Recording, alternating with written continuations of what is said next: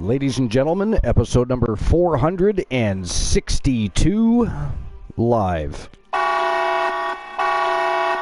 Welcome into a very early edition of the Archiverse TV. I happened to end up with a strange Tuesday off, middle of the week, not used to that, but we're going to go with the flow and fly high is what we're going to do today. We're going to have ourselves a good old afternoon doubleheader. And, of course, we're going to kick things off with Wrestle Wars Genesis, a smoking hot card. It's going to be a thrill ride of an afternoon. We have all of the Wrestle Wars Genesis championships on the line. We're going to kick things off with a fantastic tone-setting matchup. It is going to be our Gauntlet Rumble matchup. And, of course, everybody saw the first two Gauntlet matchups in YTD Academy. This is the first to make its appearance on Wrestle Wars Genesis. We're going to set the tone. It's going to be a great match. It's got a great lineup. It is going to be an exciting afternoon. And then, of course, after Wrestle Wars Genesis puts all the titles on the line and it is said and done, champions have either retained or detained. We're going to have the YTD Academy Grand Prix Wrestling Championship up for grabs, Gold Rush style. So it's going to be, there's a lot on the docket. Of course, we have other things to discuss, like, for instance, night 2 of the draft updates. Apparently, there's rumors of chaos in WWE right now. I'm assuming they're talking about backstage and in management, so we're going to discuss that. I got a couple of lists to go over. We have 10 unique ways wrestlers held their championship belts. I thought that would be kind of fun. I'm not really sure why I decided to go with that particular list, but it should be interesting to say the least. So we're going to check that out. It is the 10 unique ways wrestlers held their championship belts. And then I have another list. I'm not really sure which one we're going to get to first, but it is 15 best belt designs in wrestling history. So I thought that would be fun, just, of course, in the wake of the new WWE World Heavyweight Championship being unveiled. And, of course, we've had discussions about that already. And, of course, we can probably bring that up and rehash that. My thoughts are, I think it's the nicest championship we've had in years. I mean, at least 15, because we've had the same network plugging giant belt buckle for God knows how long now, 11, 12, 13 years. Prior to that, we had the gigantic, heavy, ugly spinner belt that eventually didn't actually spin, but still looked like the spinner belt. I hated that championship with a passion. You know, there was a time where it was fitting, but it should have been shortly thereafter phased out. But another question I have, and we'll, of course, all discuss that in a little while, is what are they going to do with the Universal Championship? What's happening with the Universal Championship? Are we going to be getting a new Universal Championship as well? Or are they simply going to keep the same design for the Universal Championship and only have a new World Heavyweight Championship design? I would like to think they're going to change the Universal Championship too. I don't know. I can't. I mean, I guess I was going to say I can't see them leaving that championship, but I actually could see them leaving that championship, but I don't know. We'll see what everybody thinks. We'll rehash that conversation a little bit later. But before we get into any of that, like I said, I do have some stuff to go over in the dirt sheets. WWE Draft Night 2 update. There's said to be a lot of chaos within WWE right now. Breaking down the writer's strike, what it meant for WWE and AEW. Then there's, of course, the complete draft results, if we want to have a quick look at that, if it doesn't already cover it in the other article. WWE has apparently made a switch with their ring announcers. Jeff Jarrett explains why storylines in wrestling are more important than ever. There's a WWE star undergoing surgery from a torn ACL. So there's some stuff to discuss. So we're going to have a look at that right now. So let's start out with WWE Draft Night 2 update. Final picks revealed on Raw Talk. New free agents, Brock Lesnar. There's some more information coming out. There's from about 15 hours ago or so.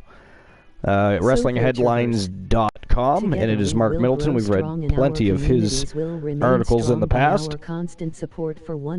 All right, so let's get right into it. So night 2 of the 2023 WWE Draft wrapped up on tonight's episode of Raw Talk. 24 picks were made earlier tonight, or last night, during the live Raw from Fort Worth, Texas, and another 18 were made on Raw Talk. You can find a full breakdown of the 2023 WWE Draft actually below on this very article if you want to go to WrestlingHeadlines.com. Again, it's Mark Middleton. In any case, the big news coming out of tonight's Raw, or last night's Raw, is that Brock Lesnar is a free agent. We noted going into the show how Lesnar was never actually assigned to a roster despite his programs usually taking place on Raw. So technically, he's been a free agent all this time. WWE Chief Content Officer Triple H noted during tonight's opening segment that Lesnar would not be eligible for a pick as he renegotiated his status as a free agent earlier in the day and can appear on any brand. So it appears we're going to have some floaters. And you know, that's not a bad thing, right? When you have brand-specific championships and the roster is split into two specific brands, sometimes you want to shake that up a little bit. Right, so you always got to have those floaters that are maybe looking to climb the ladder of success again. Like even Brock Lesnar, you know, he's taken a string of losses. He needs to fight and earn his spot back on one of the main rosters and start shooting for a champion. But you could do that with so many different superstars. I think it's good to have the floaters. We'll see what they're going to do with that, but I actually kind of like the idea of having free agents or floaters. Yo, Sir Jack, what's going on, buddy? Welcome in, Sir Jack, the greatest. Good luck, Sir Jack. Those new numbers should still be good. I don't think anybody... Those were Glenola's numbers from last night. I don't think anybody won the jackpot last night. So 537, that puts you right in the run already, right off the hop for the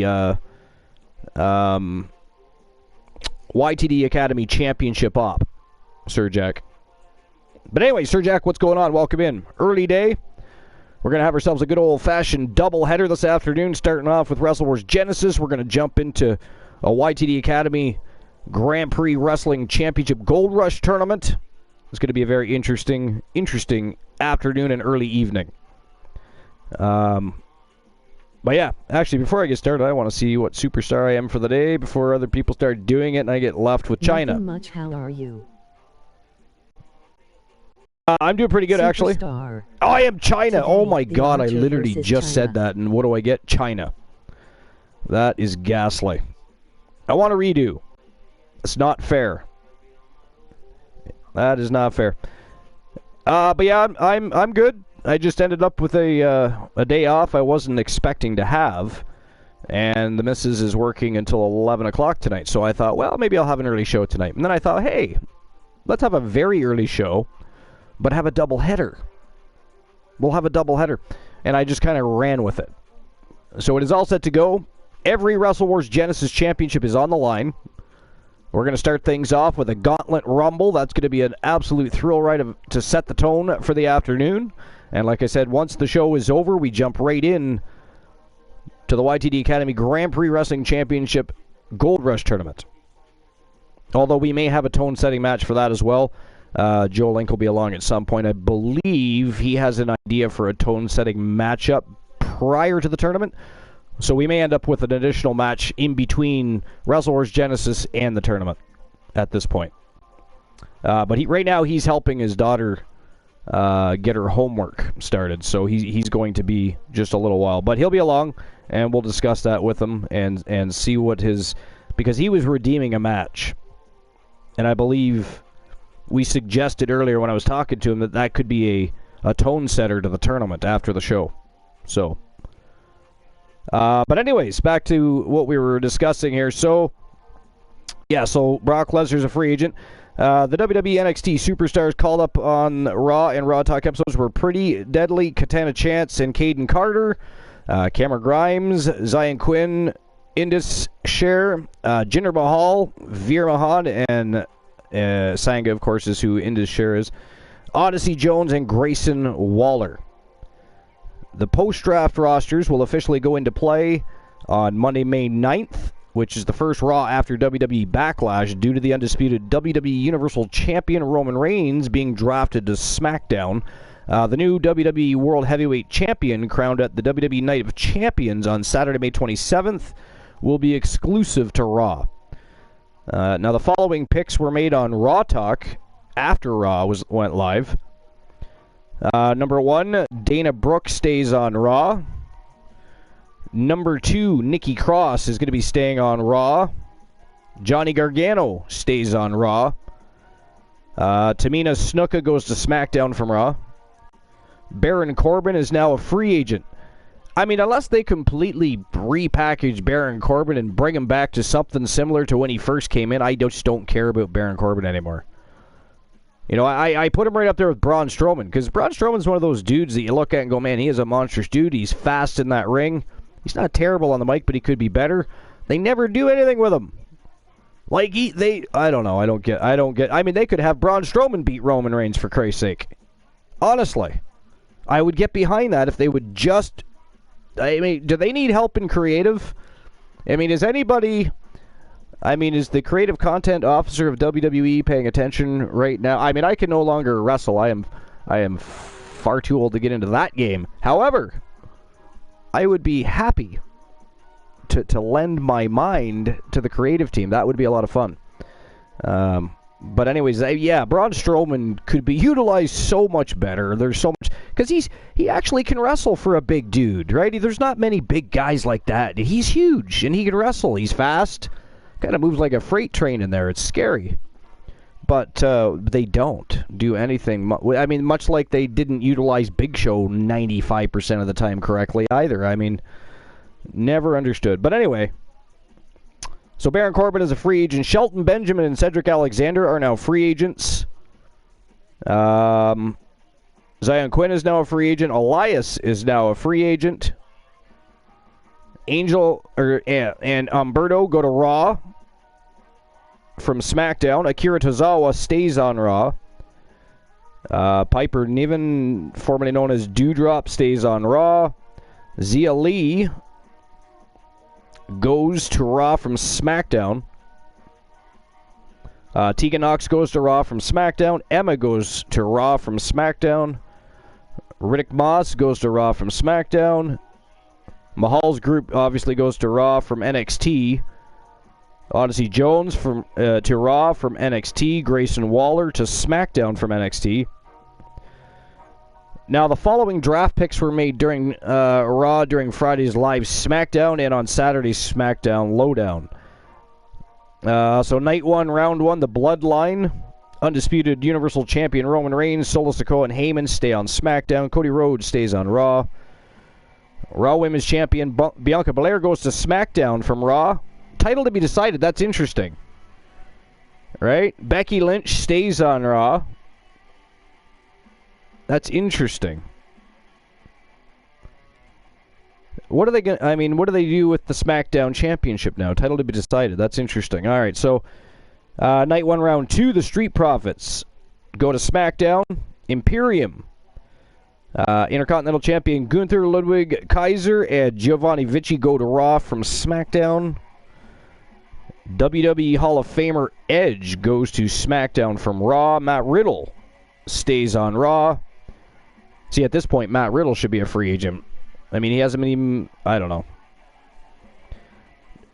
Night 1, round 4. Damage Control goes to SmackDown from Raw. Shinsuke Nakamura to Raw from SmackDown. NXT Women's Tag Team Champion Isla Dawn and Alba Fire go to SmackDown from NXT. NXT Women's Champion Indy Hartwell goes to Raw from NXT. So what happens to the NXT Championship now? Clearly... she's going to have to vacate that because Solo Sikoa was not allowed to keep the North American Championship. When he got called up to the main roster, that should be the same situation, right? Is what I'm thinking there. So,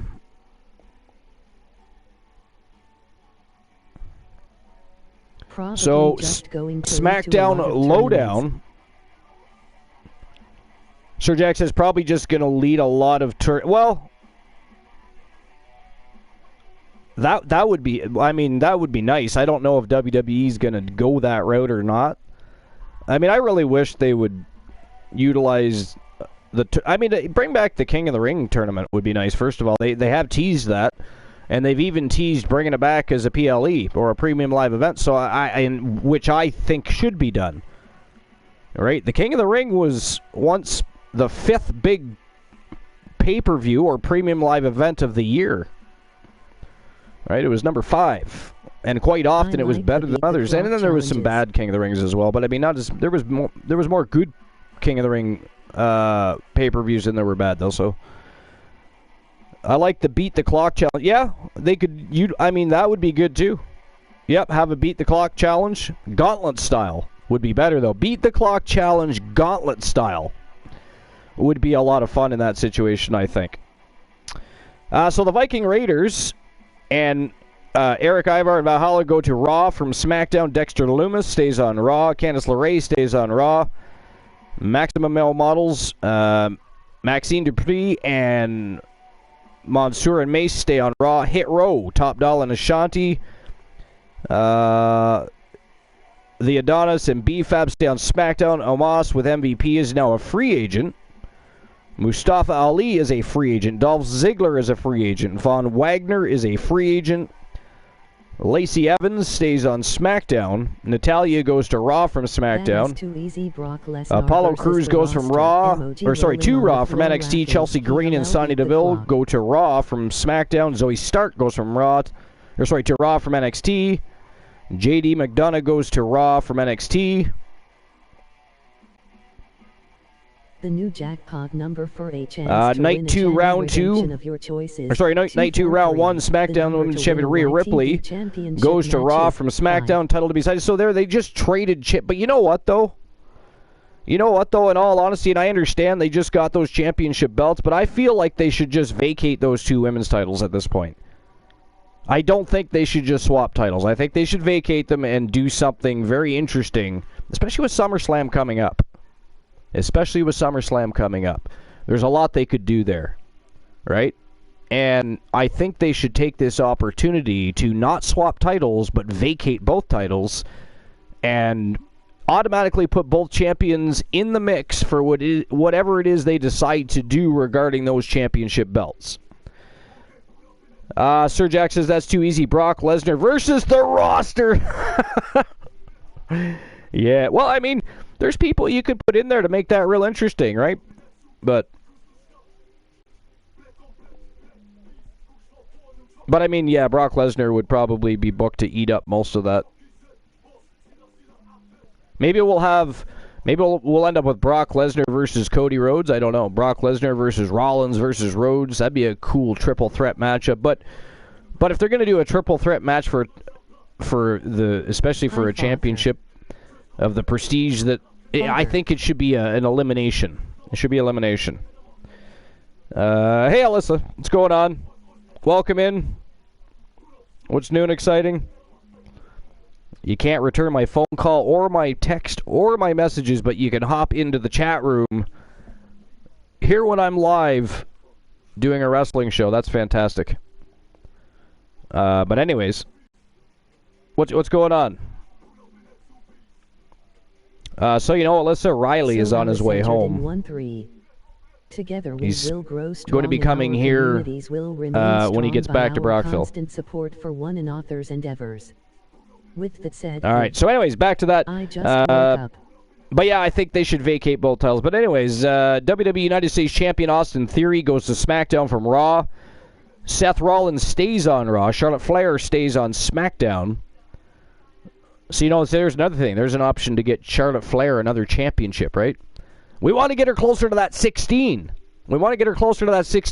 You can put Charlotte Flair immediately in the mix. You don't need a reason for Charlotte Flair, easily the best, if not top 3 best women on the planet right now. And as far as technically speaking goes, she probably is the best woman wrestler on the planet right now. Put her in the mix and get her closer to that 16. But yeah, I say don't swap titles. Vacate them. Do something interesting here. You have an opportunity. Don't blow it.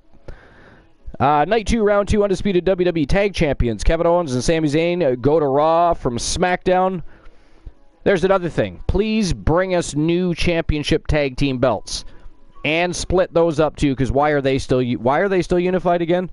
If we've already made a case to split up the world titles, or the world title and the Universal title, because Roman Reigns, of course, is drafted to SmackDown, would it not only make it fair to split those tag titles up in the very same fashion? I don't know. With Sasha concerning that women's title.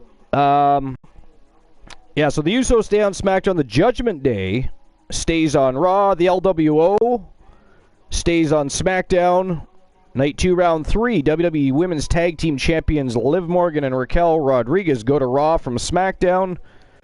Asuka goes to SmackDown from Raw. The New Day, Kofi Kingston and Xavier Wood, goes to Raw from SmackDown. The Brawling Brutes stay on SmackDown. Night 2, Round 4. WWE Hall of Famer Trish Stratus stays on Raw. Karrion Kross and Scarlett stay on SmackDown. Ronda Rousey and Shayna Baszler go to Raw from SmackDown. LA Knight stays on SmackDown. And for God's sakes, would you please start pushing LA Knight? It is ridiculous to watch one of the hottest commodities they even have right now. Excellent on the mic. Gets the crowd's attention. Can wrestle. I mean, are they afraid he's going to succeed? I'm hoping now that, again, I mentioned it yesterday. Now that Stone Cold gave him a big rub in social media, I'm hoping they pull the trigger and do something with that man. I mean, it is time to put LA Knight. But he stays on SmackDown, which means, unfortunately, he's going to have to try and aim for Roman Reigns. But Night 2, Round 5, Braun Strowman and Ricochet go to Raw from SmackDown. Shotzi stays on SmackDown. Bronson Reed stays on Raw. Pretty Deadly, Elton Prince, and Kit Wilson go to SmackDown from NXT. Night 2, Round 6, Alpha Academy. Otis and Chad Gable stay on Raw. Rick Boogs stays on SmackDown. Katana Chance and Caden Carter go to Raw from NXT. Cameron Grimes goes to SmackDown from NXT. Now, what are they going to do with Cameron Grimes? I mean, I'm trying to piece together some of their moves here, and I just don't know. I guess I could say the same for Raw, but I'm trying to figure out where Cameron Grimes immediately fits into the mix on SmackDown. Is anybody else having a problem seeing Cameron Grimes over there with the Wolves on SmackDown, or is it just me? Kraken Skulls has been acknowledged. Joe Link has also been acknowledged. What's going on, guys? Look at that. He acknowledged himself immediately upon arrival. Kraken did. Grimes versus... yeah, they've done that before, right? They've done that before. Except for, I think, this time it would be Knight going over. Grimes versus Knight. In a much bigger way. But yeah, I guess they could have Grimes and LA Knight start a rivalry and get both of them kind of pushed towards one of the mid-card titles. You know, that'd be a good stepping stone. So anyways, Kraken Skulls, what's new and exciting, my friend? We're starting early, as you can see. I've got a double header plan, my friend. We've got Wrestle Wars Genesis. Every championship is on the line. We're starting the afternoon with a Gauntlet Rumble match, which, of course, was very popular over in YTD Academy. So we're bringing it to Wrestle Wars Genesis tonight. That's how we're starting the afternoon. Then after the show, we're going to go over, and the YTD Academy Grand Prix Wrestling Championship is going to be put up for grabs, Gold Rush style. So it's going to be a very interesting afternoon. I've been doing great. I can't even begin to explain how great I've been doing. I can't complain at all. Not even one bit. All right, so Raw Talk. Dana Brooke stays on Raw. Nikki Cross stays on Raw. I think we already went over most of this, actually. Yeah, we already did. So that was just... I mean, there was a couple in there I think we already covered, but that was a full lineup of what's happening as far as draft nights go. Amazing. It's going to be interesting. I think I kind of like the whole concept of having floaters and free agents. What they do with that long term, I don't know. But, yeah, you do need to get back to... How am I supposed to test out my new... personal shout out if I cannot jump in to Kraken Skull's stream when he is live and do so? Gaslight. And Joe Link, how's homework going? Did you crack that whip? Right, I've been slacking. Or maybe you use a ruler, I don't know which. You have been slacking, I know. I can't say that I haven't. I mean, I changed my entire schedule just simply because my life has changed up a little bit. There's going to be a lot of times where I do have earlier streams. There'll be times where we still have later streams. Obviously, we're back. We're one live show a week, although this is our second this week, and we're actually going to have a live YTD Academy later in the week. But generally speaking, it's going to be dark matches for YTD Academy, except for every other week. We'll do a live show, and Wrestle Wars Genesis will be the only live show most weeks. So things have changed up, but we're still going to have tournaments and stuff, too. I'm just only going to have one scheduled live show per week for now. We still have our WCW history. Nice, that's awesome. Believe me, it's high probability that Super Brawl makes a comeback. But for now, while things are still moving and changing in my life at the moment, I'm just freeing some time up and making sure that I have all the time necessary to focus on family and needs within the family, and things are really good. So there's no problems, but it's just one of those things. But anyway, Super Bra. I did not say bra. I said brawl. Brawl. Like brawling. Brawling brutes. Brawl. I did not say bra, sir. How dare you? Joe Link is Christian Hart. That is gaslight. That is absolutely gaslight. Oh, by the way, the jackpot numbers still remain because Glenola chose those numbers last night and nobody won the jackpot. But right now, I believe it is Sir Jack that is close. He is the closest to the YTD Championship op. I believe his number that he got was shit. What was it? Was it 537 or something? I'd have to go back and look. Or maybe it was the channel redemption. I forget. Sir Jack. It was you though, right, Sir Jack? That's correct.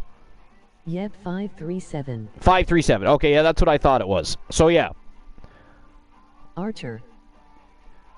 Tree of Knowledge or Rotten Fruit. Okay.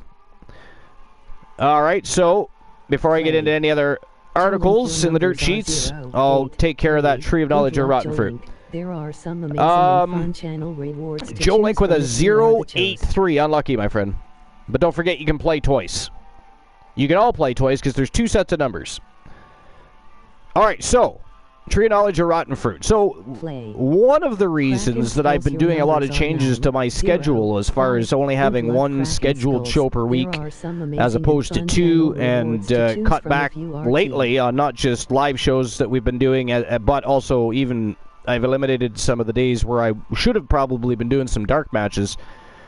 So I've been doing a lot of rekindling with family, and part of that process, since I made my changes to my life and got re-engaged to my fiance, a beautiful and wonderful woman, by the way. I can't wait till you guys can all meet her. She'll be home some nights probably while we're live, and you'll get to talk to her and say hi to her. She's an absolute angel in my life, and really grabs hold of our entire family, brings us together like a matriarch. She completes us. But so part of the reason is because I also rekindled with my oldest daughter, who I hadn't spoke to in a few years over some personal matters, and we rekindled. Now, since we had our differences and since we were apart, she became a mama.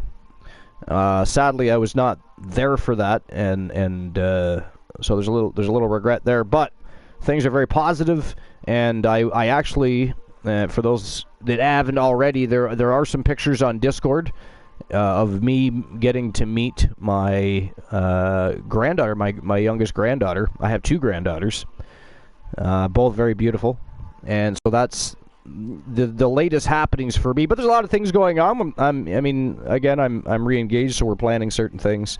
There's a lot going on, so I just needed some of that time back into my agenda to enable me to accomplish certain things and deal with matters and continue to make sure life is fun, smooth, and exciting. But things will settle at some point, and at that point, we will go back to having WCW Super Brawl. We still have our champions listed. No championships have been taken away. When we resume Super Brawl, those same champions that hold those titles will have their titles reinstated. I am not going to make them compete for them. They will automatically become the champions of Super Brawl once we resume things as far as that goes. So anybody that's a WCW champion, there's some good news for you. So anyways, that's my Tree of Knowledge or Rotten Fruit. You guys can decide amongst yourself if you think I'm telling the truth or telling you a complete bullshit story. It is up to you. But that is it. That completes the Tree of Knowledge redeemed by Kraken Skulls. 905, unlucky. Again, the numbers are 548 and 243. So far only... It's Tree of Knowledge. I believe it's a Tree of Knowledge. Play. Kraken Skulls believes that it is a true story. 3. Good luck, Kraken Skulls. There are some amazing and fun Kraken Skulls, your numbers are 4, 7, and 3. Unlucky. Not quite within that 50-point range that you need.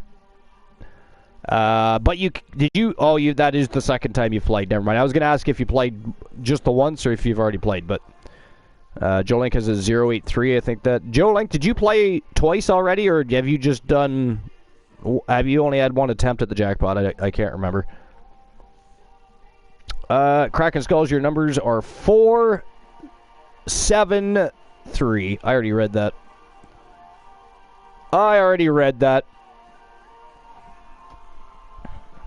Okay, so here's what we're going to do. Before we get back into the dirt sheets, we've already been talking now for quite some time.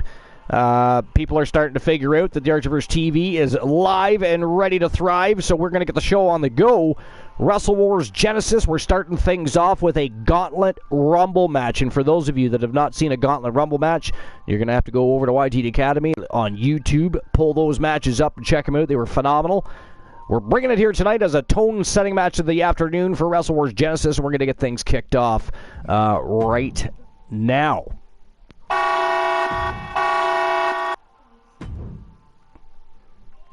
All right, so here we go. These are the contenders for the Gauntlet Rumble matchup.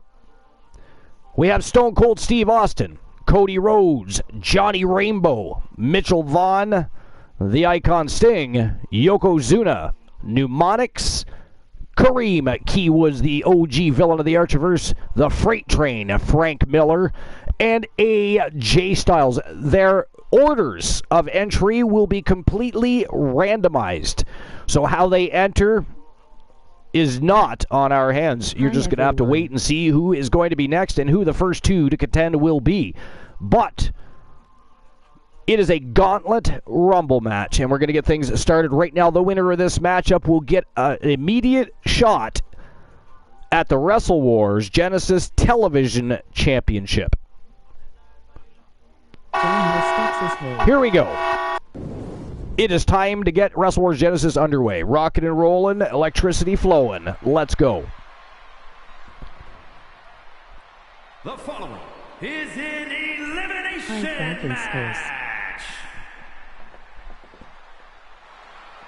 So John, West Texas. All right, so Together, yo, John in West Texas is in the house. What's going on, John? Welcome in. Appreciate you being here early in the afternoon. I know it is not our normal time slot, but I thought, what the hell? I've got the day off. Why have one show when we can have two? So we're having well, it's kind of late afternoon now. It is almost 5 o'clock. So late afternoon into the evening, we are going to rock and roll.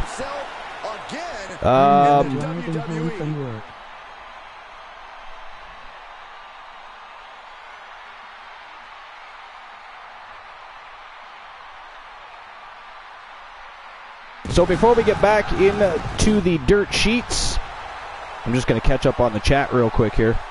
Make sure I haven't missed anything. Looks like the American Nightmare Cody Rhodes is starting things off. The American Nightmare, Cody Rhodes. Well, this superstar wants to accomplish what many have deemed impossible and go on to main event WrestleMania. Let's see. This superstar better get ready to be pushed to the limits.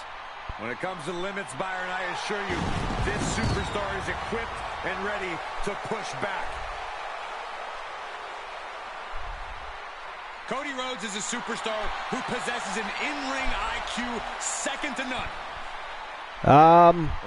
All right, it doesn't look like I've missed anything. I was also looking to see if anybody else played the jackpot that I missed.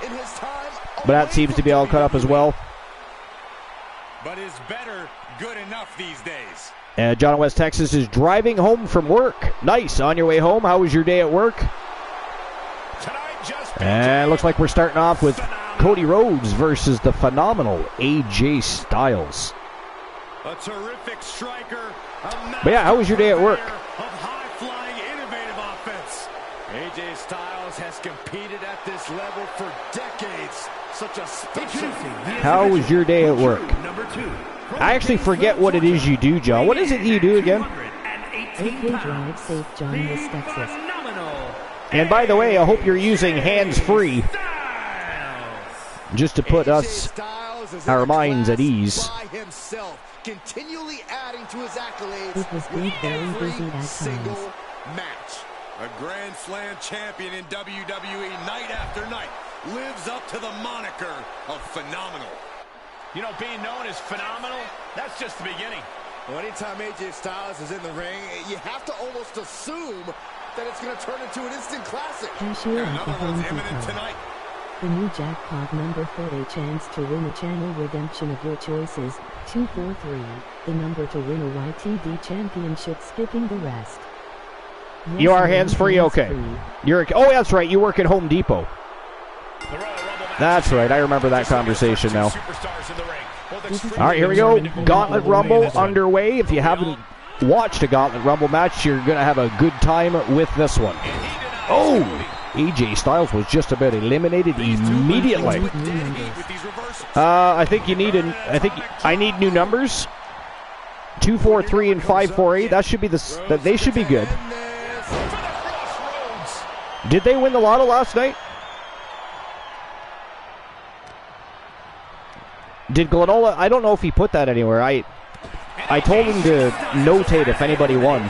Wow, AJ Styles eliminated already. Holy shit. Cody Rhodes on fire. Wow, here comes Johnny Rainbow.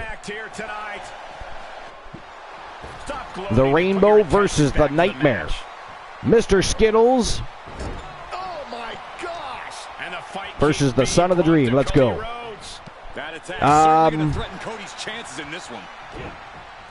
Okay, let me change that then. But since Sir Jack came close to the number, I'm going to grant him a YTD Academy up. Or champion. Sir Jack, which one was it? It was the channel reward, right? Or was it the YTD up?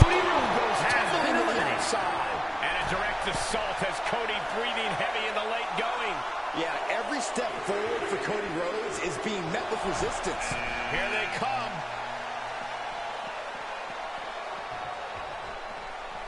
Because I believe Honeybee was only 4 away from channel redemption. And that's some late match. Okay, so we're gonna Joe, can you go to the lily pad and just put in there that Sir Jack and Honeybee will get a channel redemption reward, and then Glenola gets his YTD up. Championship up. That way we don't overlook that.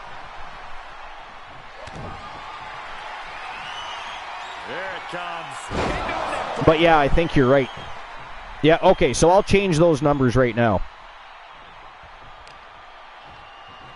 Here's a snapmare, followed by a knee drop. That'll fracture an orbital.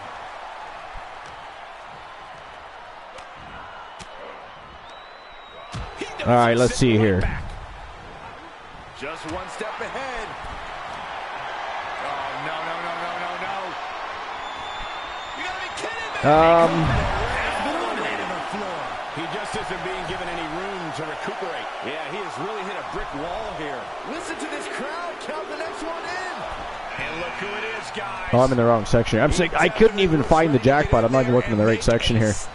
Wow, Johnny Rainbow eliminated. This isn't the smartest thing to do. Holy crap. The Nightmare is gone. Stone Cold Steve Austin is in. This is crazy. Wow. Anyways. All right, here we go. Jackpot numbers. Okay, so actually I can put it in right now. Glenola and Honeybee.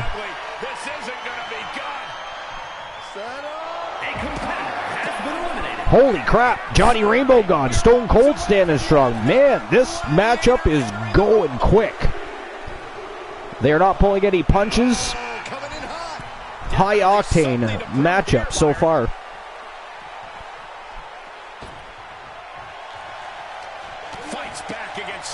All right, so Glenola and Honeybee won the Channel Redemption, and Sir Jack. No thanks. The greatest. Great trouble here. Can he get it fully locked in? This octopus Won the YTD Academy Championship up. There we go. So new numbers. Let's see here. Let's go 3-4-2 and 8-4-5. And somebody snuck up on me. Glenola? Oh, hey. Okay, I heard somebody, but I wasn't entirely sure. Sometimes when you come in, I can hear your chair. It's like your calling, your call sign. So I know it's you, but this time you were quiet as a frog hair. How dare you? But anyways, have you been checking this match out? Holy shit, like Green Key Wood's gone already? Holy crap. I was working on some sound-related stuff. Were you? Okay. Yeah. I'm just updating the jackpot. You messaged me on Discord, that's when I knew you were live. Yeah, well, I mean, for some reason or another, because people have messaged me, and people have told me, like, they're not, and they've got it on, but they're not getting notified all the time that I'm live. They do sometimes and not others. It's strange. I'm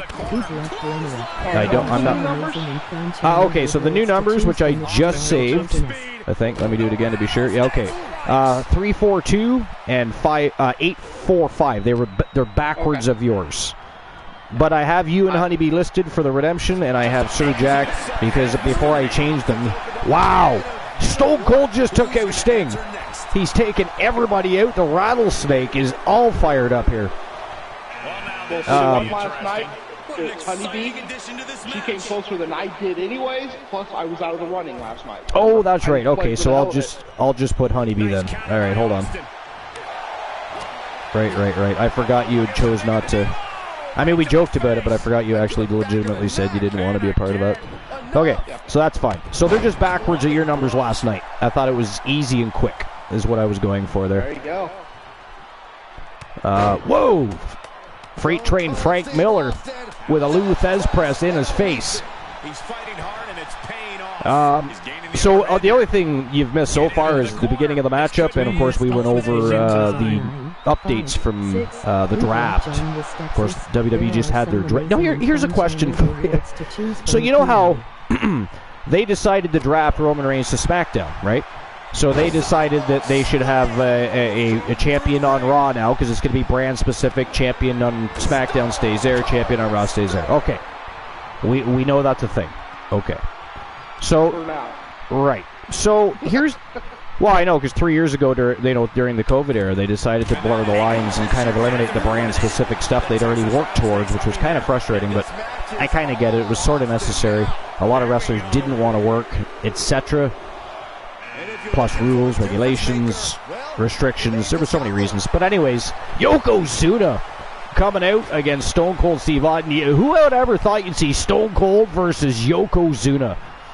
God damn, what a match this has been so far. This is the Gauntlet Rumble match that we created. Took place first in YTD Academy. We brought it to Wrestle Wars Genesis. But so far, what a high-octane matchup. Good God. It has been awesome. But anyways, what do you think about...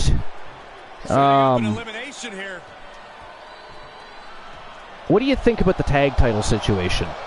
Should they not split those up too? Because they literally said the reason for splitting the world titles is because they drafted Roman Reigns. Okay, so the tag team champions, who are also holding 2 titles, just got drafted to Raw. So should they not too give up one of their titles? I would say yes. Right? And here's another thing. Here's one for you. I can't remember if we covered this with you last night, but so Rhea Ripley and Bianca Belair got swapped from Raw to SmackDown. Do you feel they should just give them their respective titles for the brand, or strip them of the titles and make them compete? Because for instance, Charlotte Flair stays on SmackDown. Imagine another Charlotte Flair versus Bianca Belair matchup. Right? They push Charlotte Flair closer to that number 16 with John Cena and her father. Yeah. If they were drafted away, strip the title. Look who it is. And, of course, I'm one of those weird ones that I would support a full strip. Just, Yeah. start fresh. That's what I'm saying. I think so too. I really do think that. Now I understand they didn't strip Roman, but he had 2 belts. It's different. Oh, right? Actually, even Roman, I say strip it. Personally, strip them all. Yeah. Well, I mean, Fat Lad Mitchell Vaughn has done it. Oh my God, he's just like that. He's right back in the Wrestle Wars Genesis Television Championship picture.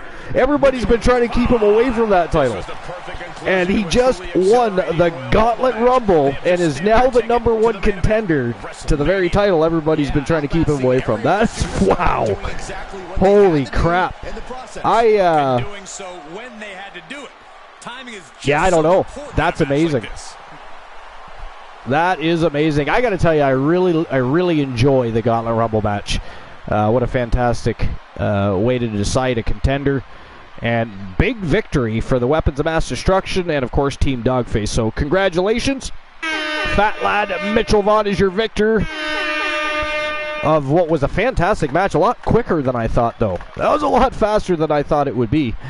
Wow. What did you think? What do you think of the Gauntlet Rumble match? Well, what I caught was pretty good. It was Yeah. pretty good, Yeah, it's exciting. Eliminations happened a little quicker than I had anticipated, however, but I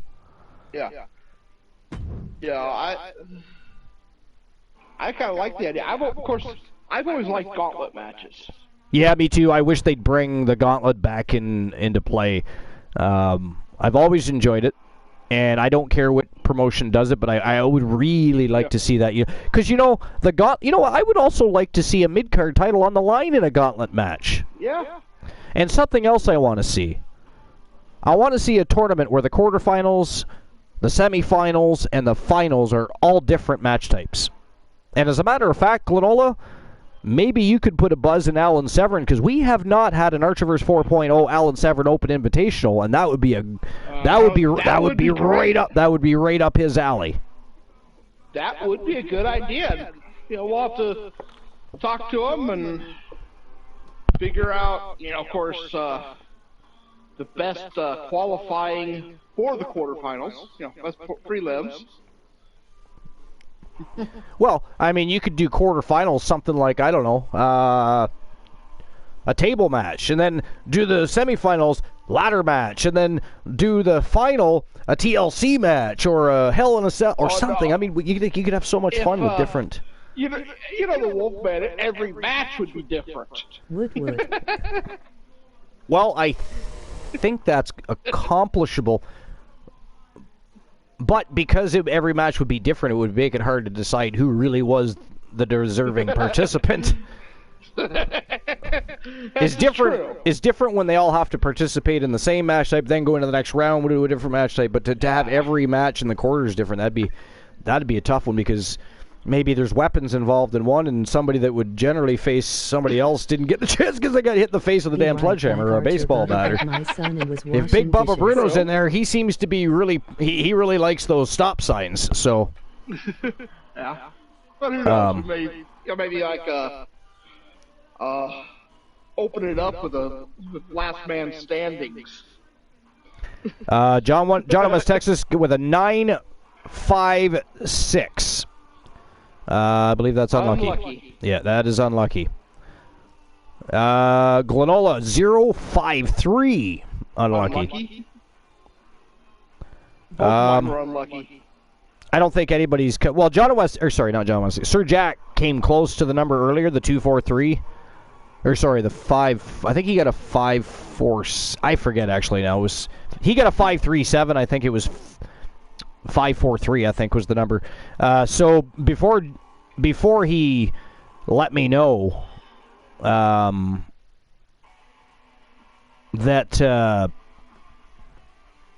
before Joe Link let me know that I had to change the numbers, he had already gotten close to it, so that's why I still went ahead and gave him that redemption Oh, yeah. opportunity.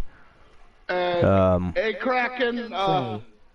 Joe Link, your numbers have are fun. 0, 1, It's nice to see you, 7. though, Brother Good Kraken. luck, Joe Link. There are some amazing and fun He's channel got to go get his rewards to son and choose do from some if you are dishes. the He's choice. washing dishes. Yeah, I put it in lily pad. He's doing what? Kraken says, be right back, Archer. Got to get my son and was washing dishes. Oh, washing dishes. Kraken Skull's taking care of the fort while the wife is doing the dirty work for the day. I'm assuming Kraken's off today and the wife is working. Fantastic.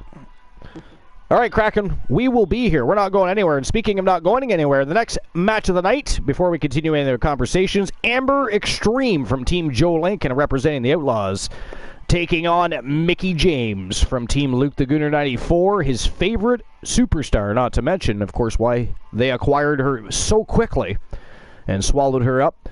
Under the managerial of Luke the Gooner 94, Mickie James versus Amber Extreme is next.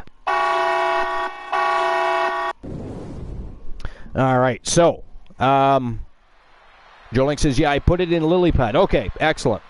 Thanks, Joe. Appreciate that. What's going on here? What does that emote say? Of Joe Link's? I'm trying to... Cheers? Yeah, it's cheers. Is that a stormtrooper drinking a beer? You're getting a glass in the face. A glass in the face. Yeah. He's going to miss the other glass. So. Well, how the hell's... I want to know how he drinks that beer through that mask. Just saying. How does he accomplish? How do they accomplish that? But yeah, I would like to back to what we were talking about. I would really like to see them, because we know they're not going to strip titles here, but I would like to see them split up the tag titles. I mean, again, if Roman has 2 titles and has to give one up because he is brand specific, then the tag team champions should also have to give up one of their tag titles because they are brand specific. Also, please get rid of the giant coins on straps and give us nice tag team championships. That would be wonderful. That would be wonderful. I'm curious to what are they going to do with the Universal title? I wonder. Do they leave the big giant network plugging belt buckle on there, or are they going to change that up too? Do you think? And from Richmond, Virginia, it's so hard to say with them anymore, right? You used to be able to guesstimate at least, but now it's like, I mean, we just had those belts for how many years? I believe they came in around 2011, 2012. Am I wrong about that? We could fact check that. Somebody Google giant network plugging belt buckle. I almost guarantee it brings up a picture of the Universal Championship.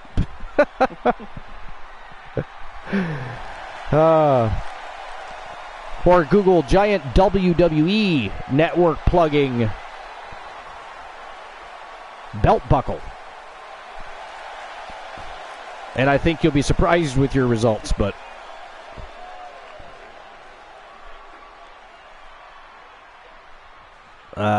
all right, so new numbers are taken care of. Where was I in? Here's a superstar that is seemingly created to be The the Dirt next big Sheets. thing in WWE, a natural athlete in the truest sense. Ah, She has set her Jeff bar Jarrett quite back in the high headlines here. early Wrestling into her news. career. I think it's a good thing. Jeff Jarrett explains why storylines in wrestling are more important than ever. We'll see if she has enough to push Now, to get just the to be victory clear, here they've tonight. always been and should have been important, but we all know that they fell off the storyline wagon and went with high spots and pops from the crowd and stuff for the last at least several to 10 years. So this is by Michael Schrute. And it says, on the latest My World podcast, WWE Hall of Famer Jeff Jarrett talked about his year in WWF in 1998. Jeff talked about working with Sawyer Brown in WWE at Unforgiven 98. Later, Mark Miller would be in the beginning of TNA. Mark is the lead singer of Sawyer Brown. Way back then, they won the country version of American Idol in a show called Star Search. They exploded onto the scene. They were country. They had a little pop to them. They were a super successful country music act throughout the 90s. They are still out on the road to this day. They went to high school with Ron and Don Harris. I met Mark in the late 80s, and we were buddies. He was the one who actually introduced me to Toby Keith. We remain friends and buddies to this day. And I'll be right back. I have a phone call from the wifey wife coming in, so if Granola, you could entertain the masses for a moment. Can she do it here? Alrighty, I guess I can try. Gets the shoulder up So, after one. how's everybody doing today? Expect victory yet.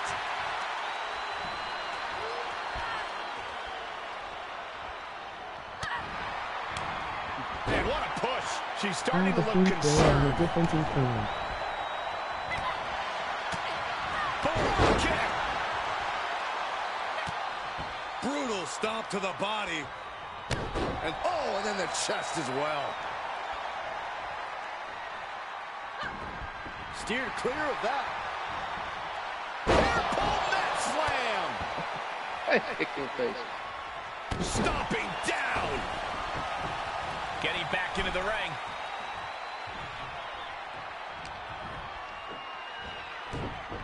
And there's the No Euro. I'll tell you what, JWS guys, winner, I'm gonna do long-time something. no I'm gonna give you guys a WSB free. Archer. A free by you. Joke time. Let me just grab a joke. Pressing the foot to the back of the head. And then a stomp.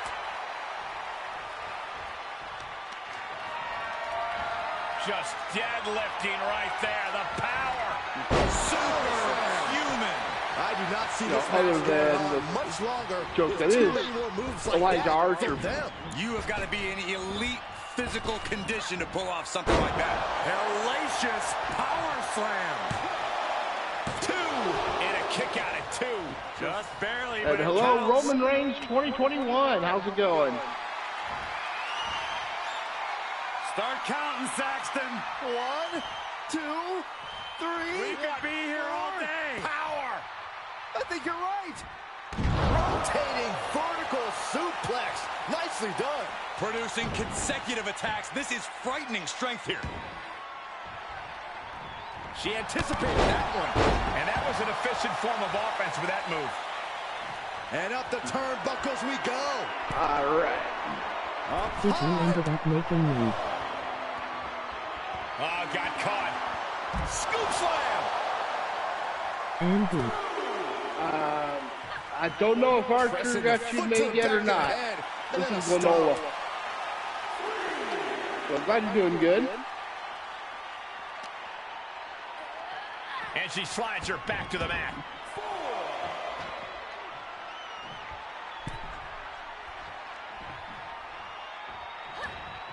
This is just brute power. German.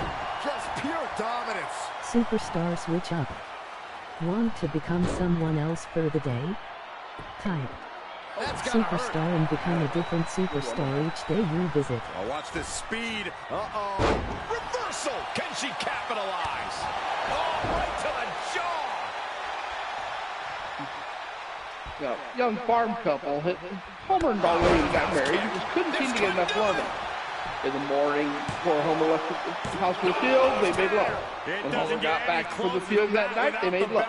And again at bedtime. The problem was their noodles. It took Homer a half hour to travel home, another half hour to return to the field. He just wasn't getting enough work done. Finally, Homer asked the town doctor what to do. Homer, doctor, Dodges the attack. take your just rifle a out to the smidge field with quicker. you, and when you're in the mood, fire off a shot in the air. Sorry about that. Signal. Oh, shit. Granola's reading. What's going on? What have I missed? Dismantling your opponent. Oh, giving a joke time. Nice. Sorry about that. The miss is called, and duty was called into question. So So, was it a duty or answer, or was it a pleasure? well, it was. That's a fair point. That is a fair point. How dare you? Or was it a duty for pleasure? Yes. Okay. Well, it was definitely a pleasure. But it was a duty that I must stop what I'm doing immediately and answer the princess of the household. I mean, not a given duty, but it is a duty nonetheless.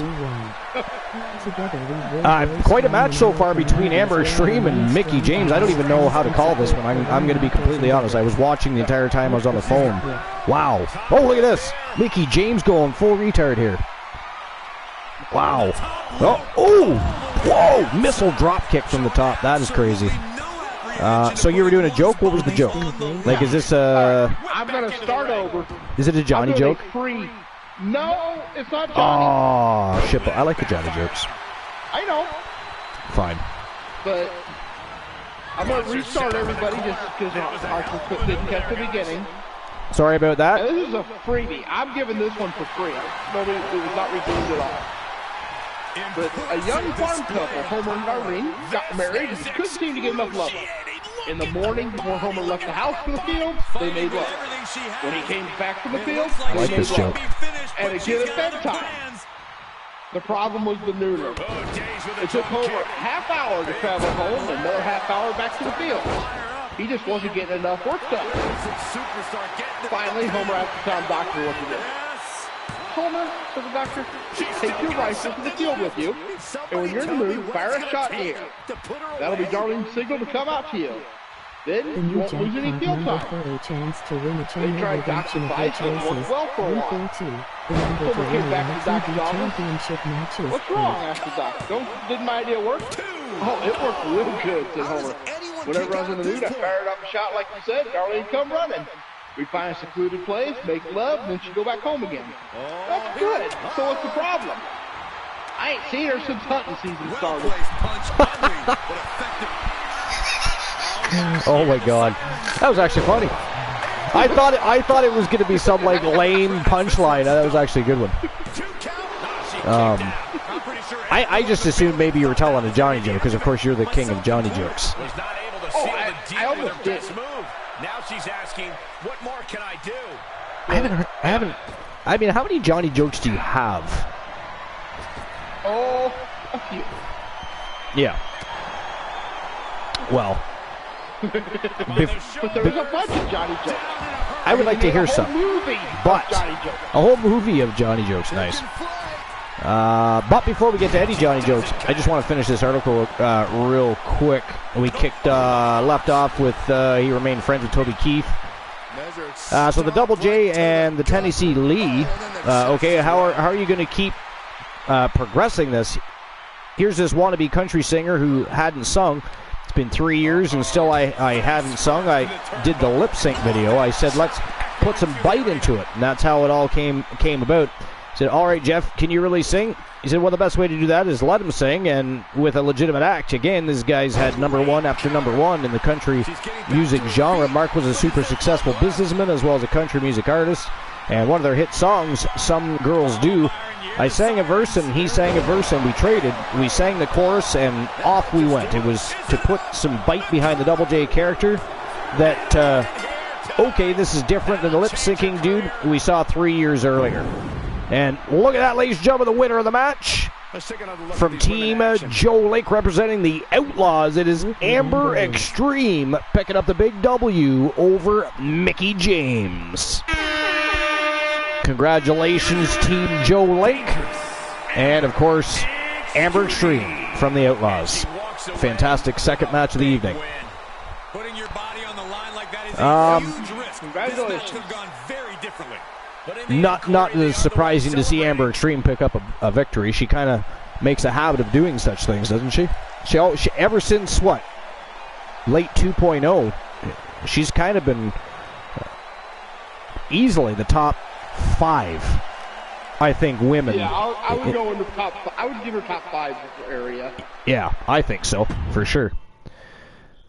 All right, here we go. We're moving on to the third match of the night. This one is going to be a barn burner with Jack Quad, who, of course, just picked up his very first loss in the tournament last night. Of course, tournaments are grueling and hellacious, so nobody really looks at a tournament and says, wow, he lost in the tournament.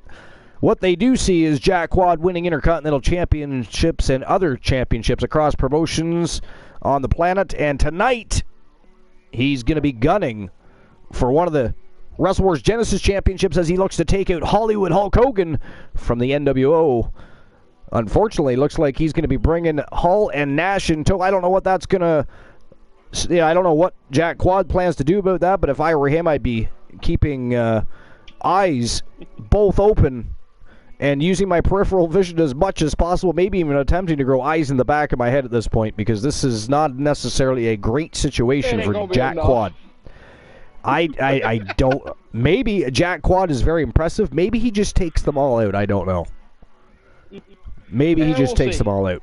I mean, it's Hollywood Hulk Hogan. Are they going to allow him to get beat down? Are they going to interfere? I mean, who knows? But next match of the evening, Jack Quad versus Hollywood Hulk Hogan. Let's go. Listen up, pencil neck. Uh-oh. It was asked for. We're going to do it. Brand new. It was invitational. The following Details to be determined later. But first round, qualifying, last man standing. The relentless Semifinals, the Cell of Pain. When the competition level is this Finish it high, off with a 20-minute Ironman. See who's got the testicular fortitude to keep going. Well, damn, asking ye shall receive. Looks like we have an Alan Severn Open Invitational coming your way. And interesting. Last man standing, Cell of Pain, and Ironman match. Now that is an interesting tournament. The question is, who's going to be in that tournament? Is it going to be for championships or contenderships? And also, if we don't already have people locked in, should we maybe have some YTD Academy qualifying matches for that tournament, I wonder? That's an interesting question. Glenola, do you have the microphone back yet? Or did he eat the goddamn thing? I don't know. I got the mic back. Okay, good. I mean, those things are not cheap. They're not overly expensive. I know we've got a lot. I mean, they're not cheap. When the headset gets ripped off your head and the back of your neck starts hurting. What do you think about some qualifier matches in YTD Academy to set up the Alan Severn Invitational? I think that'd be interesting, but who knows what Alan Severn has in mind. representing the Well, we could always offer that perhaps Alan Severn gets together with you and you guys come up with the matchups for YTD. That could be too. He definitely has some interesting ideas once in a while. I mean, technically speaking, they kind of overtook YTD Academy. So, I guess it's only fitting if they decide who might participate in the qualifying matchups. And you look at this setup. Last man standing. I mean, that could be over quick, as we have seen in the past. Or it could be an hour. Right? You never do know with last man standing. That is a grueling match type. Cell of Pain. I mean, your whole purpose is to knock out your opponent. It's also been a hot minute since we've even had a Cell of Pain match. Yeah. So that's intriguing. That up, the winners of that have to go into a 20-minute Ironman. Yeah, that's crazy. This could be the most brutal, the most trying tournament that he's put on. Definitely the most interesting and intriguing, to say the very least. I mean, between the damage retention and just flat out, how much stamina is that going to take to get through all those? By the way, the Archiverse 4.0 has now officially broken a record. I'm always reminded why we don't run shows on Mondays, I gotta tell you. Plus, we weren't in our regular time slot, but, man, the tournament yesterday was the lowest viewed show in well over a year here at the Archiverse TV. Well over a year. We might be pushing 2. But it was set, but I mean, people will still watch the VOD, so those views will come up. But as far as people that, like, we just did not have a big crowd last night. Like, I think we peaked at about 11 people at a time, like, not at any single, like, but constantly in the chat, coming in and out, whatever. We only peaked at 11, but it was still a great show, though. Yeah, what I caught was awesome. Yeah. But like you said, it wasn't a normal time frame. And to be honest, it wasn't well advertised. It was not. It was spur of the moment almost. It was spur of the moment. That's also always an issue. You got to advertise those shows. I mean, it's not a big deal anyways. Like I said, the Archiverse TV is here for entertainment value. And when you don't make the live show, there will be that VOD. Like I said, people will watch the show and those VOD views will come up. But, but the first hit of numbers, we were the lowest show in almost 2 years. Yeah. Oh, yeah. A Monday night, so So much fun. Yeah, well, we always hated because it's wrestling night. People don't want to watch wrestling and then come to the Archivers TV. It is what it is. But like I said, there's a reason we stopped streaming on Mondays a long time ago. Yeah. You can't be afraid to bend the rules and stoop to the same tricks he will. But big drop kick there from Jack Quad. Hogan looking to reset here. Uh-oh, Quad in trouble. Hogan scoops him up like he's nothing. The power of the immortal Hollywood Hulk Hogan on full display. Because Jack Quad is no small man, and he scooped him up like he was light as a feather. And there is no other term for that than just cheap. A cheap shot. Oh, nice. Snuck in behind. And a beautiful elevated Uranagi. Almost a choke slam, really. And a big lariat. Hogan just about got beheaded there. The number to win a YTV championship match is 8. Wow, so far the NWO has behaved themselves. Have you noticed that? They have not even interfered one single time up till now. That's interesting. Since when do they behave? Channel rewards to choose from if you are the chosen. Punch right in the head. Apparently now is one of those times. We've been visited by the Wolfman. Now we're visited by Darth Glenola. This is a tremendous afternoon so far. The commentary, the broadcast booth is full of. come in peace. The Glenalians come in. The Glenalians never come in peace. That is lies, propaganda to fool the masses. I don't buy it, even for one solitary second.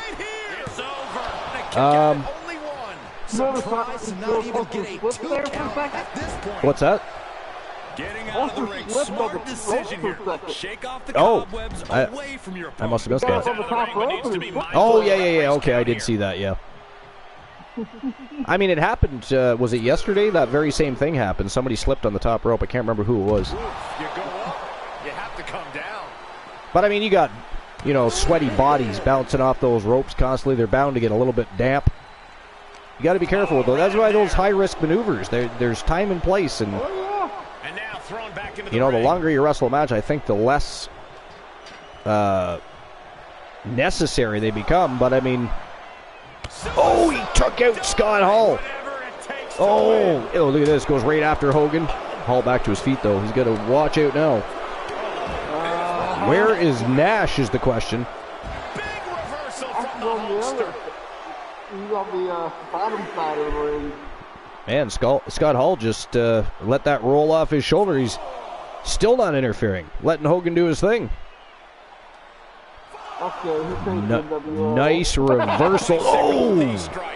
Nice reversal by Jack Quad in retaliation. Hogan a little trouble. Here comes Nash. The count just keeps going up. Decided not to get involved. He ran over there and then did nothing.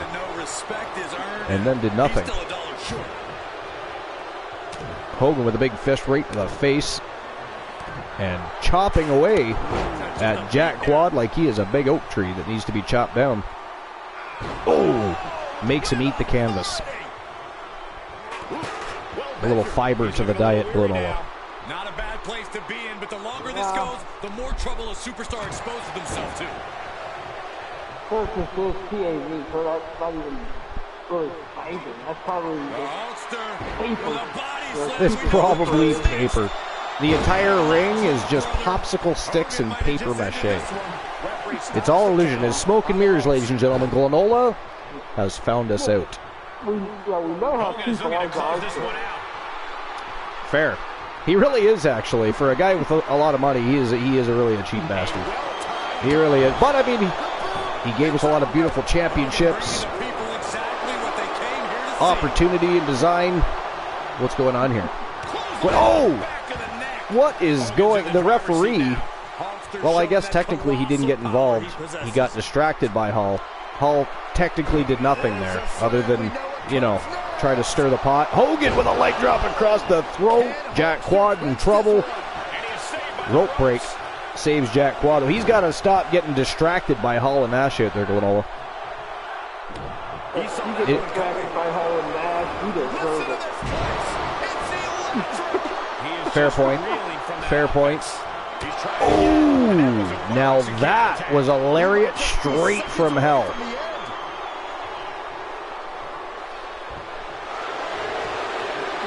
Quad with the cover up here. Hogan gets that big shoulder up though. 2 count only. Pure instinct to kick out before 3. I mean, I meant to get back to the dirt sheets, but I mean, this match is something else. Oh, I know. Hogan attacking that inner thigh. Going after those. Oh, look at this. Oh, he's got his feet on the ropes. He's got his feet. Oh, the ref caught it. The ref. Oh, God. Damn, that lariat of Jack Quad's is absolutely ghastly. Oh, here, look at this. Scott Hall taking the turnbuckle Pat Offer was attempting to anyways. Distracted the ref. Wow, Jack Quad still manages to pick up the W. Nash didn't even really involve himself. Scott Hall attempted to run interference there on a couple of different occasions, but Jack Quad once again proving to be one of the best superstars on the entire roster. Takes out Hollywood Hulk Hogan. Man, those lariats of Jack Quad. Here is your winner. They are, I mean, he just about decapitated Hollywood Hulk Hogan tonight. More than once. More than once. Wow, congratulations to Jack Quad. Absolutely phenomenal. I mean, good luck keeping him out of a title picture now. Good luck. Jack Quad is heading for gold. Which title he's heading for, we don't know. And now, of course, we have a tournament. Whether it's tag team or singles competition, we don't even know what Alan Severn plans. And, of course, Team Lanola is not going to be giving us any information until he gets together with his faction and makes those decisions. But, man, Jack Quad going to be hard to... I mean, even for yourself, Glenola. I mean, and we know that the Wolfman and War probably paying attention to this matchup. What do you think of Jack Quad? Got the potential. Right? On an absolute tear. I mean, his only loss is in a tournament. Yeah, but we'll see what kind of staying power he's got, you know. Well, yeah, okay, he's fair. got a lot of these that start off strong. But they don't stay there. Right. Yeah, you're not wrong.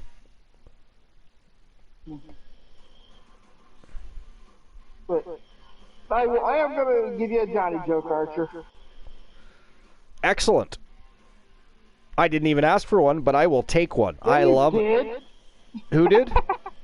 Well, I did, but I didn't demand it or redeem it. I thought, maybe if he wants to tell some jokes, he will.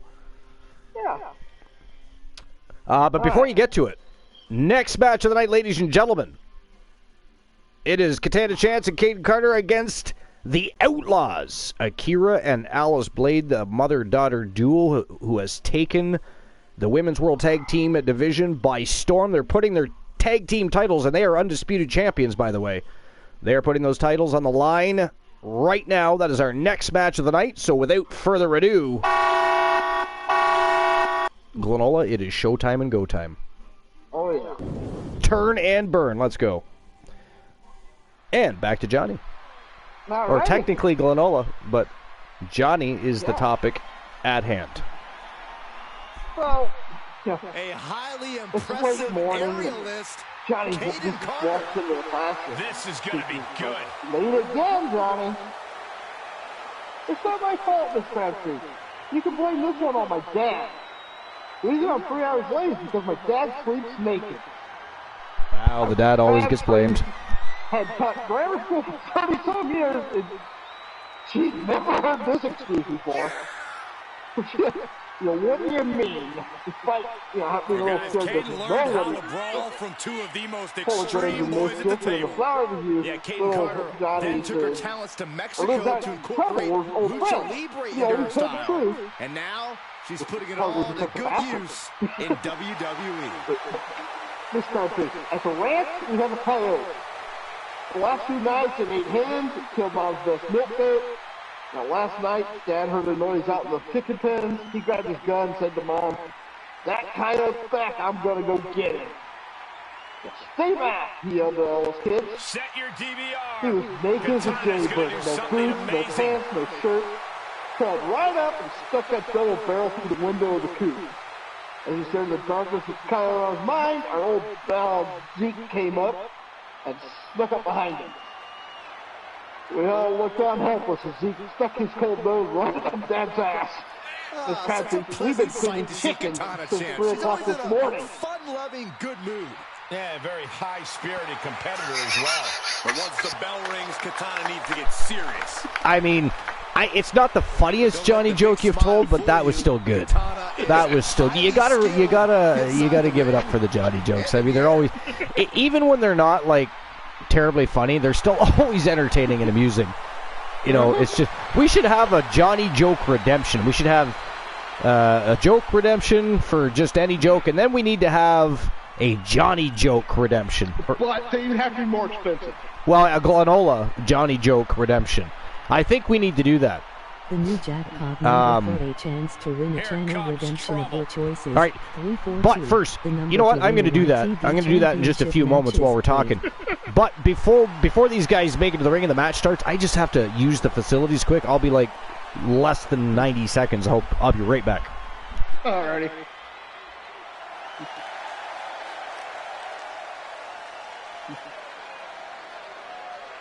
Remember, guys, the title's on the line here in this one. And I don't remember the last time the champ was in this much jeopardy, Cole. Tonight might just be the night the title changes hands.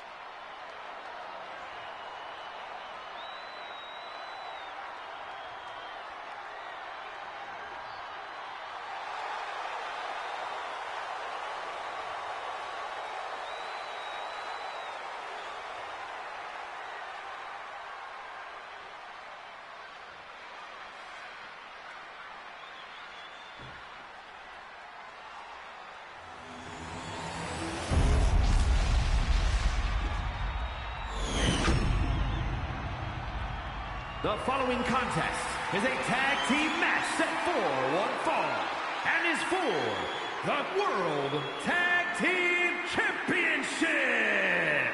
Introducing the challengers, Caden Carter and Katana Chance. And their opponents, they are the World Tag Team Champions, the Outlaws. Let us go, Outlaws. The challengers are coming in on top of their game, looking to ride momentum to those tag team championships. All right, I have returned. So I'm going to. Welcome back. I'm actually going to go ahead and get that channel redemption. It should just take a few moments, and then I'll get back to that article. So, But you know what that means? Anybody who do a joke, I gotta find other jokes. let me just, yeah, you got to find other jokes. Yeah, I'm sure we'll see some interesting tag team All right, let's see strategies here. in this match. Strategize all you want, but in a big championship match Channel like points. this, Here we it might go. just come down to who wants it more. And we want to add one. Mounting a downed opponent, and look at them go over and over and over again. Let's see And here. a slap, too. All right, so we want to have. Stunner!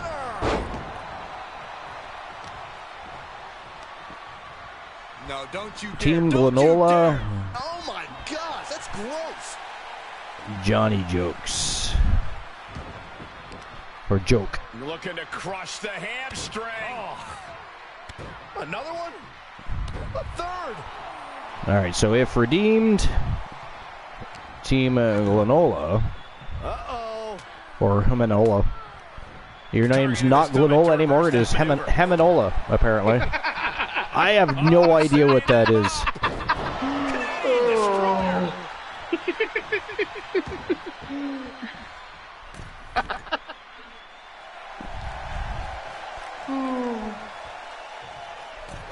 I see Arthur's spelling is not improved the 4.0. No, that's still an issue. So if redeemed, Team Glenola will deliver one of his many Johnny jokes at your command. And we'll say, what? How much is a regular joke? Hold on just a second. Okay. Joke time is 750. 750. So let's put this at what, 1,000? Yeah. From behind. That's still doable for anybody that's been here for a day or two. Yeah. It is. And there's a lot of people that have way more than that anyways. Well, So it benefits them too, I suppose. Bunch of I villains. don't know if I'd call it way more. Straight down. The challenger is not in a great place. All right, let's see These two here. teams have gone to war, Cole. Of course they're going to wind up with a few battle scars. 179,800. This match is coming down to the last second. There we go. Someone's gotta get back to So the ring Team now. Glenola Johnny Jokes is now active and is 1,000 Archerverse bucks. Anytime you would like to hear Team Glenola when he is on the broadcast deliver a Johnny joke. Good God, did you see that? Akira Blade might be out cold here. Nope, she kicked out. Okay, wow. Instinct at this point. Wow. Anyways. So that is active. 1,000 Archerverse bucks will get Team Glenola anytime he's on the broadcast to read one of his many beloved Johnny jokes. And that should now, I don't know, is it effective immediately or does that take a while to update? I don't even know. Let me find out. Oh, no, it's right there. It's active. And she's in off the Let's try it out, see if it works. Oh, look, it works. Oh, I love it. Alrighty. This could What? be big. Joe Link says, "Let's go, Outlaws!" Yeah, that's not fair. They joined forces with Akira and Alice Blade, and now Joe Link is riding the coattails. You see this? See what he's doing here? At least the Wolfpack were a formed faction from day one. They were just a group of guys that clicked. Not to mention, I think they're all somehow related, which is very strange, scary, and maybe a little unnatural considering Carino Farmer. Executed perfectly. That one might need to be explained later. But anyways, She's climbing to the top turnbuckle. Blast off. but yeah, all right. So while we're waiting for Johnny Joke, I am going to finish that article that I started reading. That's not it. Where'd it go? Hello. Oh, there it is. All right. So this is Jeff Jarrett on why storylines in wrestling mean more now than ever. And again, you're going to know Glenola's opinion on that. We feel that storylines should be, first and foremost, please follow them more closely. Stop botching your own storylines, not to mention the in-ring action with it. But anyways. What? Hold on one sec. I just have to respond to my daughter. Nice counter from Chance. Right across the face. There's a snapmare. And a basement drop kick. Great agility. Alyssa's texting me. She was in the chat, but she's decided she wants to harass me via text message instead, apparently. Superstar switch up.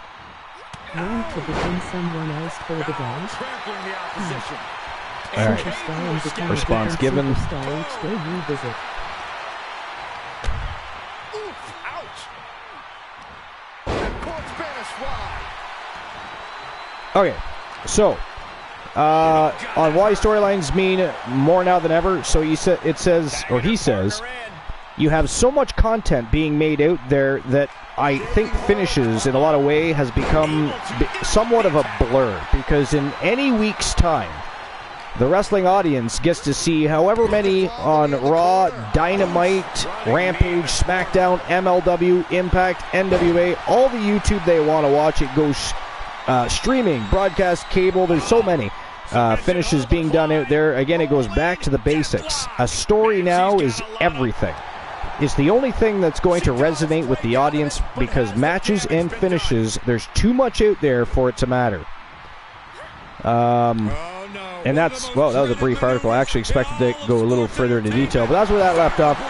I believe he's right, though, Lenola. I really believe he's correct.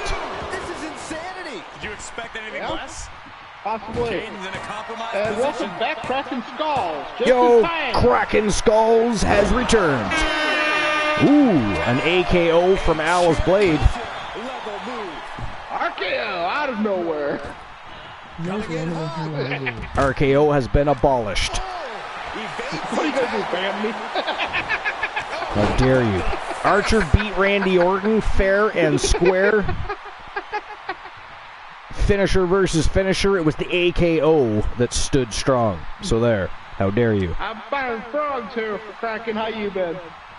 All right. So you redeemed it. Here you go, Archer. Okay.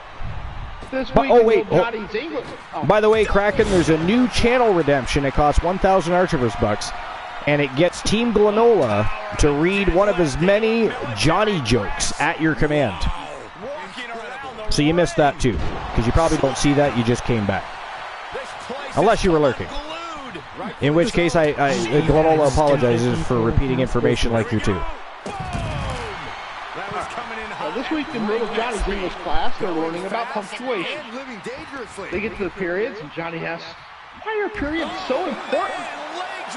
Teacher informed him and asked why he wanted to know.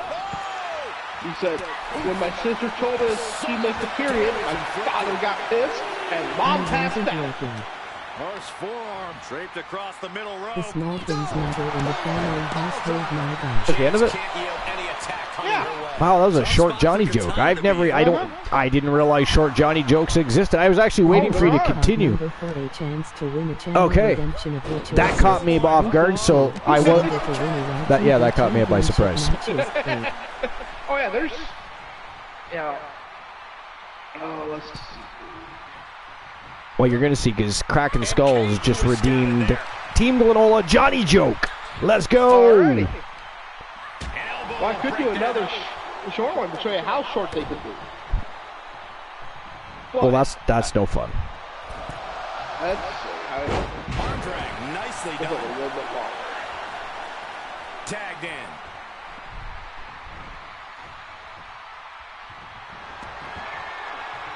Look at how big Akira Blade is. That's crazy. Lands a knee. Katana perched up. I mean, Katana was being towered over by Akira Blade. Whoa! Good God Almighty. Not even a one count there. Referee, does anybody else feel the referee was really slow there? Like, I'm sure she wouldn't have got a 3 count out of it, but I mean, you think just a 1 would have been... I don't know. And just like that, Akira back on her... Oh, kicked out again and right back to her feet. Look at that. She is gigantic. Oh, no. Oh, holy shit. That was like a pivoting tombstone pile driver by Akira Blade. That was insane. All right. Alrighty, here we go, Kraken. Ooh, potty training time. Ooh, that's fun. Okay, go ahead. At school, little Johnny was told by a classmate most adults are hiding at least one dark secret. And this makes it very easy to blackmail them by saying, I know the whole truth. Little Johnny goes home and tries it out. Oh, created by his mom. I know the whole truth. His mother quickly hands him $20 and says, just don't tell your father. Quite pleased, the boy waits for his father to get home from work and greets him with, I know the whole truth. His dad promptly hands him $40 and says, please don't say a word to your mother. Very pleased, the boy's on his way to school the next day and he sees a mailman at his front door. The boy greets him by saying, I know the whole truth. Mailman immediately drops the mail, opens his arms and says, then come give your father a big hug. Now tagging her in.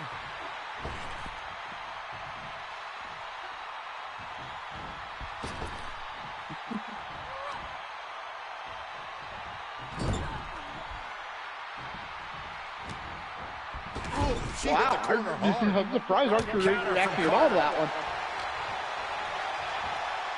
Nice takedown.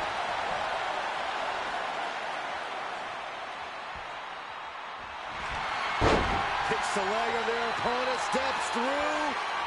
Here we go. Rolling deathlock. Rolling deathlock. Oh, look at that. There's the save. How close was that? Oh, right to the kid. Shoulders down. Championship on the line. Now the champ holds on. You see the look on the challenger's Sorry about that. So Disappeared briefly. My daughter called me, so I had to just quit. I didn't expect that. It just kind of popped up. I was like, oh, so I always answer the phone for family. Even that night, I keep my ringer up, so if any of my kids need to get a hold of me in the middle of the night, they can do so very easily. So we even have, we even have like an iMessage group set up so that we're all in there and we can all communicate.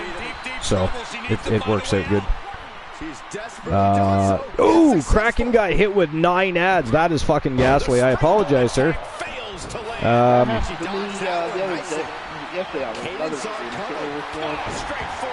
What's this guest star thing? Session? Go to the Archer's channel. I have no idea how to utilize that, but it keeps popping up on me. It's like, why are you harassing me? I believe it's something where you can have people involved in the stream. Oh, okay. Kind of like the voice chat and that, I think. Interesting. Probably for people with PCs, though, I bet. That'd be my guess. Yeah, that would be my guess, too. It would indeed. And now she's looking to go top rope. But anyways, so, yeah, 9 ads. I mean, so yeah, the ad system changed a little bit when they changed the tier system and everything else to make us capable of earning more money. So I didn't realize people were getting 9 straight. How long were these ads? Can't be that. Wouldn't they be that long? She's trying so desperately to get back up twice an hour. Yes. Well, it depends how many. I've got it set at whatever the. Oh, another AKO by Alice Blade. Katana chance on her back. That might be it. And that is it. That is all, ladies and gentlemen, the winners of the match. And still, Wrestle Wars Genesis World Tag Team Champions from Team Sir Jack the Greatest. Representing Team Joe Links, the Outlaws. It is Akira and Alice Blade, the mother-daughter duo. And they are still your champions. So congratulations, Joe Link. And, of course, Team Sir Jack the Greatest. Huge title defense there by the Outlaws. Wow. Those are beautiful tag team championship belts too, by the way. Just saying.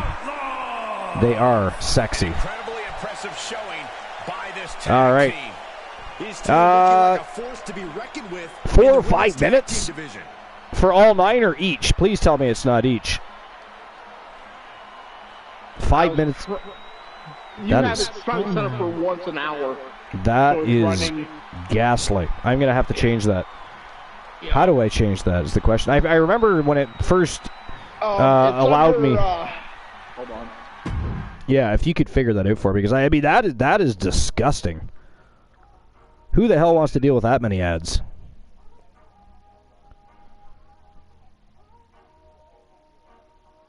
Yeah. If you go to your dashboard. Yeah. Go to settings, then affiliate, and then the ads are down toward the bottom.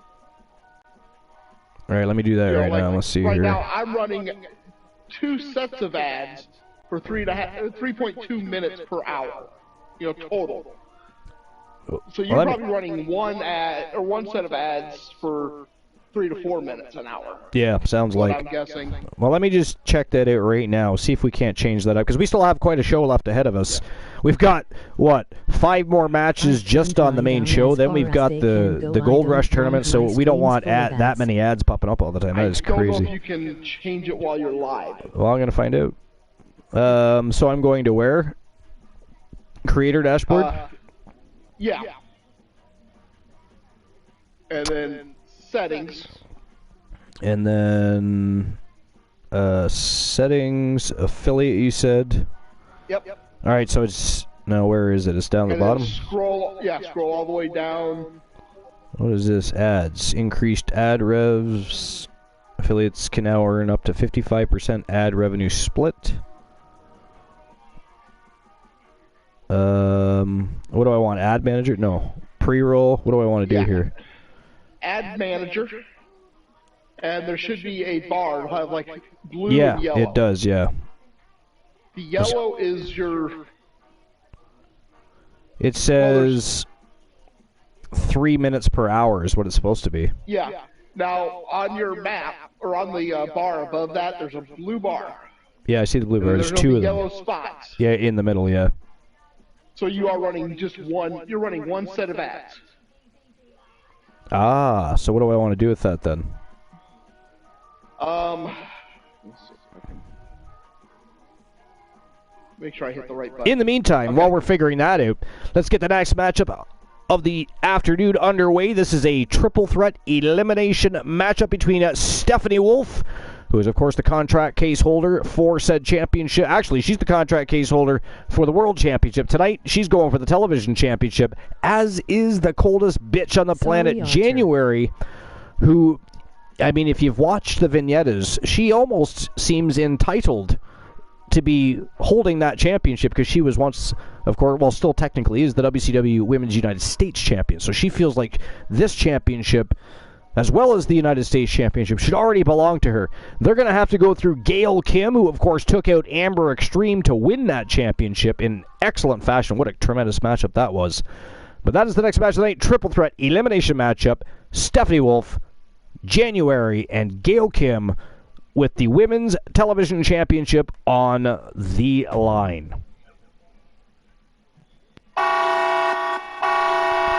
All right. Well, I'm going for I got to go with Gail Kim on this, but January stands a hell of a shot at it. I'm actually rooting for January here. I mean, she has worked her ass off and been climbing that ladder rather quickly. So I'm. But Stephanie Wolf, Stephanie Wolf's a contract case holder, so she's been out there doing herself. The number to win a YTD championship match. Revenue share for advertisements.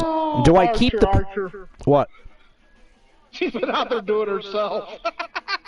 Sorry? She's been out there doing herself. Oh, yeah, I just kind of heard that back myself. I was trying to ignore that fact. Giggity. But, okay, next to the bar on the right side, there's a little bit of an arrow. Hold on. Yeah, I see the arrow. Want me to click it? Click that. All right. Clicked. And that's, you're going to have a thing in there that will say, like, add spacing. Yeah, I see ad spacing. Okay, so there's where you can set. Oh, like, it says 8 minutes per hour it's set at. Holy shit. and add length 3 minutes. All right, we're changing that. So Hold on. You may still be doing like 2 sets, but you're doing, 3 minutes per set. Yeah, because the number, I mean, the 8 minutes in an hour is not terrible, but we can't have 3 minute ads though. Holy so like crap! I'm set up. I ran into a problem where I wasn't getting full credit for the full 4 minutes or 3 minutes per hour. I was like at 2.58 or something.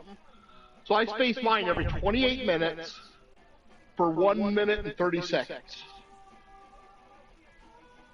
All right, let's see if that works. Hold on. Activate this schedule to start running ads on your channel. We already did that. Ad schedule. Looks like that. Your update will take effect at 8 p.m. Eastern. Okay, so it might not affect this. This show. But this show. It should take effect next show. Yeah. Or if we're still live at 8 Eastern, then at 8 Eastern that will change over. Yeah. I mean, it's 6:07 now. We still have the remainder of this and the tournament, so it is possible we're still live at 8 Eastern. It is possible. But anyways, hey, thanks for guiding me through that. That should change that. I can't believe that was set at 3 minute ads, 8 per hour. Wow. I better get some good revenue from that for messing over my viewers. That could have been a big reason why. I mean, we haven't had constant lower viewership, but that could be a reason why we've seen a little bit lower viewership lately. I did not know that was happening. So thank you, Kraken Skulls, for bringing that up. Appreciate you. Thank you very much. Team Kraken Skulls has always been a super helpful and valuable member of our community. All right, so I'm done with that. I can get out of there now. And Kraken Skulls is downright awesome anyway, so. Kraken Skulls is down. Can we get a shout out for Kraken? I would appreciate that. Because, yeah. All right, so here we go. January, Stephanie Wolf and Gail Kim, Women's Wrestle Wars Genesis Television Championship on the line. Falls count anywhere. Let's go. By our constant support for one another's endeavors. Kraken's getting a double shout out. Double shout out. 'Cause, yeah, if you haven't checked out Cracking Skulls, definitely do so. Great energy in his streams. And The following contest he's got a guy is that, a triple you threat. know, be there for Falls anybody. Down Anywhere Agreed. match. And is for And the television he's always there to make sure that you are doing well throughout your day, week, month, whatever. from Lake Forest, Illinois. He wants to make sure that you're physically and mentally well. It's a big time opportunity. He likes to. He's very very attentive to his friends. That is for sure. And hey, Golden Gamer! Golden Gamer. What's going on, Golden Gamer? Welcome in. What's going on? What's new and exciting, my friend? Welcome into Wrestle Wars Genesis, episode number 462. We are on the road to 500, ladies and gents. Together we will On the road to 500. Communities will remain strong. Kind of friggin' weird when you think about it, isn't it? Considering I still remember the build-up. Yeah. Man, there were some crazy times back then. Things were so much more hype. There were times when we would finish shows and, like, we couldn't talk. Specifically me, my voice would just be shot, obliterated. It's like, what'd you say? I don't know. I'll see you next time, thank you. But, yeah.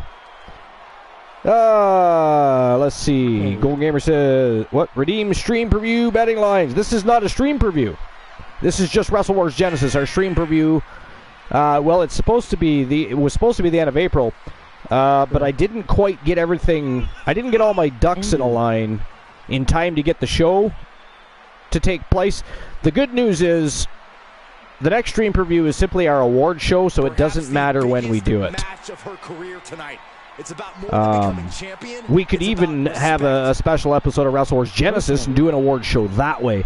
You know, that's something I'll talk to the guys about in the lily pad later, actually. Maybe we don't need a stream preview. Maybe we simply do the award show as a special episode of Wrestle Wars Genesis or a special episode of YTD Academy Live and let them honor people. And of course, we're entering him into the Archivers Hall of Fame, so I guess it has to be Wrestle Wars Genesis. But I think Glenola will get together with Joe Link and some others and talk about that in the lily pad later, because that's actually interesting now. Hopefully Froggy will be available. And Yeah, so we went back to the old system, Golden Gamer, where we only open the betting lines for the championship rounds, which is the final three matches of any card. Now, lately we've had championships on the line almost every single night, but that's going to come to a slowdown here shortly because the titles are circulating. The champions have been going through hellacious battles. We've had a lot of title retention so far in 4.0. It's been amazing. We've had some titles turn over and change hands as well.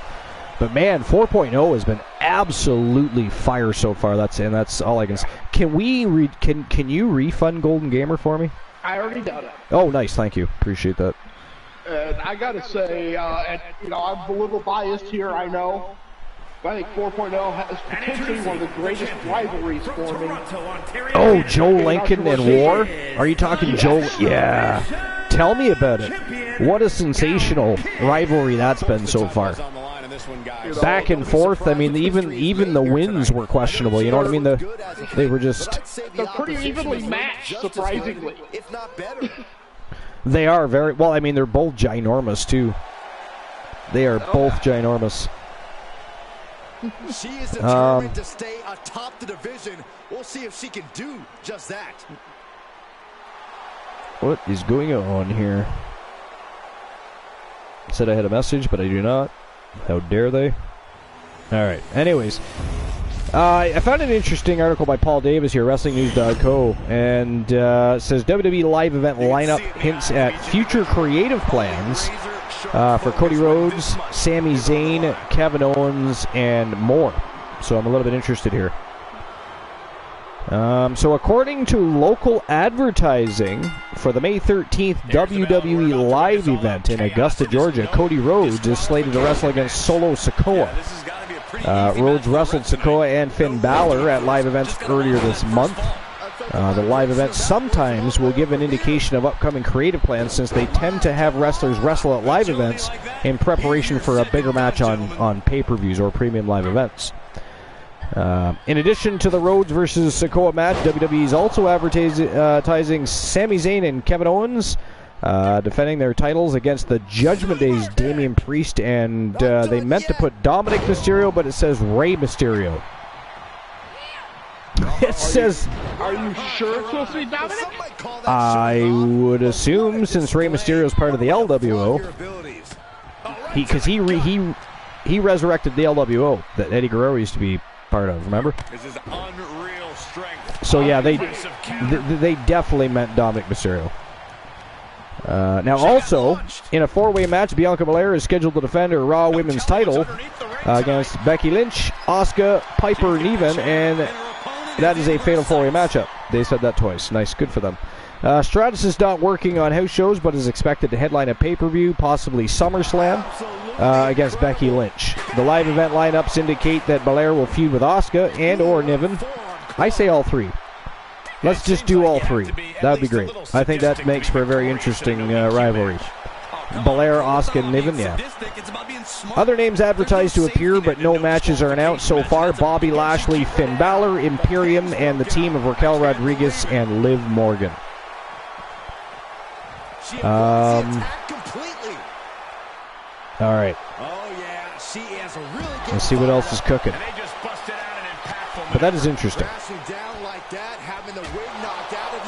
Looks like over 35,000 tickets have sold so far during AEW All-In's pre-sale. Let's have a look at that. I actually do hope that does well for them. Right? I hope it does, because it will make a statement on what how people value. Because I mean, the UK is a different beast. When it comes to pro wrestling, the UK is like Canada. They are savage wrestling fans. And if you go over there and deliver a bad show, they will eat you alive. You know? They will eat you alive. It's crazy. But I hope they do very well. So this is WrestlingNews.co, Paul Davis. For anyone wondering how well AEW All-In would do with their ticket sales in London's Wembley Stadium, the answer is that ticket sales have been absolutely great for them, and I'm glad to hear that. As of 1 p.m. Eastern, 6 p.m. London time, the company has sold at least 35,000 tickets for the event. The tickets that went on sale today were the pre-sale for those who pre-registered, and the general on-sale tickets will be available for purchase this Saturday, May 5th at AEWTix.com. Based on the pre-ticket sales, All In is already the largest AEW event in history of the company, and the show could end up being the largest non-WWE event in wrestling history. So that'll be something to keep our eye on to see just how many tickets they do sell. I don't know. I forget. How many, Glenola, can you look up how many they can seat at Wembley Stadium for me? I forget. Because it's been since what? The 1990s, 91, 92, since WWE even went to Wembley Stadium?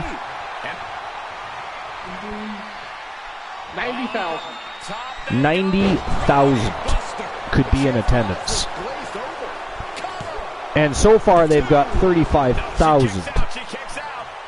Now, when is AEW All In? I guess that's our next question. How much longer do they have? Because again, general ticket sales have not yet gone on sale, and they've already sold 35,000. August 27th.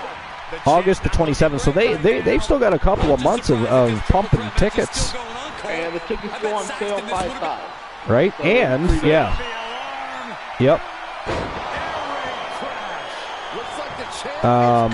So that's interesting. And they'll, of course, have free tickets to certain groups that will go out. So not only will they probably at least... you know what? I could see them pumping in 45,000 people, I think. Maybe more. Who knows? Maybe more. 90,000. They've already got 35,000 sold.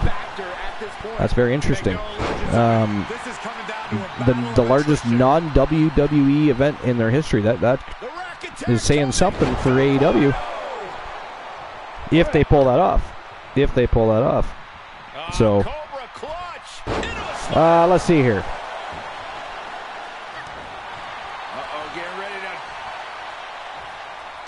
There doesn't seem to be a whole lot of additional interesting information in the dirt sheets. We already went over the fact that Triple H is reportedly finishing up Vince McMahon's storylines, and of course big changes are in store for WWE in the near future. That's nice to read and hear. Hopefully they stick to that.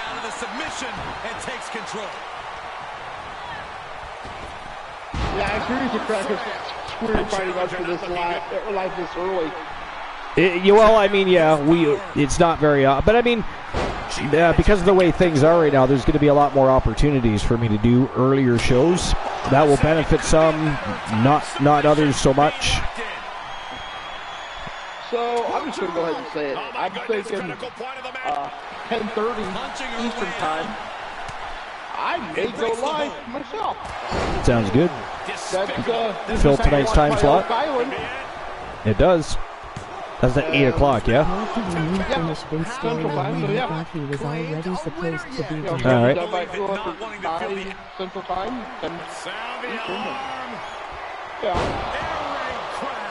Give me a chance to get down here, get it set up.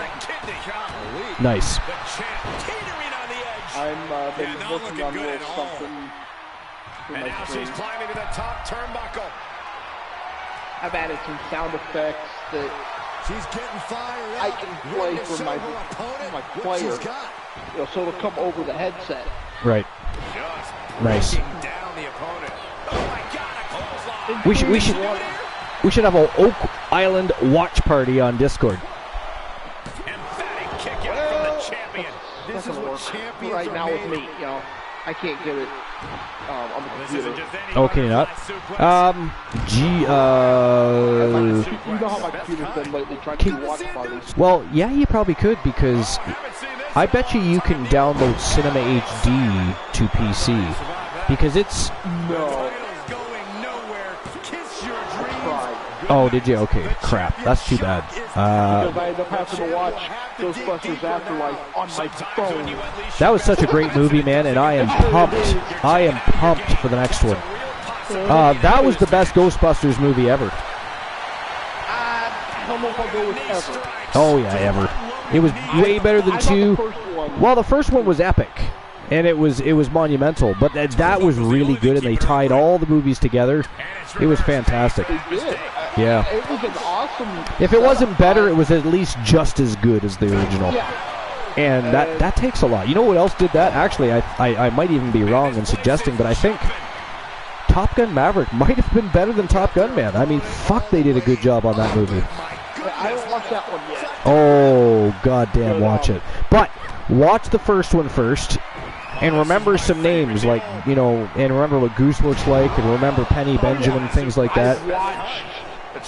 I have watched Top Gun, I don't know how many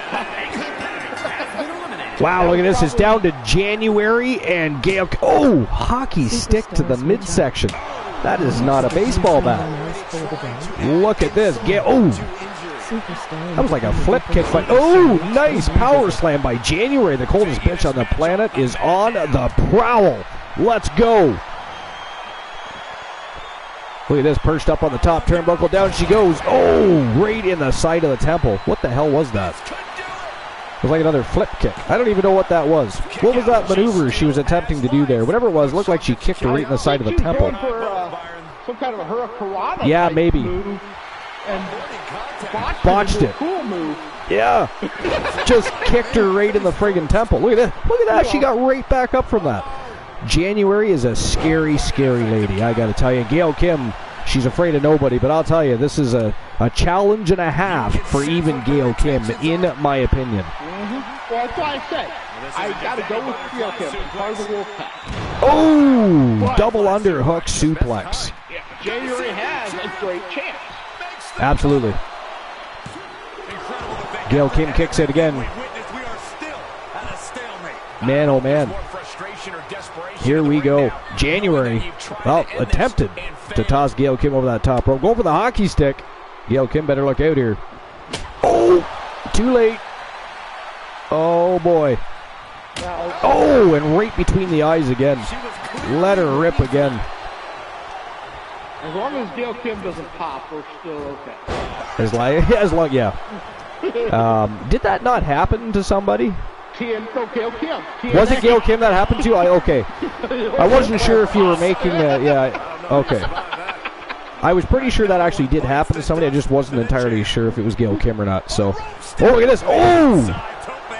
Holy shit. Gail Kim putting it all on the line here. Wow. Wow. She retained her title. Watch this. Let's see if they show a replay of that. Man, what a match that was. Gail Kim is still a double champion, guys. Gail Kim is also the Women's Legends Champion, if you remember. And the newest member of the Wolfpack Gals. And the newest member of the Wolfpack Gals. That is correct. Wow. Gail Kim still the Wrestle Wars Genesis Women's Television Champion. Undisputed. Wow. Congratulations, Gail Kim. And congratulations to the Wolfpack Gals, as she is, as Team Glenola pointed out, a member of the Wolfpack Gals, the newest member of. It was January of 2008. January of 2008. Interesting. Oh, actually, she had two previous ruptures while working with WWE. Wow.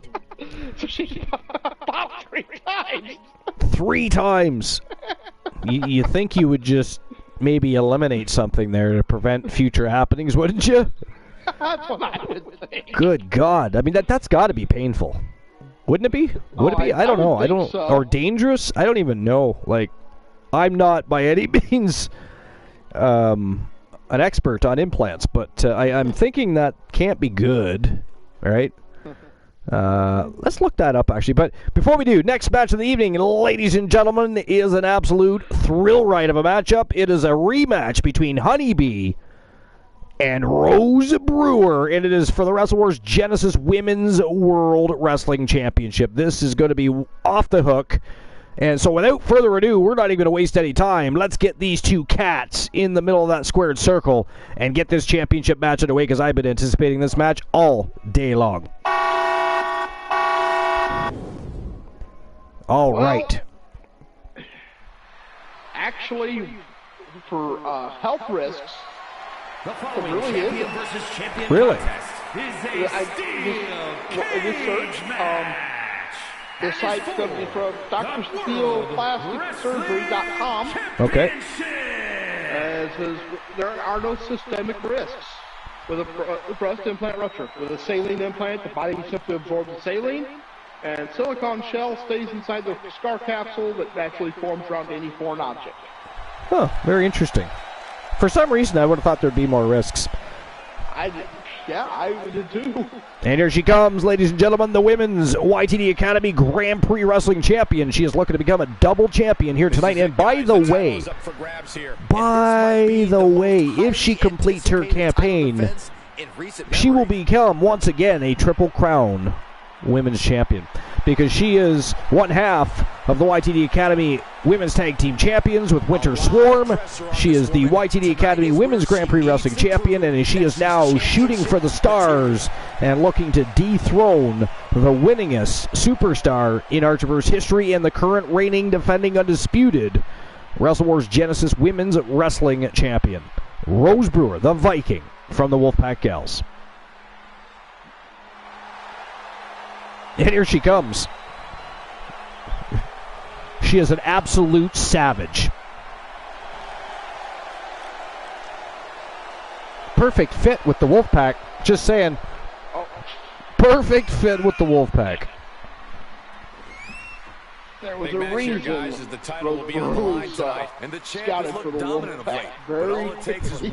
I was going to say, she was scouted basically immediately. Cements her as one of the great champions. Started out with Tia Stevens and Jennifer Wolf, the Gremlin, and then speaking of, took me a little bit. How is, and by the way, ladies and gentlemen, there's no relation between Stephanie Wolf and Jennifer Wolf. Spelt the last name differently. equally fantastic and superb competitors, though. I will say that. But how is Jennifer Wolf these days? Is there any chance that we see her running wild in the women's division again? Probably not. No? Yeah. Things were that bad?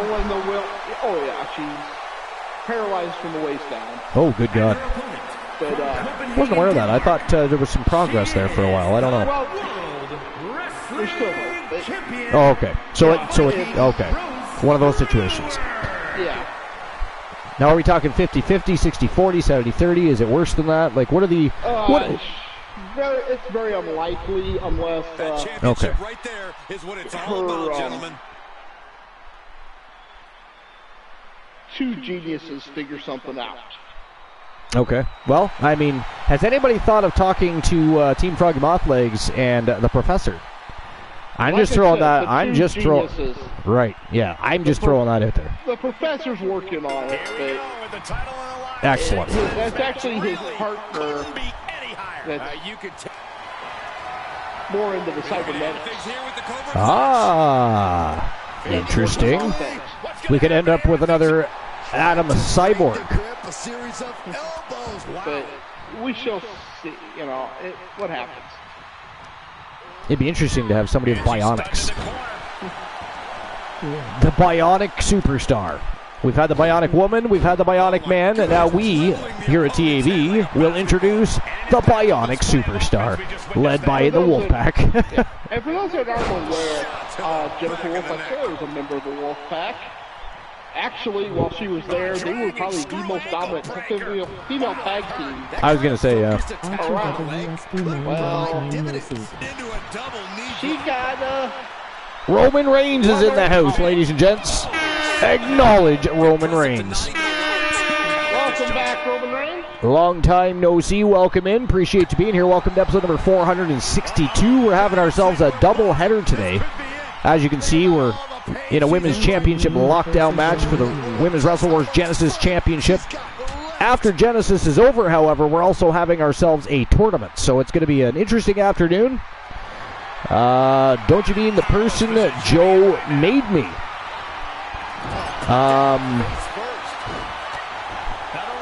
The person that Joe made you. Joe made you a person? I was not aware of that. I was not aware of said things.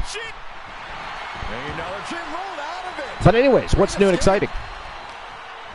Anything? Did you win $1 million? Do you have any new children in your household? Did you buy a cat? Get a dog spayed? Perhaps neutered? What's your favorite food? I don't know. Lots of questions. You've been MIA for a bit. Inquiring minds must know, Roman Reigns. Acknowledge us, if you will. But welcome in, Roman Reigns.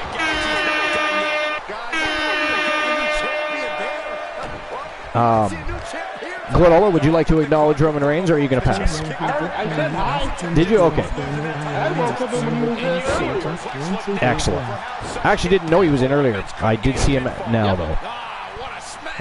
Well, shame on me for not paying more attention. Roman Reigns, I apologize. Didn't realize you were here already earlier.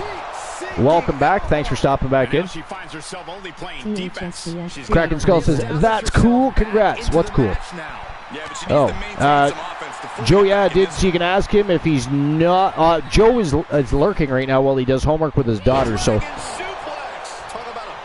you're done with high school. Just 12 days left. 12 days left of high school. Let's go. Summer break. Here you come. But Joe Link, I know you're lurking. If you would interject yourself into this conversation slightly, we would be appreciative. In the meantime, Roman Reigns, I don't know if you have a hashtag for your superstar, but if you go to the Archiver's Discord, wow! And ladies and gentlemen, that is it. That is all. The Viking Rose Brewer remains undisputed. Wrestle Wars Genesis Women's World Champion takes out the Grand Prix Wrestling Champion inside the Archiver's lockdown. What a victory and destroys, absolutely obliterates the campaign to become a Triple Crown champion. However, let's not forget that still leaves Honeybee as a double champion and with a lot of pulling power when it comes to getting herself into championship matches at this point. So don't you think for a second that the rivalry between Honeybee and Rose Brewer is over, because you know Honeybee wants that belt. She does not care how long it takes to get through Rose Brewer. She is bound and determined to do so. But that was a fantastic match. Congratulations to both Honeybee and Rose Brewer. Undisputed Women's World Champion, the Viking Rose Brewer, the winningest superstar in Archerverse history. And again, to reiterate, the winningest superstar, not the winningest female, not the winningest tag team champion. She is the winningest superstar, the most wins, the most championship victories, and she's been around since the Archerverse 1.0. All right, here we go. Beginning of the championship round. So in one moment, we're going to get the betting lines open for the next match of the evening. And as you can see, the Wolfpack is going to ride high again, because it is Bat Dexter and Psychosis Kyle Riley teaming up as partners in crime for the Wolfpack as they look to dethrone the winningest tag team in Archerverse history, Cyborg Adam Colossus, the Terror Johnny Braddock from Team Complete Geek TV and Team The Turtman. They are Demolition. They are the reigning, defending, undisputed World Tag Team Champions and look to remain that way. Can they do so? Or will the Wolfpack take a bite out of Demolition and take those belts home? We're going to find out here in just a few moments. But I must open the betting lines. Give me a moment. Apparently I have a message too. How do these messages keep coming in without notification? I'm totally lost. Anyway, it's not the missus, so I'm okay. I will not die in my sleep today. Betting lines. Now, this is a hard match. I mean, you got Bat Dex and Psychosis, who they are an awesome team. Singly, they're amazing as well. I'm on my way, Father. Agreed. But then you have, for tag teams, quite possibly the greatest Archerverse tag team around. Yeah, there's. Demolition has beat them all, I think. Ever. Yeah, agreed. Pretty much here. I mean, I'm going with Demolition. Only because, like you said, they're such a treasured tag team, and it would be nice to see them retain. If they were to lose the Wolfpack, though, I mean, would it really hurt their career any? Not. No, it's actually neither team on here is going to lose. Archer, can I send you what Joe told me on Twitter? The notoriety of that. They've both proven themselves time and again. Oh, time and time again. Time and time again. I'm going to go ahead, while we're talking, I'm just going to go ahead and open the betting lines right now so you guys can start betting on the matchups. If you guys want to make a bet and see if you can win yourself some Archerverse bucks by betting on this match, it doesn't matter if you bet 10 Archerverse bucks, 5 Archerverse, I think 10 is the minimum, actually, but 100, 1,000, 10 is minimum? Okay, so you could bet 10. It doesn't matter. Get involved, participate in the betting, see if you can win a slice of the pie as those betting lines fill up full of, I love you guys. well, hopefully the pool fills up. We'll see what happens. It's the first betting line of the night. I am going with the Wolfpack. I kind of knew you would, though. In part because Archer went with Demolition. No, and I'll be honest. Just to spite me. No, I mean, honestly, I will be just as if the Wolfpack wins, I'd be just as happy with that outcome as long as they have a good match like we know they're capable of putting on. This is a win-win situation for the wrestling fans. Really, Wolfpack versus Demolition. It really is. I'm then also that is the reason I can vote or I can bet on the Wolfpack so that anybody that so there's a good chance of a pool going. Fair. And 3 minutes 40 seconds remaining in the betting lines. And by the way, without further ado, before we continue the conversation, here we go. The Wolfpack versus Demolition, Wrestle Wars Genesis World Tag Team Championships on the line. Let's go. And Archer? Yes. I was just passed a note. Passed a note? Yes. Is it a love This note? is- Yo, Cosmic Bear is in the house. Cosmic Goat Bear, what's new and exciting? What's going on? I just got a note regarding the Invitational. Okay. This will be a first. This is a women's Alan Severn. Ooh, we haven't done that before. Nothing much, brother, just chilling. And now, do we have strongholds, or are we gonna do, or will we have qualifying matchups for that? Well, it's gonna be Or a is that qualifying- decided yet? or it's going to be qualifying. Don't have all the details on that. It's just, I have a few names that were mentioned in his note. Okay. Any Wolfpack- further? Okay, go ahead. Sorry. And the back Wolfpack movie. Gals, Brewer and Tia Stevens. Ooh. Honeybee January. Oh, goddamn. All 4 Outlaws. What? This is sounding a little suspect. Ashley Marie and Gail Kim. From the Wolfpack Gals. This is turning out to sound a lot like just one big rivalry match between the Outlaws and the Wolfpack. I mean, really. Now think about what Severn did a couple tourneys ago. Tag teams versus tag teams to determine who singly goes into the match. Are we doing that again? Fortnite on his stream. Yes. Ooh. So we're going to go tag team to singles. It's So the interesting. tag team qualifies, but they go in singly. Yeah. Okay. Very interesting. So he's still working on it, but that's just the information he gave me. Very interesting. We'll have to keep our eyes on the ball. Ears to the horn. All right, so, hey, listen, my daughter just showed up, so I'm just going to take a brief hiatus. Feel free to tell some Johnny jokes, read a list. I don't care. As long as you don't allow Froggy Mothlegs, Joe Link, or anybody else to intervene in the show with some bad dad jokes. If they do that, ban them. I'm special. That's and then blame Woozy for banning them because he's not here. Or Cool. You can blame Cool. No bad dad jokes. No bad.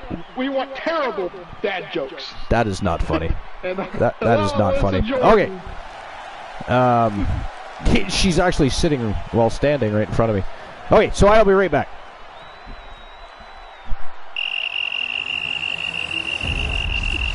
So Alice Edgered in 1-3. Okay, well, let me open up my strong in our briefcase communities here. will remain strong by our constant support for one another's endeavors. With the tag team. Skipping the rest. Cosmic Goat Bear Alice Edgered in 1-3 And Kraken, to see if feel free to do of bad champions dad from jokes each because respective he only brand. mentioned Simply type Froggy Mothlegs and Joe Link. WCWR. YTD into the chat. Falcon Space Hole. Try Falcon Space. Here is a bad dad joke. Me being a dad. Champions, Demolition! I followed you Falcon Space.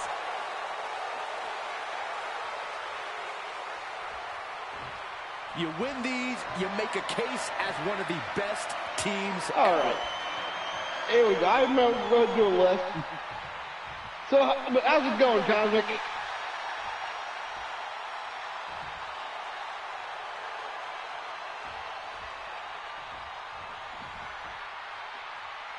You're an awesome dad, Kraken. So It's here we go. going The good, my champs set sexy to defend their brother. tag titles. So Obviously, Cosmic no Goat one can Bear. doubt the chemistry that the Together we champions will have. grow strong You in can't our become communities champions of will the tag remain team strong division by our without constant having support that for one chemistry. another's Being that endeavors. yin to each other's With yang the tag is a team. primary reason why they hold this Like I said, Hello, it was a this bad is dad good. joke with We're a not bad good. dad. Champion. little closer to Allow getting the action pinfall that there, but this is still anybody's fight. Uh-oh. Look out. Oh, backbreaker. True, Kraken. Some serious offense. Great counter, impressive ring IQ on display there. There's certainly an element of danger inherent in a no disqualification match, isn't there, Corey? More than a lot of people realize. It's not just the superstar in the ring you have to worry about. You have to worry about everyone in the locker room that they're aligned with. The odds in this match can swing with or against you so fast. He told me he putted him on 2-2. Oh, what an axe handle. He saw it coming. Okay, here we go. Oh, my God. Superhuman power. Good luck getting out of this. I guess that's one way to do it. We're going to do top 10 worst WWE divas of all time. Now, it's an old list, published March 7th, 2015. This is off of thesportster.com by Zach Michaels. And here we go. Number 10 is Deborah. Taking it to the shoulder. Not going any higher on this list because she truly was a phenomenal valet slash manager during the run of WCW and of WWE. WWE decided, for reasons that have pleasantly been forgotten nearly a decade and a half after the fact, that'd be wise to put her inside the ring for matches. Uh-oh. Cinched in. Former queen of beauty pageants, she only received training after she joined the business as a manager. That showed during what was, fortunately for her body and for the sake of everyone involved, her other brief in-ring career. Just a quick time, John moving short might be like Granny. Elbow drop. Good Lord. We're seeing an unbelievable Deborah performance was in only front of known us. for her How these boobs. competitors are still surviving is beyond explanation. Counters. This could be an opportunity. The new jackpot number for a chance to win a channel redemption of your choices. Number 9, 314. Shelly The number Martinez. to win a YTV championship Easy match to is forget the 8. woman who played the Ariel character during the resurrection of CDW worked for the WWE, mostly because her on-air run ended before it ever began. Martinez and others stuck on what was an insult to the original ECW. Never had a real chance of doing anything of merit on the two main shows. Her stint in TNA Wrestling while with the Latin American Exchange lasted under a year, and she had also worked for independent promotions. Not a lot of detail there. Nasty stop to finish it off. Number 8 is Rosa Mendez. Night of October 10, 2011, when Mendez found herself in a tag match that also involved Tamina and her opponents Kelly and Eve. All Mendez had to do roughly 30 seconds into the contest was stand in the corner and wait for Kelly to complete the journey to the corner. Mendez did not get that right. That one botch is not a one-off during her WWE career. Well, so statistics what Dave Meltzer, the Wrestling Observer, referred to as 2013 worst match of the year. Now here's one I'm going to disagree with. Christy Hemming. What a shot! Some of the business saw Hemming as being the next Sunny when she won the 2004 Divas Series. This is not to be the case for her WWE career, however, as she was, following a demotion to developmental territory Ohio Valley Wrestling, released from her contract before the beginning of January 2006.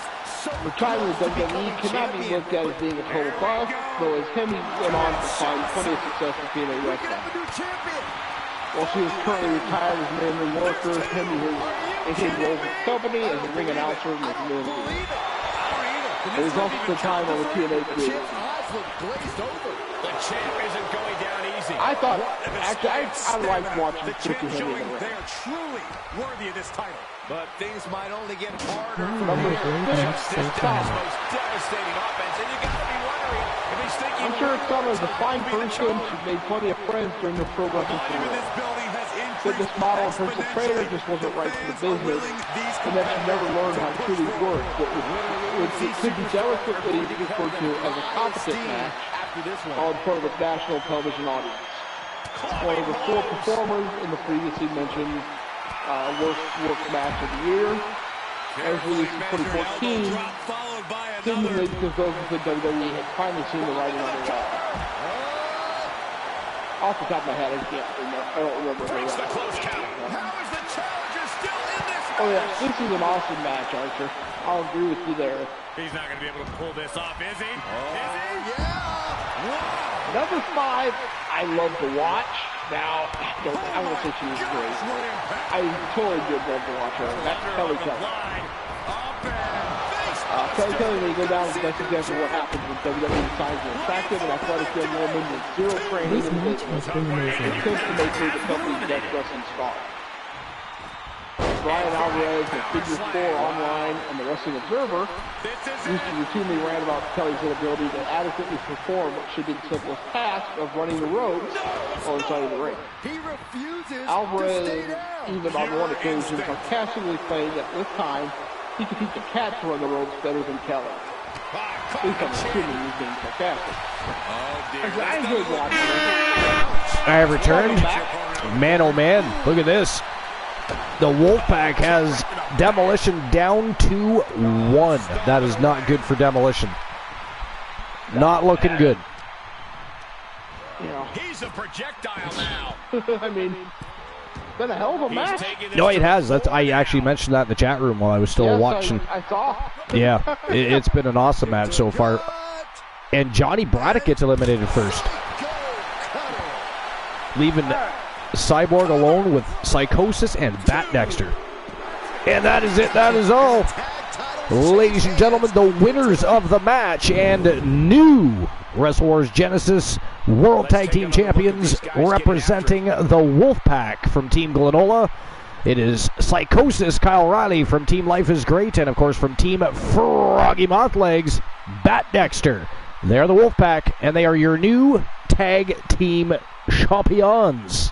But Demolition has nothing to be ashamed of in that match. No, that was a wicked matchup. The next matchup is going to be really interesting. You're going to like this one, Glenola. We all know that Archer won the television champion. Now, he has history with that TV title. I mean, I think he holds more prestige over that than he does the world title, but he won the title. He just defended it last night after he rode the pine, awaited a challenger to come out of that grueling tournament, and was able to defend his title. Tonight, he's going to be defending that title again. That is the next match of the night. Let's get to it, and I'm going to, of course, issue the payout from the betting line as well. So give me a moment while I get to that as well.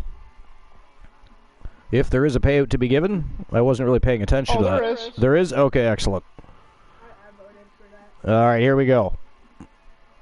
Ooh. 69% went with Wolfpack, while 31% went with Demolition. And 2,210 Archiver's bucks being issued right now to whoever chose the Wolfpack as your team of choice. There you go. All right, And so let's... thank you for the 2181 in points for me. Alyssa would have got some, too, out of that. All right, so who walks out television champion? Look at this one.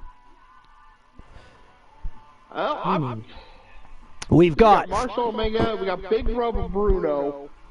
Right? The Wolfpack Horsemen, we've got the Weapons of Mass Destruction, and we have the Coalition, all butting heads here, folks. You can't just look at it from an individual perspective. I mean, if we do, we simply look at Marshall Omega being one of the most formidable competitors since the Archivers 1.0, part of the Wolfpack Horsemen, partner in crimes with War of the Machine, who's the current reigning defending world champion. We got Big Bubba Bruno, former tag team champion, world champion, television champion, Grand Prix champion, part of the Weapons of Mass Destruction. Then we got Elijah Archer, reigning defending television champion, won the championship, defended the championship, and once again putting that title on the line here tonight in a Trinado Trap. Now, for those that don't remember the rule set for the Trinado Trap, 3 men enter. The only way to leave that ring is to either beat up your other 2 opponents and walk out the winner, or down you go, back to the locker room empty-handed is the answer. But who do you guys think? We have Marshall Omega. So my point is that we have really, and who knows who's going to get involved in this matchup, you just don't know. It is a trap. That doesn't mean we don't have interference. We have the Wolfpack Horsemen, the Weapons of Mass Destruction, and the Coalition ultimately butting heads here. Yeah. All right. And I'm gonna. Thing is, Marshall Omega hasn't been doing a lot of singles competition lately. No, he hasn't. He's been pretty much tied up in the tag team division. You're right about that. So I have to question, and I'm going with Marshall Omega on this one. You're going to go with Marshall Omega anyways? I say he's got a good shot just because of his history. Okay. But I do have to wonder how Archer is I he got going to from do Triple H because singles it when is he's, time to play the game. used to that tag team.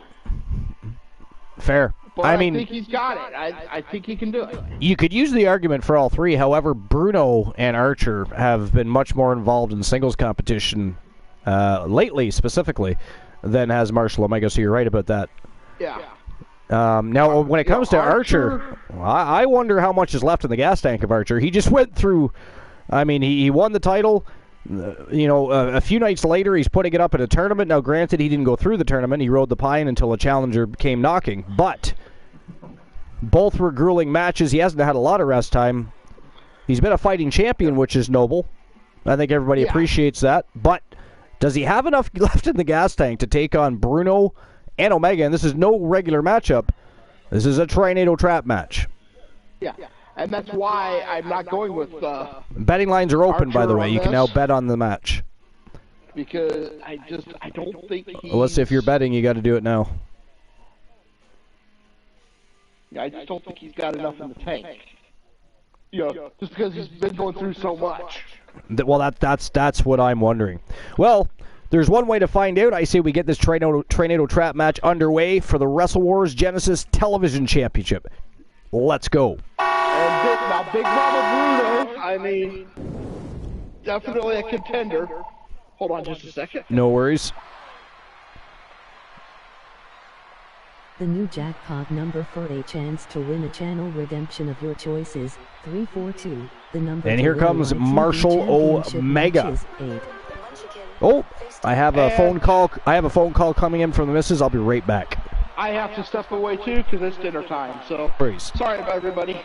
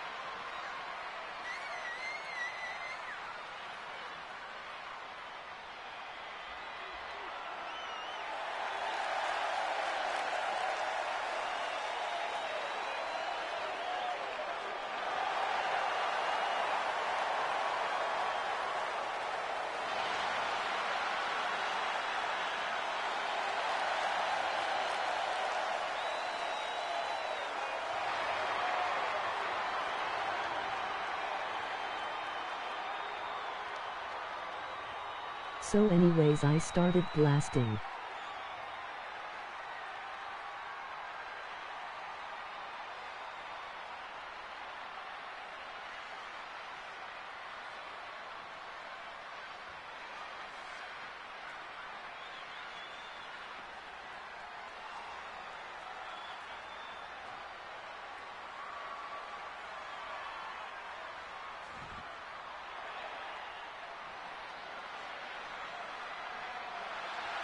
And introducing the challenger, representing Weapons of Mass Destruction from the Isle of Samoa, weighing in at 480 pounds, Big Bubba Bruno.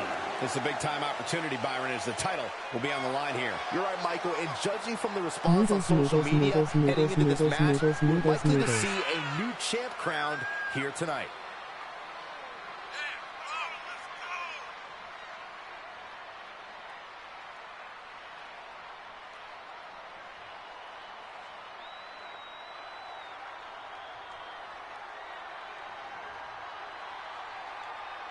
This title match already trending on social media. The challenger knows he has a good chance of becoming champion tonight.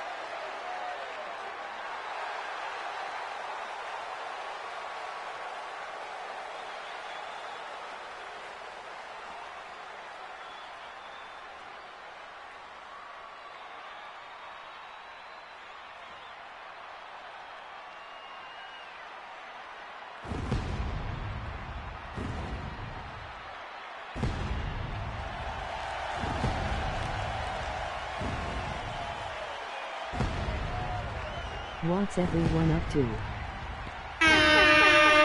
I have returned. Sorry about that. The lady called.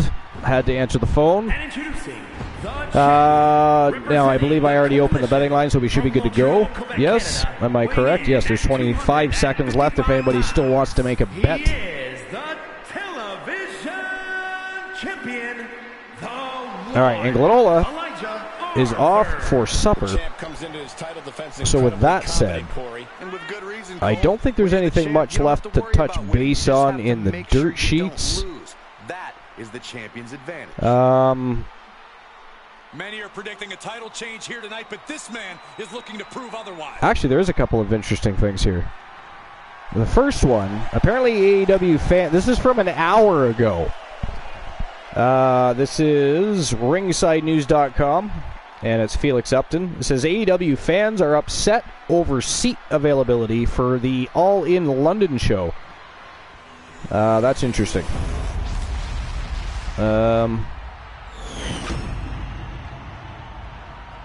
Lots of competitors in the back. Where'd it go? There we go.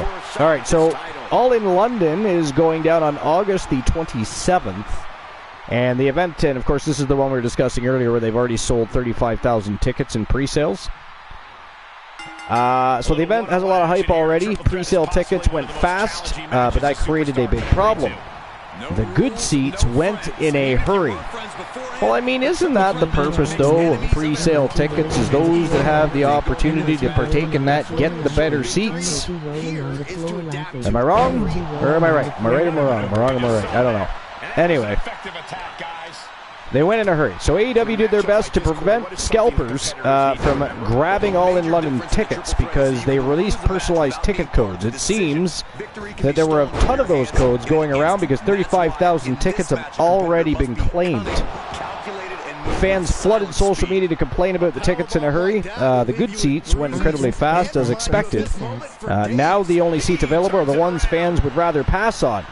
This is a big problem, especially since UK fans have waited so long for something like this. We've heard the fans did the pre-sale, but still could only get nosebleed seats. Others complained about the setup for ticket distribution as well. Another bold fan commented to say, "I'm telling you now, I was on the registered pre-sale and I had no chance of getting a decent ticket. They were all sold out already, so everyone that was saying it wouldn't sell out was fucking lying." There are a couple more pre-sales, so it is possible that more of those choice seats will pop up for sale. They obviously went fast on Tuesday. That only means that All In London event is sure to be packed show for pro wrestling fans. I don't know. I still say, I don't know. Because again, you get the option for pre-sale and pre-purchase for a reason, right? That gives you the option to purchase the better seats before everybody else. I mean, who the hell at pre-sale is going to say, "Oh, I'll just take a nosebleed seat, thanks"? So I don't quite get the outburst, but I don't know. What do you guys think about that? What do you guys think about complaints that because they sold so quickly, there's not enough decent seats available? Cosmic Goat Bear, what do you think? You just got to toss another person and make a statement. He does say Glenola is sexy as fuck. So Glenola, if you're listening, Cosmic Bear is a fan. You're not sure what to think about that? I mean, I get being upset that you didn't get the ticket of choice, I suppose, but was trying to keep people entertained.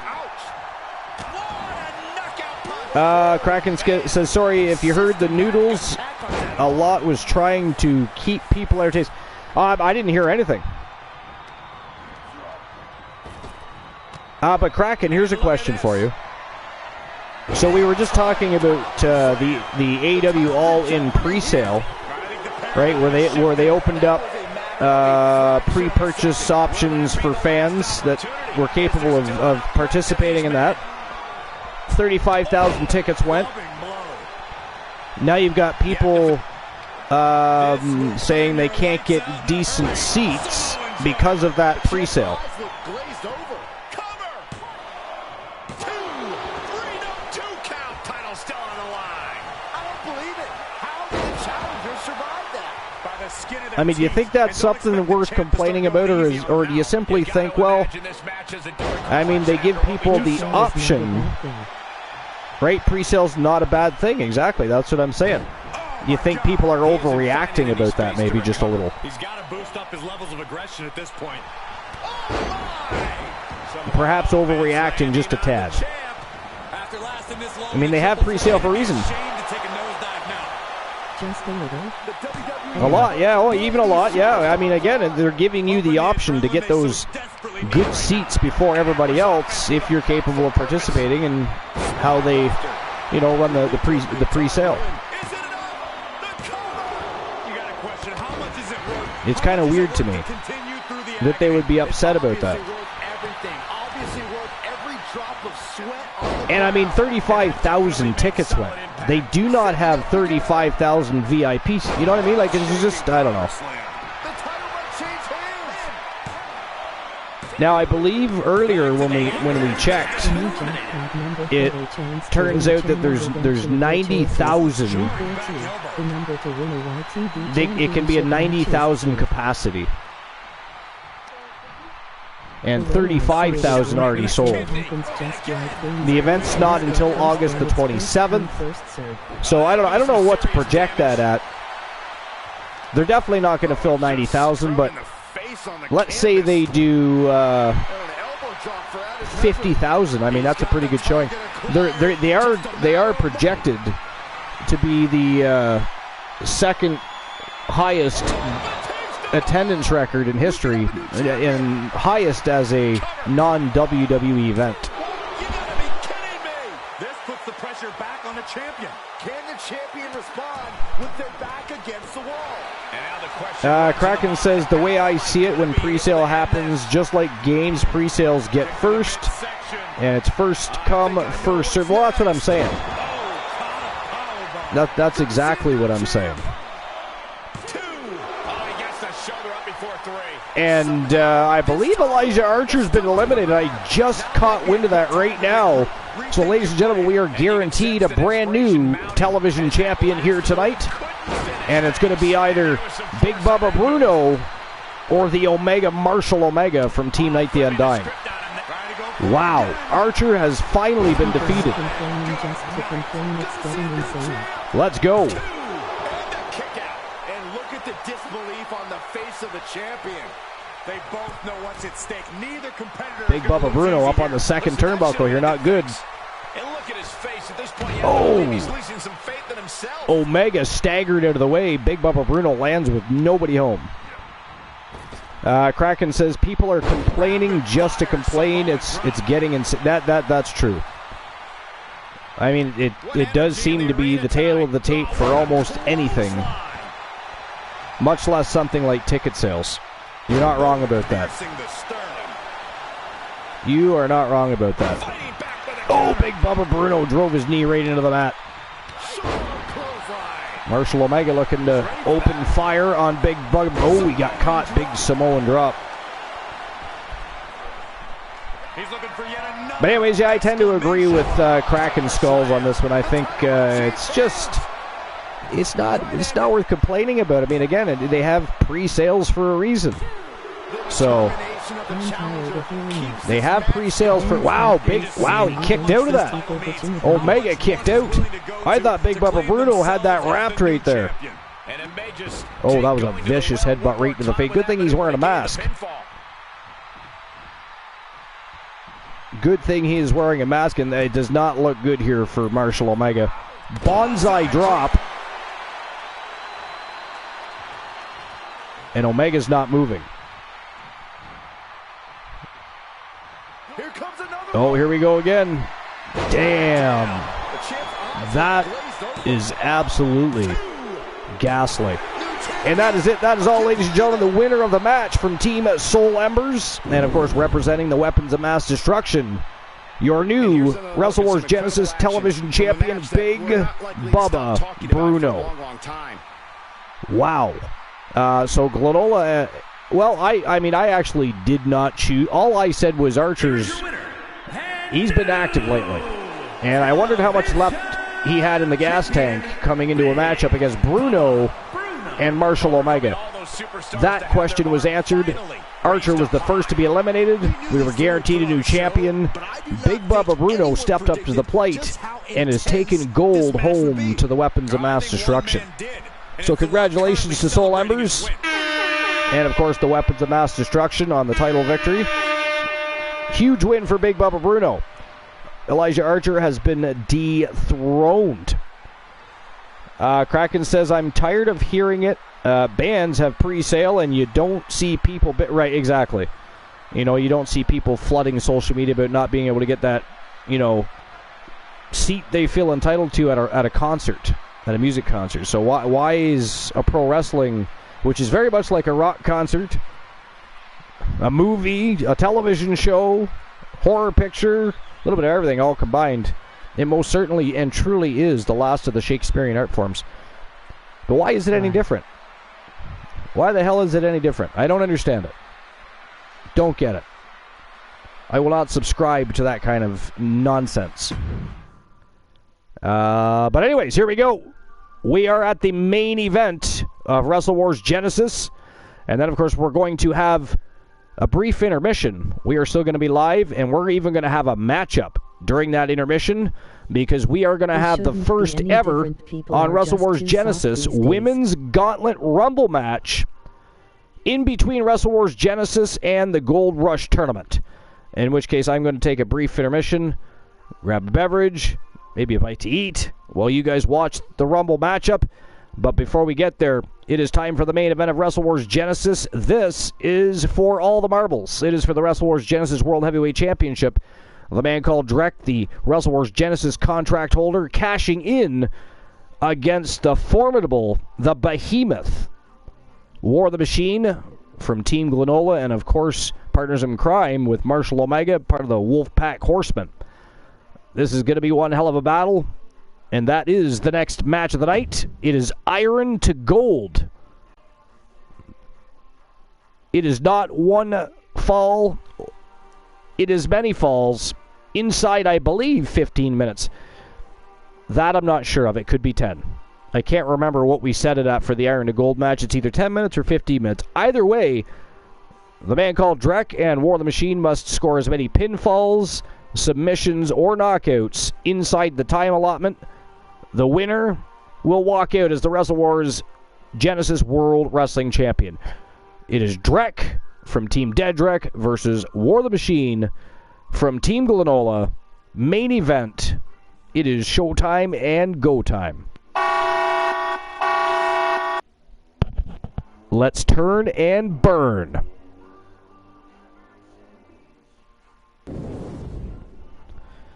Okay, Kraken says it shouldn't be any different. People are just too soft these days. Yeah, you're definitely not wrong about that. You are definitely not wrong about that.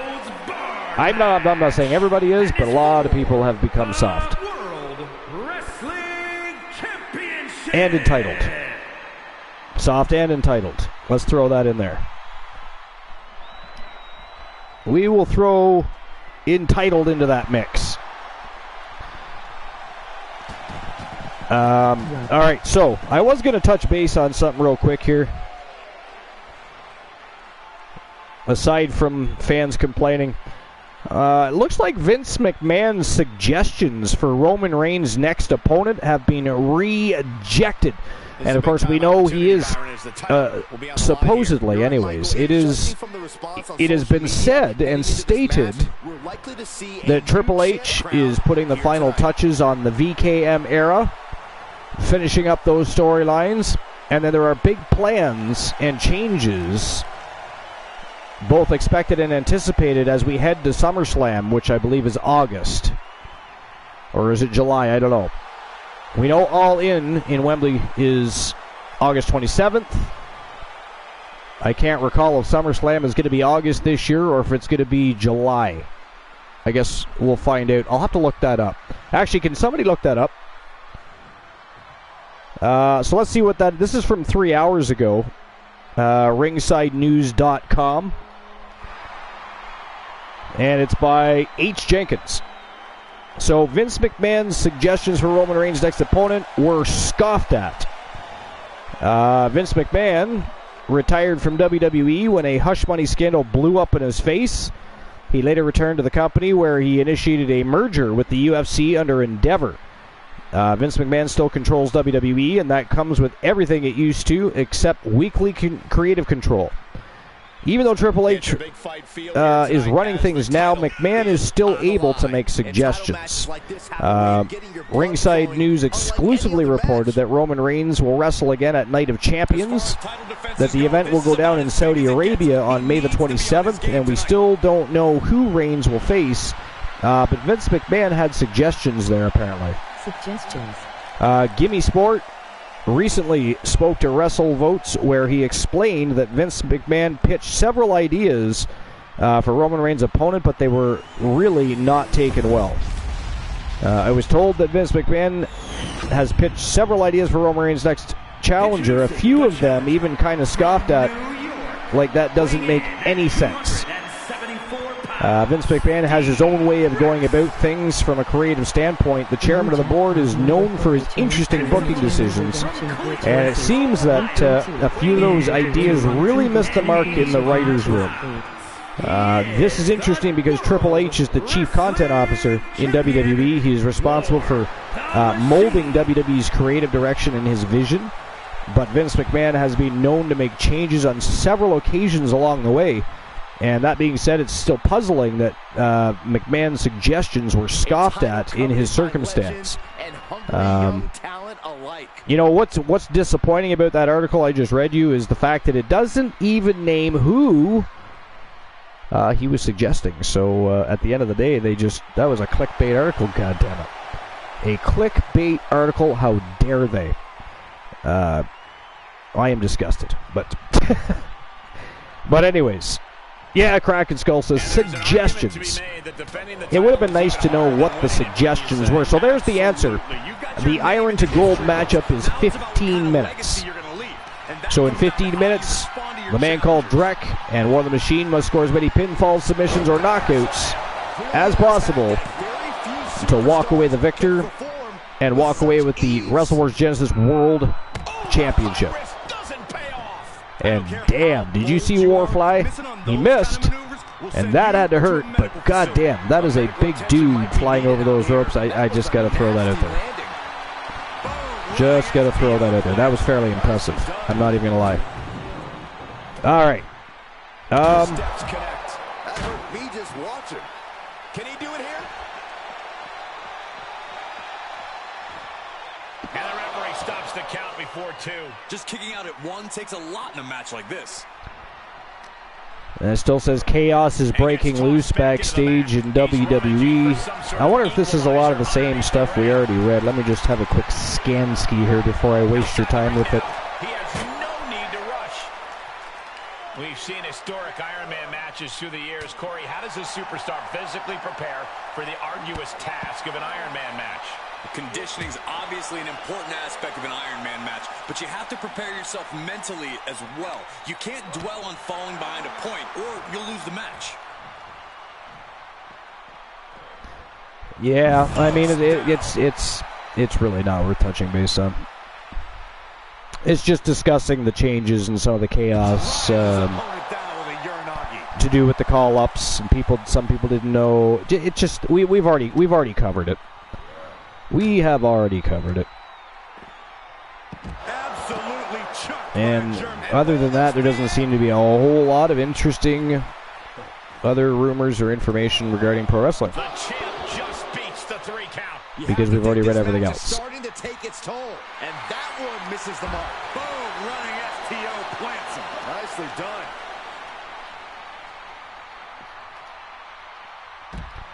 There's something here about an alternate angle of Cody Rhodes kicking Brock Lesnar's hat on Raw. See, I didn't even know that happened. I haven't watched Raw yet.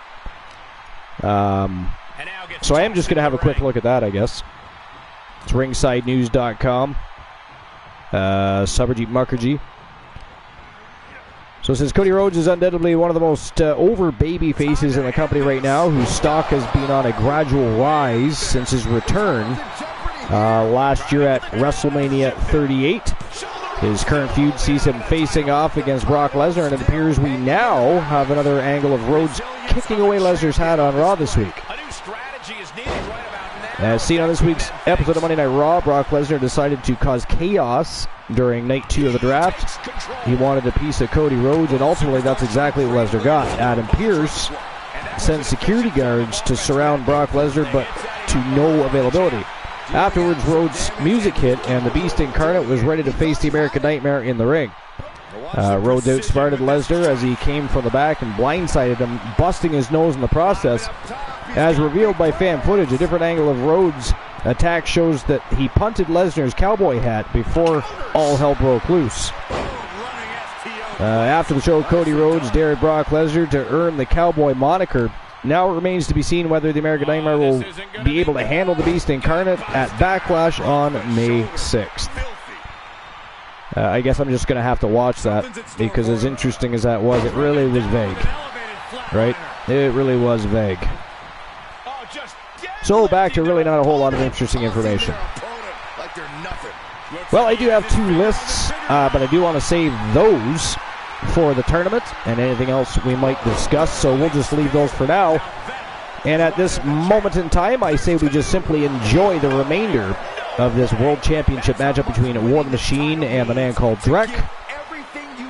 And then, of course, we'll get our intermission matchup set up, which is going to be Wrestle Wars Genesis' first ever Women's Gauntlet Rumble matchup. You, of course, saw the first Men's Gauntlet Rumble matchup earlier this evening to set the tone for the afternoon. I kept saying evening, but it was actually afternoon into early evening, I suppose. But the women are going to get a chance to shine for YTD Academy in between Wrestle Wars Genesis and the next show, which is, of course, the YTD Academy Grand Prix Wrestling Championship being put up for grabs, Gold Rush style. And there's also a possibility of another match in there. I'm not sure if Joe Link is going to pull the trigger on that or not, but we will have an intermission matchup where I'm going to simply get a drink, perhaps something to eat, and then, of course, continue right into the tournament. Continues to mount on the pressure, stringing together some big moves here. But why end the broadcast or have dead air when we can have ourselves a women's Gauntlet Rumble matchup and crown a #1 contender to Honeybee's YTD Academy Grand Prix Wrestling Championship? That is what we're going to do. Okay. Anyways, Kraken Skulls. How is the potty training going? You did touch base on it. We know potty training is a trying time. How's that going? Well, not so well. Meh. Not good, to be honest. Not good, to be honest, yeah. Superstar switch up. Yeah, well, you know, potty training can be very trying times. Very trying times. Now, how long did it take you to potty train the other beast? Or Noodle, as you referred to them as. You referred to them as Noodles. That sucked all the air out of this place. It looked like a done deal. I mean, did it take a while to potty train your first go-around? Was it fairly simple? You always hear different things, right?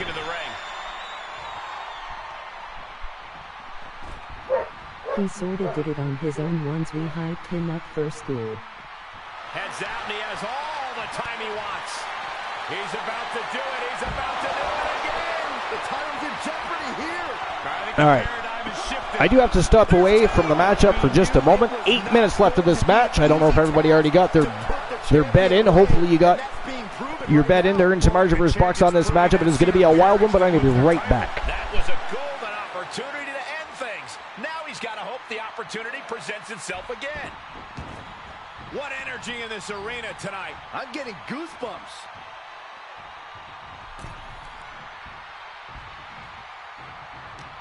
Makes him pay with a counter. reciprocating the initial reversal. Setting up for something here. Oh, what a throat. And now he rolls out looking for a timeout. You don't get any timeouts in a fight. That's just running away. All the way over.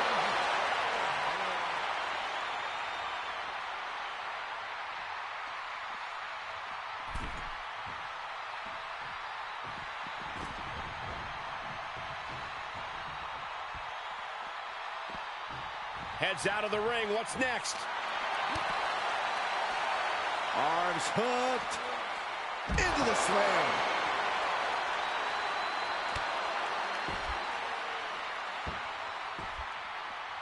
Down to opponent and a double axe handle smash. Just continuing to dismantle their opponent. Targeting a body part, working the arm. Great counter. Spine buster.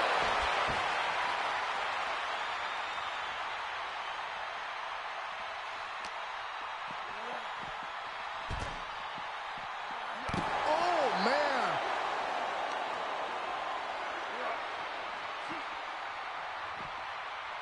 Great wherewithal on the counter. The new jackpot number for a chance to win a channel redemption of your choices. 342. The number to win a YTV championship match is 8. You are not alone in your shock, Cole. We all thought that was it. Sorry about that. I actually thought somebody was at the mansion, but apparently the dogs were just being fiendish. How dare they interrupt the matchup? 5.5 minutes left. I have no idea what the score is now. I now currently at this moment hate the dogs. Yes, there it is. He taps out. But there is a fall by War the Machine. Is anybody keeping track of what's going on by chance? Does anybody know what the score is between War the Machine and Drek? And there's another fall for War the Machine. Not looking good for Drek, so I'm going to guess at this point, unless War the Machine is somehow behind and catching up, that he is, well, handling the man called Drek. Yo, Techno Oz! What's going on, my friend? Welcome to episode number 462. A good old-fashioned doubleheader, my friend. And with bonus content, because we're going to have ourselves an intermission match that's going to take place right after Wrestle Wars Genesis. In between this show and the tournament, we're going to have ourselves Wrestle Wars Genesis' first ever Gauntlet Rumble match, all women, and it's going to be for the #1 contendership to Honeybee's YTD Academy Grand Prix Wrestling Championship. Good morning. How's the show been? Actually, the show has been absolutely fire. Absolute fire. So, but how was your day? And what time is it where you are, sir? Because it is 7:26 p.m. Eastern here. You said good morning. Now, of course, you might work nights, and nighttime is morning for you. I don't know. You'll have to fill me in. It's 2-2? Oh, it's 2. It's only 2 bells I've heard. So you think it's 2-0 for War? Kraken Skulls, is that what you're saying? 9:26 a.m. Wednesday morning here. Good God, you must be in Australia. Yes. Techno, are you in Australia? Kraken Skull says yes. Okay. So 2-0 for War the Machine with 3.5 minutes left. Yes, indeed. That's not good for Drek. That is awesome. I mean, I would love to visit Australia. He scores a fall late in the match. Question for you, Techno Oz. Should I decide to do that someday, it is definitely on the bucket list. So is Africa, actually, for several reasons. But where would you recommend, other than your house, that I visit in Australia? I mean, if I come to Australia, Techno Oz, we're doing a show together, live from Australia. You realize this, right? The Archiverse TV will go live from Techno Oz's living room from Australia to the masses. That's what would happen there. And there's another fall for War the Machine. So that would be 3-0, I guess.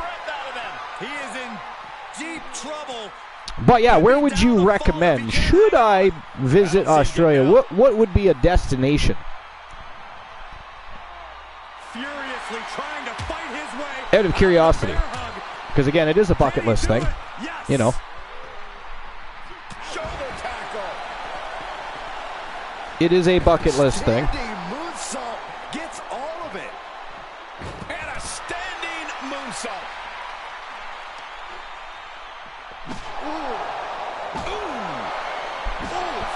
These are dangerous attacks on their own. Oh, there we go. All right, Technowaz says, well, that would be pretty insane. Less chances of dying For newcomers to Australia, stick to the coastline, less chance of dying to our wildlife that way. If you head inline, it gets real. Well, I mean, I'd kind of like the experience of both. I mean, I would want somebody that knew where the hell they were going, what they were doing, and what not to do. I wouldn't just go it alone, that's for damn sure. But, you know, so if you're new, so maybe to start out the trip, stick to the coastline. Or do I scare the crap out of myself, then go to the coastline for the remainder of the trip, do you think? Perhaps that's an option. Hold on, I have a child asking me a question. I'm not leaving the broadcast, but I do have to return the message. And I think to get the pinfall, you have to try that maneuver one more time. They're wondering if the little vermins that were interrupting me for no apparent reason have been fed. Technowaz, hey. Showing off their deadlifting prowess and just tossing their opponent like they're nothing. All right. No, this is going to hurt. Dogs are good to go, and they just had snacks, not to mention. How dare Abby interrupt my show like that? Look out! I mean, I'd have you guys berate her, but she is not on Twitch. She has no account and is not on the show, so you cannot. What you can do is send hate mail to Alyssa. They are friends. So all hate mail can go to Alyssa Jordan. Nasty messages are accepted. Threats of violence are welcomed.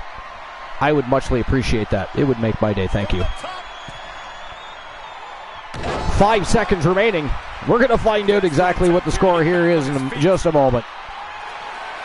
And that is it. That is all, ladies and gentlemen. The winner of the match from Team Glenola, representing the Wolfpack Horsemen, and still your reigning, defending, and undisputed Wrestle Wars Genesis World Champion. He is War the Machine, and he just took out the #1 contender. He was holding the contract case. That has been cashed in, so that means we have to have ourselves a contract case matchup. Perhaps we keep that in mind after the intermission and before the tournament. So congratulations to Team Glenola, and of course the Wolfpack Horsemen, huge victory and title defense for War the Machine. Fantastic. And that is it. That is all for Wrestle Wars Genesis. What a show that was. All right. Here we go. We saw new tag team champions. I did not think that Demolition was going to be dethroned, but the Wolfpack proved me wrong.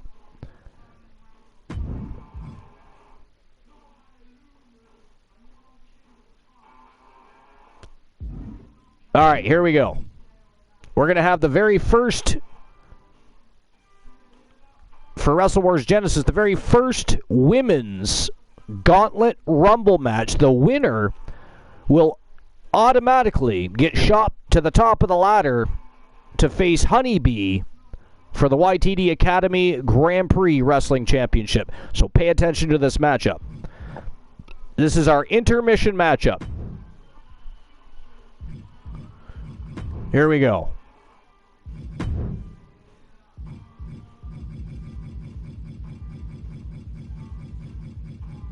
There it is, Gauntlet Rumble.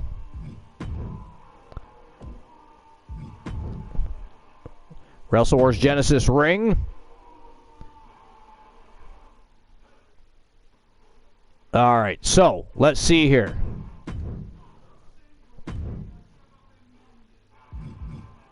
All right, so what I want to do first and foremost is get as many of the streamer team at ladies in action as possible. So we're going to leave Akira Blade right there. We are going to replace Alba Fire, at least for now. Techno Oz. Would you like to see She-Fiend in this Gauntlet Rumble match? Kraken Skulls, what about you? It's the first one I stopped on here. What say you? Yes. Yes. Sure, why not? Okay, sure, why not? So She-Fiend is part of the Rumble matchup. And replacing Alice Blade. Because we already have Akira Blade. But we should replace Alba Fire too. Okay, so who else would we like to see? Ashley Marie just made her comeback. We could put her in the Gauntlet Rumble. We have Amber Extreme. Amber Extreme. Amber Extreme, okay. Amber Extreme is going in the Gauntlet Rumble. We're going to replace Caden Carter. We got Ashley Marie. We got Ashley Sky. Awesome Kong, Bailey, Becky Lynch, Beth Phoenix, Asuka, Angelina Love, Bianca Belair, Carmella, Jackpot number for a chance to Charlotte Flair, China, Dewdrop, a.k.a. Piper Nivens, Dana Brooke, Dakota Kai, Cora Jade, Dr. Britt Baker, DMD from the Outlaws, Gigi Dolan, China, okay. We're going to toss China in there. Alice Blade snuck back in there. Did I accidentally take out Akira Blade? I did. Whoopsie. I have returned, everybody. Welcome back. I messed up here, so I have to fix something. Give me one moment. There we go. Akira is supposed to be in there. Alice Blade is not supposed to be in there. But first, we'll get rid of Gail Kim. Who do we replace Gail Kim? Or do we want to replace Gail Kim? I mean, she already holds 2 championships. Or wait a minute. Did Gail Kim lose earlier? I forget. No, Gail Kim won. Yeah, she retained her title. That's right. Okay, I thought so. Do we leave Gail Kim in? Replace. Good. Okay, Kraken says replace. I'm sure Glenola would have said the same. Ashley Marie. Techno Oz says give Britt a look. So we got Ashley Marie and Britt Baker both mentioned, so let's get them both in there. Let's put Ashley Marie in. Alice Blade does not belong, so we're going to put in Dr. Britt Baker. There we go. All right. Nikki Bella, replace or keep? We still have more streamer teams. We've got Stephanie Wolf. We have Ashley Sky. We have Lillian Dust. Replace. Tia Stevens. We have replace, okay. Let's have a look at the... There we go. January, of course. Michelle Vaughn. Mickey James. There's Tia Stevens. Tia Stevens. There we go. All right. Nikki ASH. Keep or replace?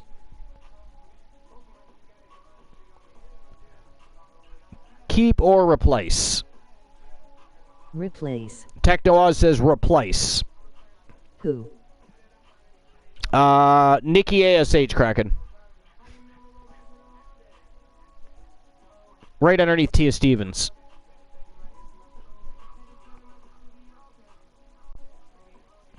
So Techno says replace. All right, so... I want to say Svetlana. Oh, that's right. We also have... Is she eligible? Svetlana Vadroska, who is looking for opportunity. Do we toss her in here? Or is this kind of like throwing a newcomer to the wolves? I don't know. You guys decide that. I believe she was unsuccessful in her campaign when she debuted. But... Throw her to the wolves. Throw her to the wolves? Okay. Let's throw her to the wolves. Svetlana Vodroska has been entered. All right. Zia Lee. Replace or keep? We still have other streamer teams, so If you guys want to replace the last 3, I'm fine with that. Replace. Replace? Okay. Now remember, this is for the #1 contendership to the YTD Academy Grand Prix Wrestling Championship. It is being held in Wrestle Wars Genesis Ring. Whoops, I did not mean to choose Velvet Sky there. All right, so who are we putting in here? We have Stephanie Wolf, Michelle Vaughn. Mickey James is under the leadership of Luke the Gooner 94. We do have Rose Brewer in there. I mean, if you put her in, she has a shot at becoming a Triple Crown champion. Lillian Dust, January, Ashley Sky, Awesome Kong.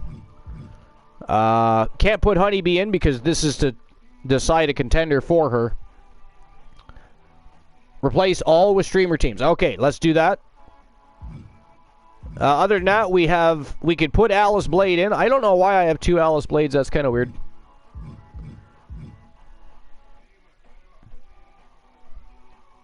Alondra Blaze, Angelina Love. If nobody has a suggestion, I think I'm going to put in Lillian Dust.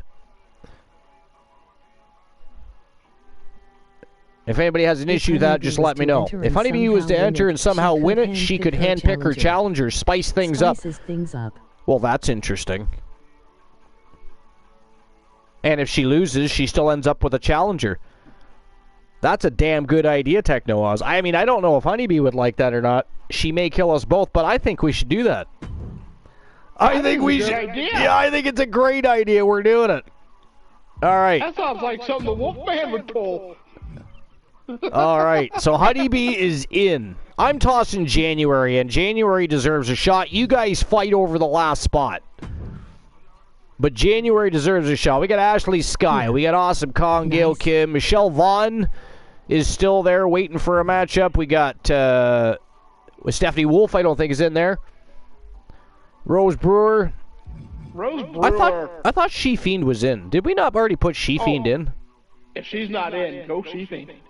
Okay, there we go. I thought we already put She-Fiend in. That's weird. Ashley Sky gives Soul some representation. We could do that. Why don't we take out... So seeing how there's already an outlaw in there, let's remove Dr. Britt Baker and put in Ashley Sky. There we go. Okay. So, Glenola, this is our intermission matchup. We're still going to have our tone setter after this, and then, of course, our tournament. But this is going to be an opportunity for me to just grab a drink, maybe a quick snack or something like that. So this is our intermission matchup. I'm going to get it set up right now. First ever Gauntlet Rumble match for the women in Wrestle Wars Genesis.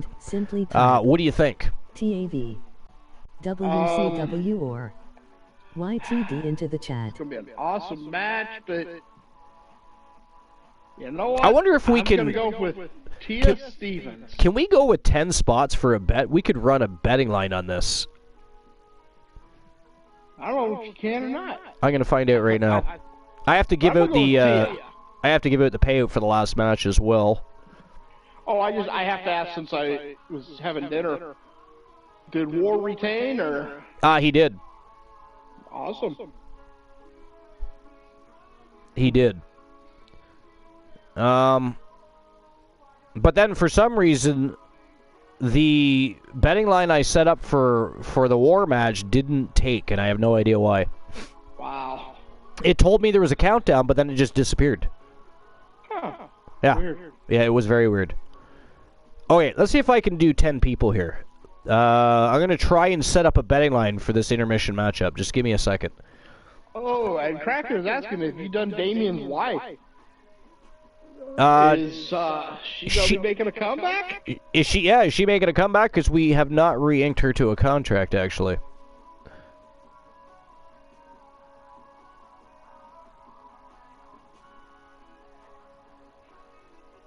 All right, so who walks out number one contender? We got Amber Extreme. She needs a comeback. China. Akira Blade.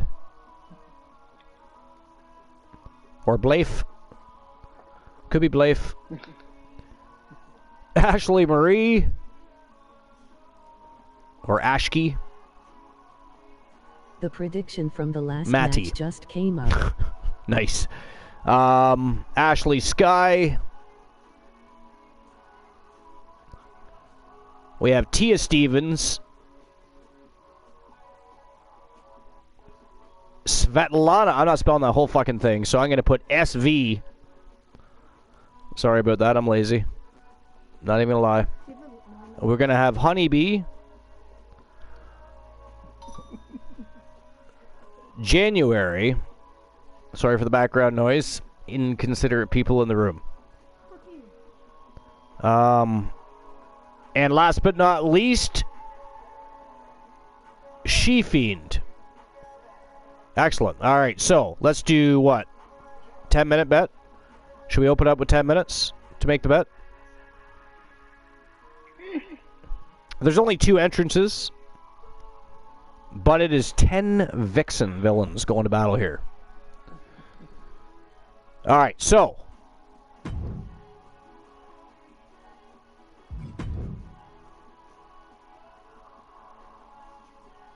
now why they would leave John Cena up there when he can't enter the match, I don't understand.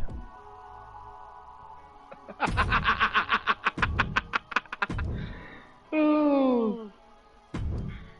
Hold enough commentary on The new jackpot number for a chance to win a channel redemption. All right, so that should be set up, ready to go. All right, so here we go with our Wrestle Wars Genesis intermission matchup before we get to our tone setter for the tournament. And that's something, actually, Glenola, if you have an idea for a tone setting matchup for the tournament, feel free to let me know. I shouldn't be too long, but I do need a beverage, a snack. So this matchup is... One more question before you leave. Yeah, sure. Who won the Marshall Omega match? Big Bubba Bruno. It wasn't Bruno? Bruno won the television championship, yeah. Yeah, I wondered about, it was going to be a close one, I thought. But... Yep. Oh, it was a great match. Archer was the first one eliminated. Were you still here when he was eliminated? No. Oh, that must Pretty make you much sad. When you stepped away was the same time I left for dinner. Because I had just gotten the call that it was here. Gotcha. Okay. Well, here we go. Our intermission matchup. It is the first ever Wrestle Wars Genesis Women's Gauntlet Rumble match for the #1 contendership to the YTD Academy Grand Prix Wrestling Championship. Let's go. And I'll be back. Feel free to go over a list, if you will. Tell some jokes, whatever you want. The rule still applies. No bad dad jokes are allowed on the channel. I'll be back. Oh, no, you only said Poindexter or Froggy and Joe Link couldn't tell bad jokes.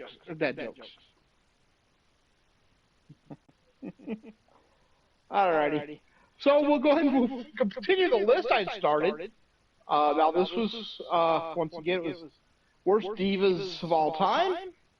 And just a real quick recap, there was Deborah, Shelly Martinez, Rose Mendez, Christy Hemme, which I kind of disagree with, Oksana, Kelly that I found very entertaining, but I'll admit wasn't great in the ring. So, that brings us to number 4. Jackie Gator is in elimination match. Can be compared to the quarterback who was selected late in the NFL draft. She is ready. Team can only expect so much if they're not going to allow the QB to learn the game from the sideline. Gator was the winner of the second ever Tough Enough Challenge, and she was thrust almost immediately under the spotlight, due in part to the WWE investing so much time via Tough Enough. One half of the Her WWE career is more remembered for her botching moves. Look up Jackie Gator match with your favorite search engine. That if she wants Although to go one can only blame Gator so much for her lack of ability inside she has to go the the distance here tonight. Number 3, Cameron. I don't personally remember Cameron, but let's see. Arian Andrew, better known as Cameron for her time in WWE, will forever go down in pro wrestling infamy for a comment she made during the relaunch of Tough Enough series. Head trainer and legend of the Squared Circle, Stone Cold Steve Austin, asked the bright-eyed girl to tell him what her favorite WWE match was. Did it involve Ric Flair, Hulk Hogan, or Shawn Michaels? Nah. Her answer was Melina versus Alicia Fox. While she was eliminated from the competition not long after uttering that ridiculous statement, Cameron remains unemployed by the company. Maybe in time she'll work her way out right off this list. Introducing Now, the individual who drew number 2. If that was the whole reason she's on this list is because she likes the match and other people I don't. wonder what kind of nerves this That's superstar is bullshit. feeling right now. Yeah, but Pure Byron, and simple, that's in this bullshit. situation, you can't think about Yeah. anybody else. One but of my who you're in the all-time ring favorite with. matches Focus on most the people one of don't their even know. opponent before they start That was pouring Goldberg in and versus overflowing Pee-wee the ring. in WCW.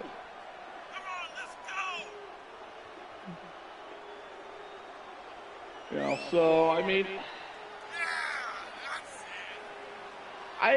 that one I don't think was one of the most belong there, anticipated matches if we've that's had the in reasoning. quite some time. And this woman is the We reason don't why. like what you said, so you're one of the worst divas of all time. And actually the third worst diva. Yeah, number 2 is another one I have to disagree with, Yo. and I'm not a fan. Y'all have a good That's show. Karma. I'm still at work. Wrestling fans from around the world were left waiting with anticipation when it was learned the artist formerly known as Amazing Kong, or Awesome Kong, was set to debut in WWE in the spring of 2011. Billed at over 272 pounds, she was not your standard diva, and was also an accomplished in-ring worker who had won titles all around the There are world. very few match types that manage to Run transcend never the went industry anywhere, itself. however. I She honestly departed the believe company that soon the after her Royal debut, Rumble announcing is to one the of world them. during a I farewell love the promo Rumble that she was King. You pregnant. think of the Rumble, you It's think not Had like mentioned you lost said a it's not child, knowing the or business giving you're birth, going into. and I Karma's now back understand. in TNA Wrestling playing the Kong character. has made taken her on a famous. life of its own, and a So, well-deserved one at that. because she had to leave due to, getting pregnant, she's Oh, man, a second clothesline to worst follow. diva. Like I said, I'm not a fan of Awesome Kong, Karma, whatever character. I was never a fan. Come on, in ring, and even said Giving she's the one of the people a best in ring chance to take in her undeniable greatness. or This she's is an not the time to accomplished be in ring diverting worker. attention away from your opponent. You know. And look who's coming to the ring now, guys. This could possibly change the complexion of this match, Michael. Yeah, that could be cracking. I'm just She saying, returns the if that was the favor there. reason, that's just irritate. Strikes and kicks And number one, punches. another one I Pretty like. incredible. I personally really enjoy Ashley Massaro. I gotta say, there's much worse than Ashley Massaro. Super kick. Not done yet. Maybe there was more to it than the comment like not She has to taking figure the something and out training for Not that this. good She inside has of to the rely on ring her or on the instincts to turn mic. things around. I thought she was pretty good on the mic. Maybe in an earlier era, could have been a valet who in time quietly learned the business from behind the scenes. Hoisted up. This is outrageous power. Yeah, the but- military I pressed don't know, so into I the gotta power disagree with slam. kind of the top half of this list, basically. Or, well, with there's number a 7. Superstar switch ups. I just kind Want to Don't become agree with, someone else for the day? Type. Superstar and become a different superstar each day you visit. I can see that In one. this match, if you can come in this ring and clean Well, I house, don't know. your It's- dominance just might give you the mental advantage against the rest of the field. Every person It in the is Rumble what has the it same is. opportunity you do, and they're probably just as nervous. If you establish dominance, that might be the edge it takes to win this match.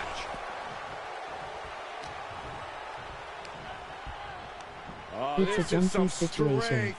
Military press into the power slam. And the effects of this match able to be shaken off by her. Yeah, she's able to Thank you. unleash some hellacious offense to bring things to her favor.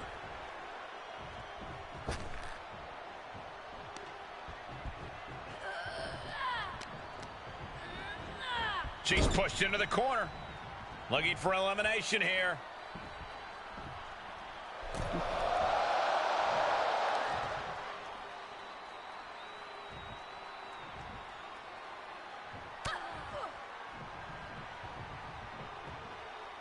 This is a crushing amount of offense from her. Yeah, she's on the bad end of every maneuver.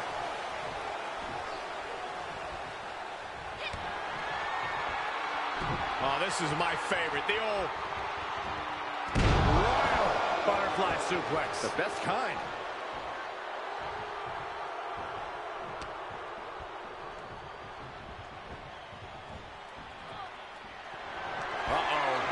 It looks like a power slam.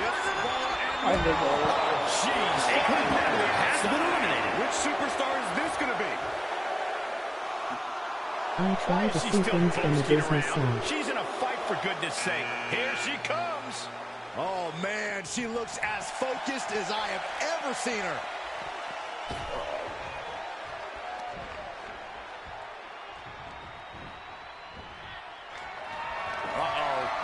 It looks like a power slam. A contender has been eliminated. To the floor. We are moments away from the next entrant.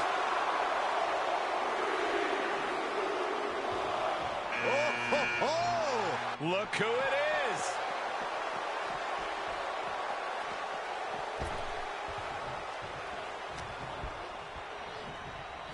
Yeah.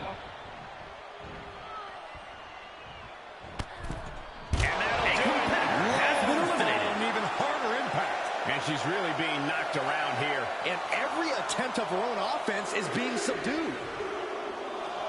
She seems eager to get into the action. She looks totally fearless.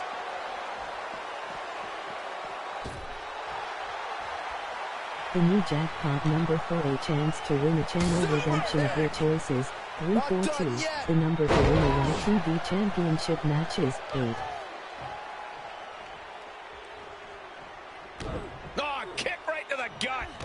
Another one. Oh, and a clothesline to follow. And Chyna is getting worked on right now. Well, Chyna needs to be resourceful in this situation. And that was a precisely measured attack.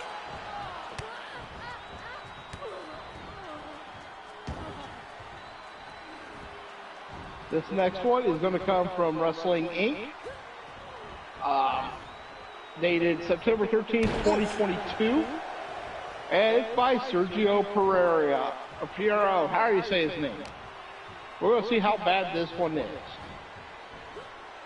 But this is just WWE Hall of Famers who never won the company's World Championship. Who's this going to be?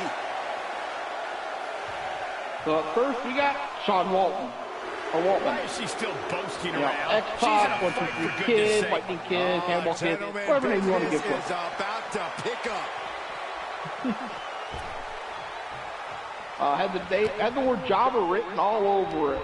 Let's see, when he debuted, he had the most generic appearance, and he was very names. And her limits continue to get pushed in this match. Yeah, she's falling into trouble He here. was Java for the first part of his career. Then he cleanly pinned Razor Ramon on the 293 episode of Monday Night Raw. How it was in his first show with the company that resulted in two-time Hall of Fame inductions in 2019 and 2020. Those occurred because of Simon EX. Saw an opening and took them off their feet. When he returned to the WWF from WCW, went by the name of X-Pac and became an important part of the DX faction.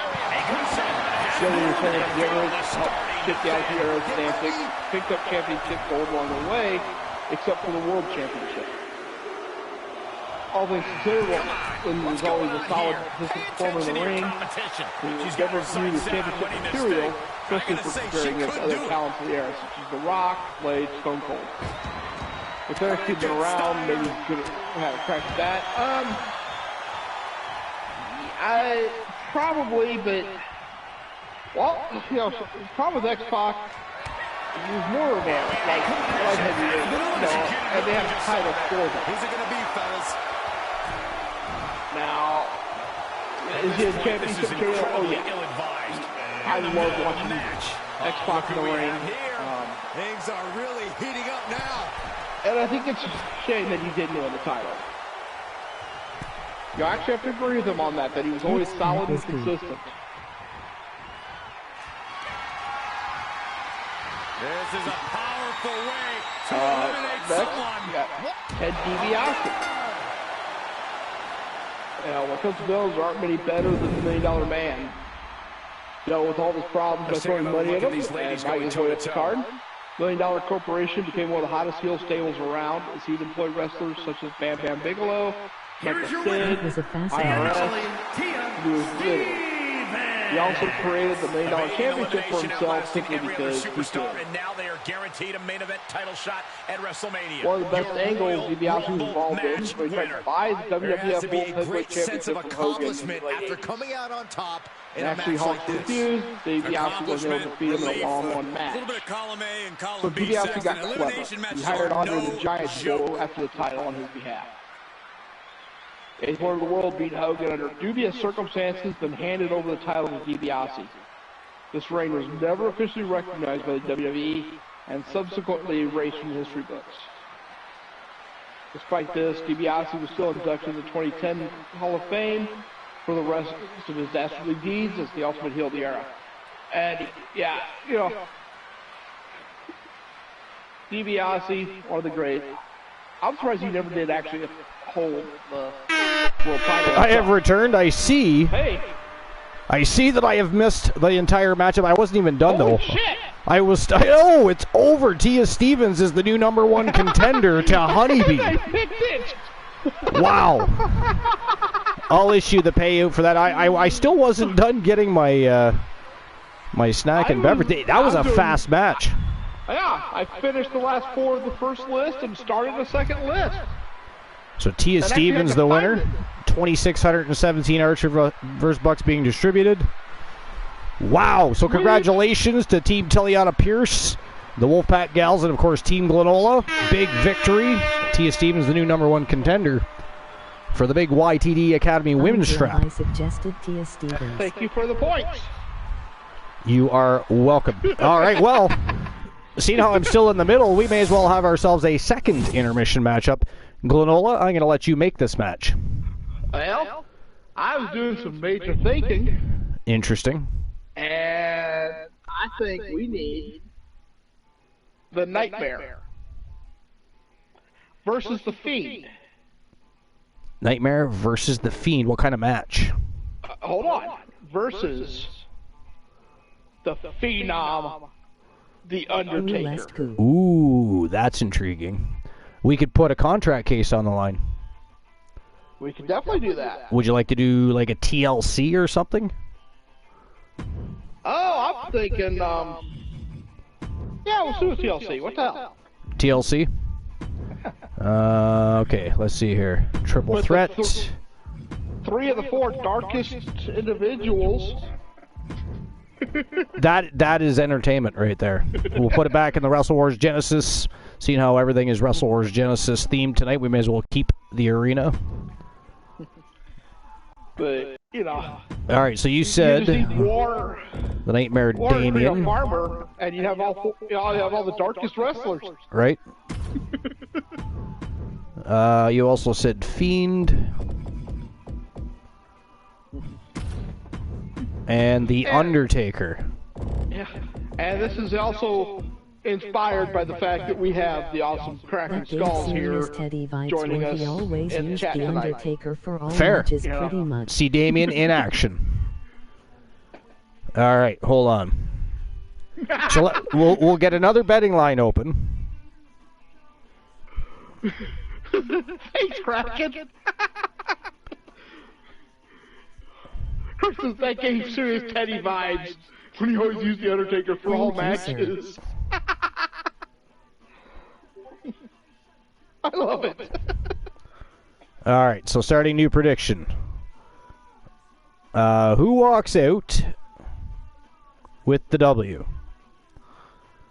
I'm not wrong. Emoji rolling on the floor laughing. Emoji rolling on The the floor Nightmare. laughing. Emoji rolling on the floor laughing. Emoji The rolling Fiend. on the floor laughing. Or the Dead Man? 5 minutes to make your bets. Sorry, I keep forgetting TTS. And there we go. Bang lines are open. Bet away, you gambling fiends.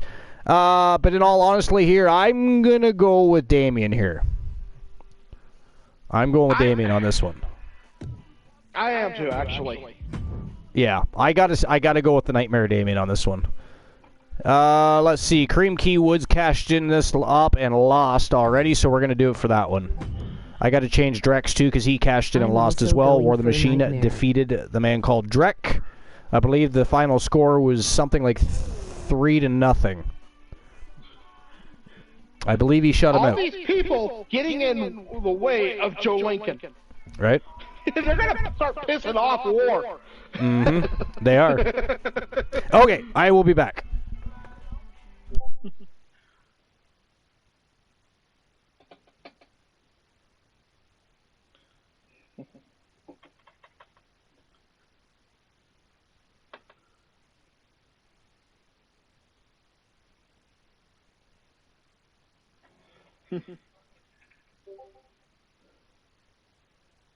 All right, so up next, another one that just surprises me, never held the World Championship.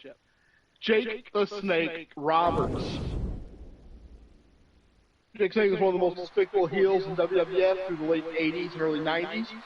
Featured in numerous feuds against other icons, but he never won a single title in his time in WWE. That seems so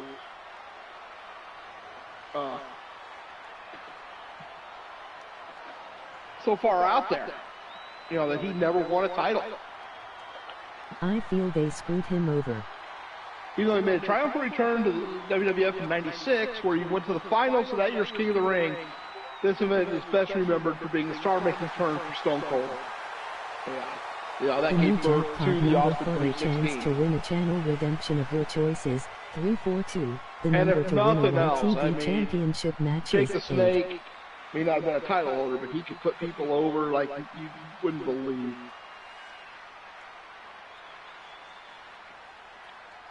During an episode of Talk Is Jericho, Roberts revealed how he was meant to be involved in a big championship program with Hulk. The Jake the entire Snake angle is a was mixed legend. as the crowd chanted DDT rather than for Hogan, which didn't go down well backstage. For the match with the DDT, he wanted to work with the champ since the payday for main event programs was much higher than normal. In a separate interview with Chris Van Vliet, I don't know how you say that, Robert stated that it didn't bother him that he never won the big one since he felt he was already a star without the title. He was. Jake the Snake is one of the greatest stars ever as far as I'm concerned. We got Double J, Jeff Jarrett. In the ring, Double J was a phenomenal talent for the WWF. Won the Intercontinental Championship 6 times and hardly had a bad match as he put on wrestling clinics and made his opponents look fantastic night after night. Despite there never being any question about his natural talent, there was a reluctance to elevate him to the World Championship. Instead, he was put in a weird but memorable feud with the Roadie, a.k.a. Road Dogg, over who actually wrote and sang the song With My Baby Tonight. It was only after he left WWF to join WCW and TNA that he could announce a legitimate main eventer. I'm mixed on Jeff Jarrett. The talent's there. It was there. And he did do really well. I just was not a fan. At the time it was WWF. I did enjoy him in WCW. I'll admit it. I have my reasons. On his podcast, My World, Jarrett opened up about how his first reign as WCW World Champion was the one most years. I had 0 decisions in it, and obviously all the baggage that goes with that. I didn't know anybody up with a gun. My contract wasn't about to expire. There was no leverage. It was, Jeff, we're going to make you champion. But the big gold will always hold this match place. Concerning the outstanding tussles that Double J and Shawn Michaels had over the Intercontinental Championship, the shame the rivalry didn't extend to the main event. When HBK became the world champion. Don't worry, I'm sure they'll hear Nonetheless, Joe was still rightfully inducted in the 2018 Hall of Fame, which, he deserves to be in the Hall of Fame. Like I said, he's got that talent. He's got everything. I just didn't like him in WWE. Another one that surprises me, Ron Simmons. Looking back, Ron Simmons had a storied WWE career beyond being renowned for appearing in segments and uttering, "Damn!" This as match a has comedic everyone punchline. backstage buzzing. He is an If you're exciting Mr. competitor Rude, to quickly watch. shed the silly helmet and gladiator attire. Oh, thank God for that. He became leader of the Nation of Domination. When that faction ran its natural course, Ron he Simmons achieved is notoriety amazing. again as one half of the hard-hitting tag team known as the Acolytes Protection Agency, alongside Well, Bradshaw. this is an extraordinary sight. While Simmons won the tag titles, Bradshaw on several occasions, he never tasted single success as a world champion, Inspiring entrance which is surprising considering his WCW run. Darkness has completely In engulfed 92, this Simmons entire pinned building. Bader to win the WCW World Heavyweight We are Championship, seeing a becoming the legend first African-American to hold a in the big one in the flesh. company. And When he jumped ship to WWF 2 years later, he was expected to former football player would slot right into the main event slot and count for the title. After all, Simmons had size, power, and cut a mean promo, said everything necessary to be a big star. Your time has The come. Simmons, leader of Nation Domination, appeared like it would be the right time to put the championship gold on him. You Like could a rock say sweat, daring better to out. confront the Phenom Yeah, I can't say is that. like digging your Rise own to grave. success, and sure that he's the great one who The gets Undertaker pushed. will drag Yeah, you through the depths of despair. If it hadn't When been you for see The The Rock, I Undertaker, think, you're yeah, witnessing Simmons would have been there. one of the most amazing spectacles Oh yeah, in sports I am nothing entertainment but a fan history. of Ron Simmons. Without I question, love Michael, a Ron merciless Simmons. force of destruction. When the Undertaker is around, Of course, he was inducted 2012 no Hall one of Fame. is safe. Defined dominance at WrestleMania year You got after year. Vader. One tombstone after the next. When the man they call Fallen Vader stepped into the WWF ring fallen in the champions. 96 Royal Rumble, it was The excitement quest in the for air. everlasting That life belt in coming before being WWE eliminated by the eventual goes winner of the through Rumble, dead Shawn man. Michaels. If you dare. However, Vader had the last laugh as he climbed back in the ring and ran roughshod over everyone, including HBK. Should have been the start of something bigger and a feud for the ages, but bad luck struck and Vader required shoulder surgery and had to step away.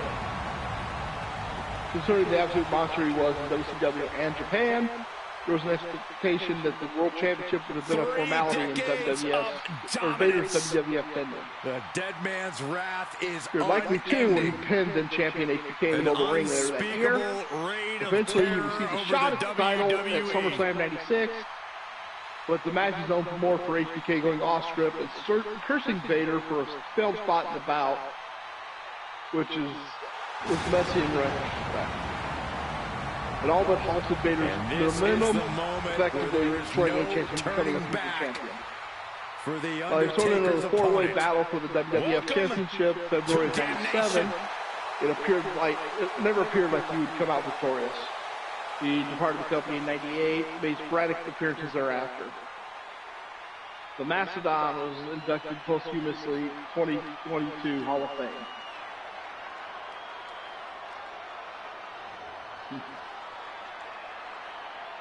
Okay.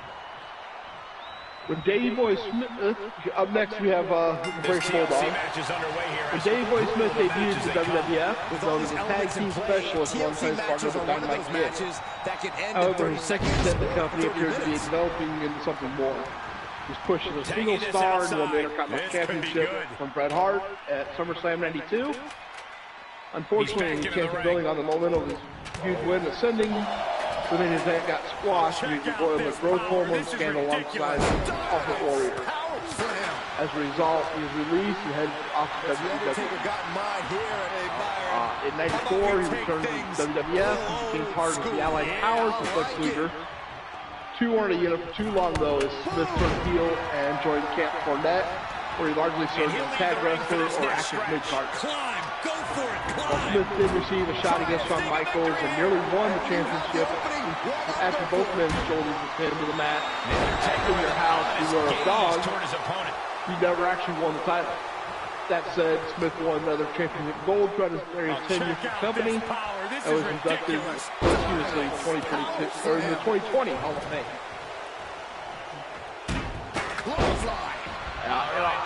That one again is a little bit of a surprise, but you find out about that growth hormone scandal.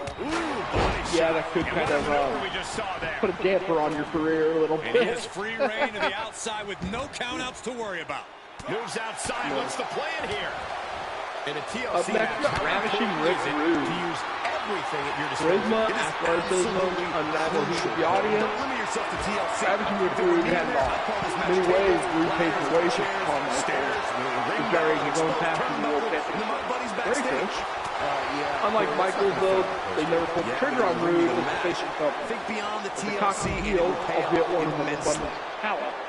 Rude was always in the middle of feuds and programs as champions. Picked up an Intercontinental Championship on the way, and feuds like Hogan, the Ultimate Warrior for the championship as well. Ravishing won the Rise of the Time when WWF had performers like Warrior, Hogan, Macho Man Randy Savage, legendary talent. Here's your winner. Man, Back Archer. did I ever return at a good time? I gotta tell you though, that match too was a lot quicker than I anticipated. But the winner and new #1 contender to the YTD Academy Grand Prix Wrestling Championship is none other than The Fiend. Did not expect that. I thought The Fiend would put up a good fight. I thought he would even batter and bruise some people, but I actually did not expect that outcome. What was your thought on that? I forget. I was going for the Nightmare. You were going with the Nightmare? Yeah. I put 1,000 on the Nightmare. Nice. Well, I'll issue that payout right now before I forget. Yeah. Nobody bet against We all me. were, and I did too. So you're just getting your money back. So. 2,000 channel. Yep. 2,000 on the Nightmare. Well, there we go. That's been divvied up. All right. Or not. So at this point, I say we get on with the tournament. Yep. Unless anybody wants to have a final tone-setting match. Otherwise, I think that was a pretty good tone-setting matchup. Two of them, as a matter of fact. The intermission match and that great matchup by Team Glenola. But we could always make an argument for one more match. That is up to you guys. Otherwise, we get it on with the tournament. Up to you guys. What do you think? I vote tournament myself. You vote tournament yourself? I mean, I'm leaning that way. So, I think we should do that as well. So let's just do that, actually. Two members of the broadcast team both agree. It's got to be for a reason. It is written in the stars, ladies and gents. Says tourney time. All right. That is 3 members of the community that say, get on with the show. Let's go. Okay. But yeah, with him, with Ravishing Rick Rude arriving at a time when you had Warrior and Hogan, Macho Man, all the other legendary talents, there was just no way he was going to displace any of those names. As top man in the company.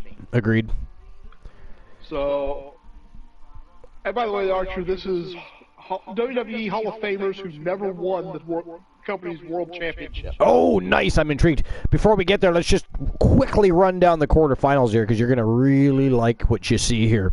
Starting at the top of the quarterfinals, we got the Wolfman, Alan Severn, taking on the Ayatollah of rock and roll, Le Champion, the Wizard.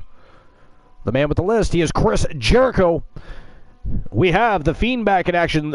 He just became the #1 contender. It looks like he has an opportunity already to win the championship, but it was not management that put him in that match. It was almost like a Cyber Sunday situation. The fans put him in the match. He's getting another shot, this time for the championship. Interestingly enough, he would keep his contract. Unless he wins the title, then we force him to vacate that, yeah? Because that doesn't make any sense, right? Yeah, because that wouldn't make any sense if he actually won the title here in the tournament and still held on to the contract case. So, we will do that. We will vacate the contract case if the Fiend makes it through and is somehow able to defeat Joe Lincoln. All right, so he is taking on the Gooner, Luke Ballmer from Luke the Gooner 94. We have Kenny Jackson from Team Honeybee Wrestling taking on MJF. Last but not least, and this is what I've got my eye on, it is Carino, Sinister Farmer, challenging Bruiser Brody. Ooh, Brody's back. Brody is back. So, it is one hell of a hellacious tournament. Joe Link riding the pine, of course, awaiting a challenger, but we are not betting on the quarterfinals. However, running down the quarterfinals here, who would you bet on? I'm going Wolfman. I'm going with Luke the Gooner. I think I'm going to go with Kenny on this one. And then I'm going to go with Sinister Farmer. Okay. So, I'm going to go Alan Severn. I, too, am going to go with the Gooner. However, I'm going to go with MJF and Bruiser Brody. I don't know why. I just have a feeling. Well, I'll tell you what, the Bruiser Brody and Sinister, that was a hard one to make. Yeah, well, you chose Farmer right away, so I'm just going for Brody there just to say I did for the most part. But Kenny Jackson, MJF, I'm fairly certain MJF. Well, I don't know. It's hard to say. Kenny Jackson, I think, is what, 1-1 now? He looked better in his second match than he did the first. So, I mean, who knows? This is opportunity, and maybe he is hungry, so we'll find out. But I'm going to go with MJF. I just haven't seen a lot of Kenny Jackson, to be fair. Yeah, I can never count out Sinister Farmer, and he is a member of the Wolfpack. Yeah. I don't see it overly outclassed in this match, so I'm going to go with him being a Wolfpack member. Yeah. Now, anybody that says, well, he's just doing that because of his Wolfpack. No. Anybody that knows. I will vote for who I think is, Agreed. If I think the Wolfpack is overmatching the match, then, I voted against Alan Severn a time or two. No, you absolutely have, yeah. I can back you up on that one. But, I agree. Alan Severn, I think, defeats Chris Jericho here. Chris Jericho is going to put up the fight of his life, though. I mean, I'm not going to totally overlook Chris Jericho here and rule him out, but I do think Alan Severn defeats Chris Jericho here tonight and moves on to the semis. I mean, you can never count out the Ayatollah of rock and roll. I mean, what hasn't he done in the business? Continues to do. Yeah.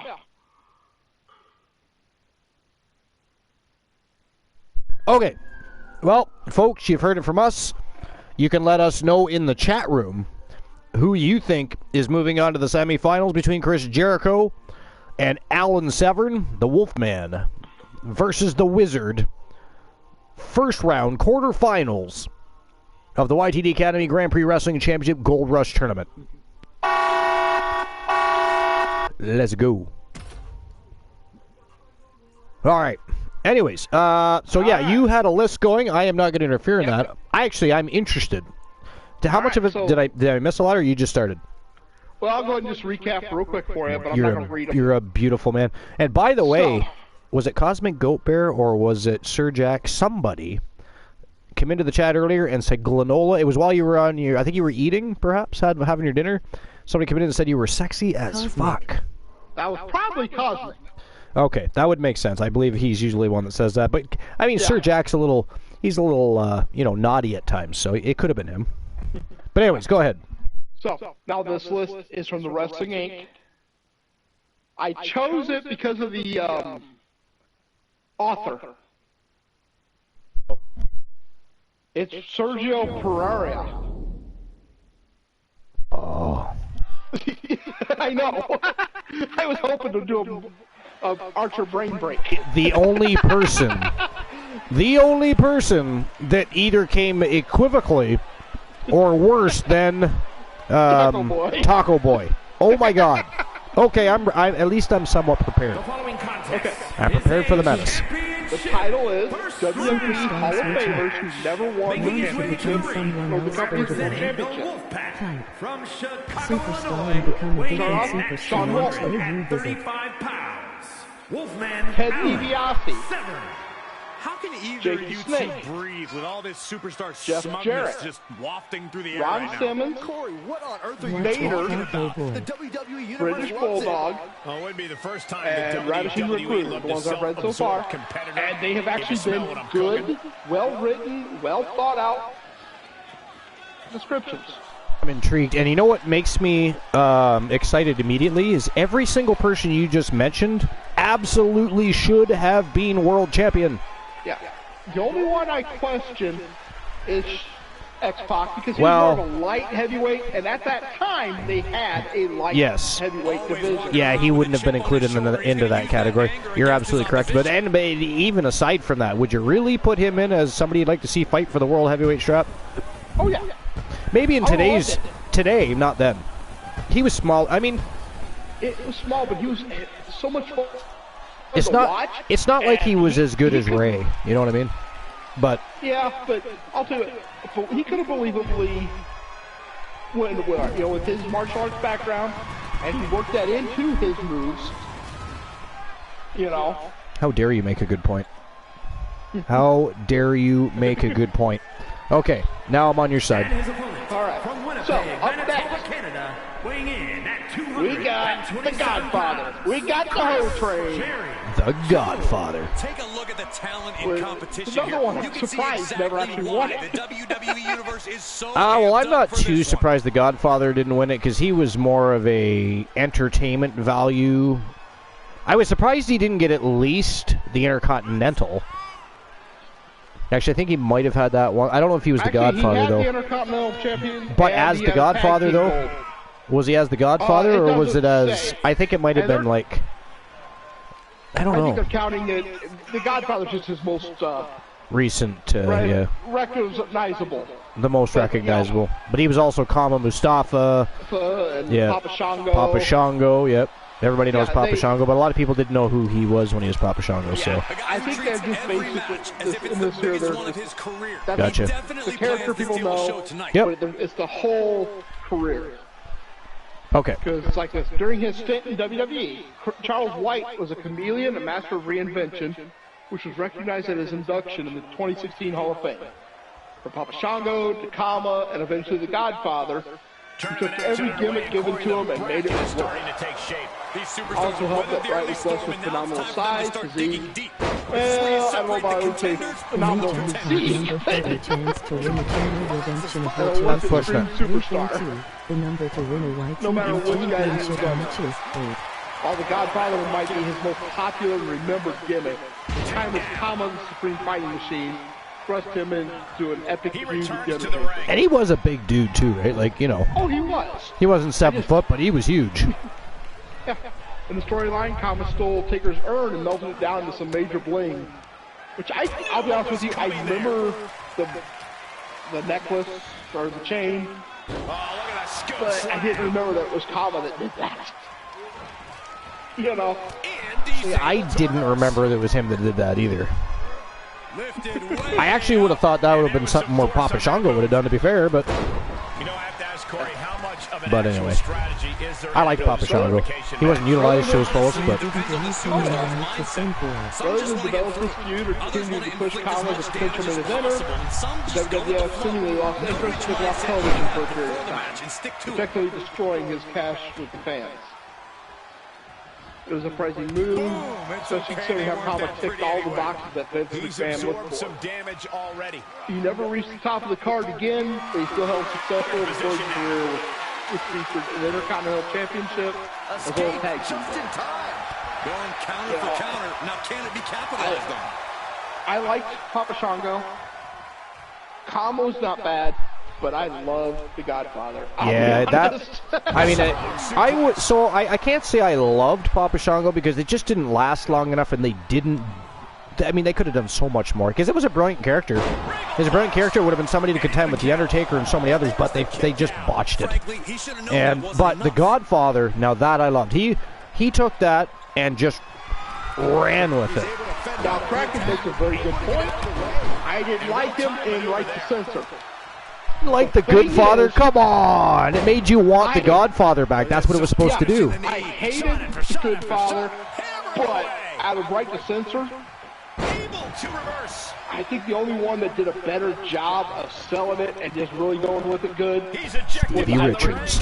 Oh, you know, I see. I love Stevie Richards. Ivory did it better. Yeah, you might be right about that. Stevie did a good job, don't get me wrong. All right, I'll concede. I think you're right about that too. That's twice tonight. How dare you?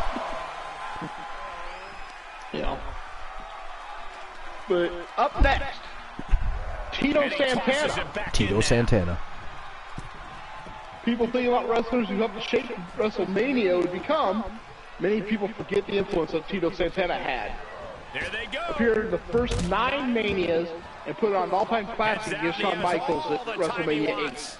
He's got him the same time, the Tanner remained an important part of the roster for years to fit in WWF, being a reliable performer, always showed up and helped elevate other talent.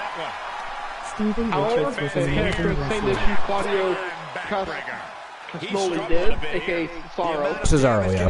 Leo They were so good at DH making others look good, the offense largely forgot to push them too. I will agree with that. You know, you get a talent who can put over anybody. Yeah, just look at Norman Smiley. We go back to Norman a lot. Well, I always loved Norman Smiley, yeah. You know, the man had it. He was so good at making everything else look good. I think his only problem was wrong era. Yeah. Had he had been in today's era, he'd be a superstar. I think, anyways. I thought he was very gifted. You know. The King's in the house. Welcome in, Leo. King is Little Joey Nightmare. Leo the King is Lil Joey Nightmare. We haven't seen Lil Joey in a long time. I know. Hey ha ha ha. All right. Goes under the ropes to get back inside. Santana secured some gold in the WWF and he won the King of the Ring. However, he never claimed the biggest prize of them all, the World. And he hightails it to It ringside. doesn't matter though, Certainly since has to be 900 piecing wrestling together a fans new know he game won the plan best now. for it. Exactly, right? We know that. Yeah. Yeah, that's like going back to the James You know, thing. yeah. Great deal. Well, see, and again, if it wasn't for his demons, he would have been multiple-time world champion. I guarantee it. There's no ifs, ands, or buts.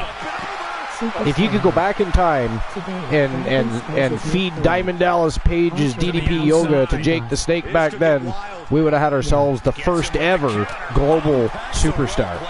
Because he was that good. That dude was that good. He was so good in the ring, so good on the microphone. Could tell a story. He could work an angle. He could do anything. If he's the first, in my opinion, the first well-rounded professional wrestler that I ever witnessed when I was younger. As far as being able to do it all and make you believe. But to me, Yeah, you know, he's one of the greatest, you know. Now he'll make you to believe, and I know he gets a lot of heat. This isn't popular nowadays, but Hulk Hogan, you think about it, you get these young people coming in, you know, seeing wrestling for the first time. Hulk Hogan made them believe. There is a reason why he will join the NWO. You know, they were pelted with garbage. Because people were so invested in Hogan for so long in their lives. speaking of garbage, it was interesting to see that Duke the Dumpster Droese still giving back to the wrestling community. Was that, I believe it was MLW for an appearance? Wow, look at that, ladies and gentlemen. That is it. That is all. The winner of the match, and moving on to the semifinals of this Gold Rush tournament. From Team Glenola, he is the leader of the Wolfpack Horsemen, the Wolfman Alan Severn, baby. Congratulations, Glenola. Here is your winner. Wow, that was a great match. And look at Severn is busted open. I didn't even notice that. He is busted open. He was as on top of things as he could possibly be. It fuels the fire, so to speak. That's I mean, one of those you mistakes. You don't want to make him bleed. I mean, you probably feel a little vindicated that he, invaded you earlier and stole the microphone from you without warning. So, a little punishment to your own employee. All right, so let's go. Second match in the quarterfinals. Here we go. Before we get back to Glenola's, which is fucking phenomenal, by the way. I'm so impressed by this list. I am And especially considering who wrote it. All right, here we go, guys. From Team Luke the Gooner, it is the Gooner Luke Balmer and the Fiend once again lacing up his boots as he attempts to snag the YTD Academy Grand Prix Wrestling Championship from Joe Lincoln, the Phenom, who's riding the pine awaiting a challenger. Who do you guys think moves on to the semifinals to face Alan Severn? Is it going to be The Fiend, who was just in a grueling matchup, albeit he won that matchup? He could be riding a high, or one of the most surprising superstars in recent history, who has won championships. He's been in there with the biggest and the baddest there is, and come out on top, the Gooner Luke Ballmer. Oh, yeah. And actually, boss, Archer, Leo asked, have you heard from Boss? I have not heard from Boss since last week, was it? Something like that. He popped into the chat, or sorry, no, he popped onto the broadcast very briefly. Like a minute. Yeah, 60 to 90 seconds tops. Yeah, we don't know. As far as we knew, he was having some, he was working out some issues in RL, and was going to be making a comeback at some point. But that's the last we heard. Does anybody else have any further information regarding that?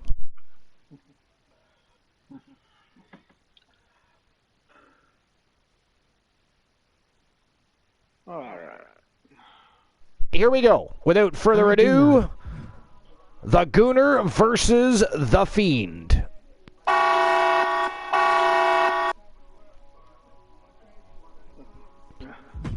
Yeah, Kraken doesn't know any more than that. For some reason, it's not letting me start the match. I have no idea why. Let's try it again. There we go. Good Lord, what was that all about? All right, let's try that again. Without further ado, the Gooner Luke Ballmer versus the Fiend. Good God, why does thing have to mess with us like that? The new jackpot number for a chance to win a channel redemption of your choices. 342. It's your show. The number to win a YTD championship. The goddamn Glen Aliens you unleashed earlier. Glen Aliens come in peace. Glen Aliens are your friends. Yeah, they come to make pieces.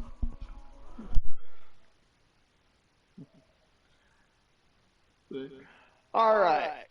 Up next, Hacksaw Jim Dugan. Play. Or Duggan. I've heard it pronounced both ways. I never say Dugan. It literally has been pronounced both ways, even by different announce teams. So I always said Duggan, but Dugan, it is a U in there, but Duggan, I don't know. Yeah, and I've heard, even heard JR pronounce it both ways. Yep, exactly. Cracking skulls, that is not funny. The Glen Aliens are hideous creatures. I almost think they somehow were bred by you and sold to Glenola, as a matter of fact. Yeah, Kraken, you missed it, though.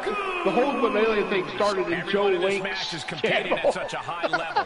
I predict one of the Archer went on a rant one night about the Glen Alien. long time.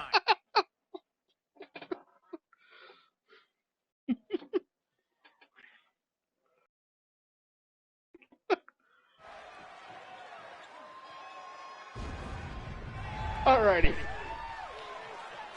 But in the 1980s, patriotism was a big part of any babyface. He says it's all about dominance tonight. Hogan His plans built on an entire showing career waving everyone the American backstage flag should and be fighting against scared. anti-American adversaries such as Iron Sheik or such as the Iron Sheik.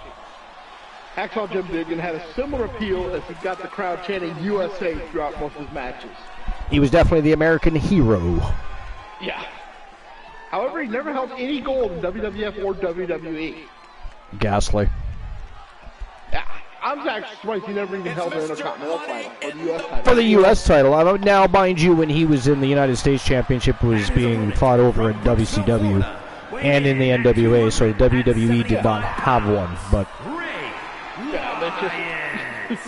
but yeah, it would have been nice. Even more surprising, he was the first man to win the Royal Rumble in 1988.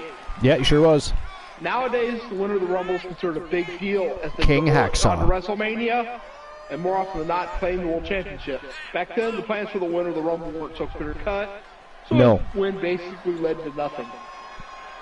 Yeah, it Never was claimed the title. an attraction. Yeah, remained a highly popular wrestler in the promotion, joined the Hall of Fame in 2011. And, yeah, I mean, I love Jim Duggan. You know, that music starts. He walks out, and he's got that 2x4 in his hand, one hand, the flag in the other. Yeah, and when he was younger, it was kind of intimidating because he was able to wield that thing, and he was a big, muscular man, too. I mean, he was a football player, right? So. I mean, I'll be honest, I'm getting chills just thinking about it. Yeah. What football team did he play for? Oh, I have a phone call coming in. I'll be right back. For the right to move on.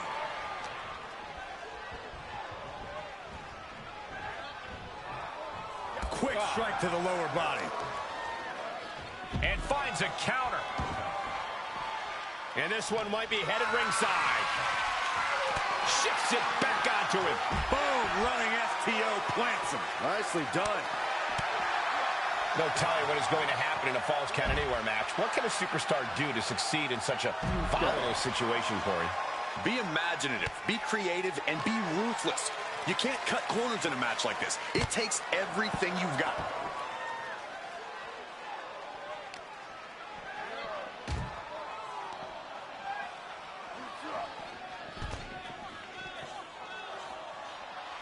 And the steam. And that was a hell of a maneuver there, guys.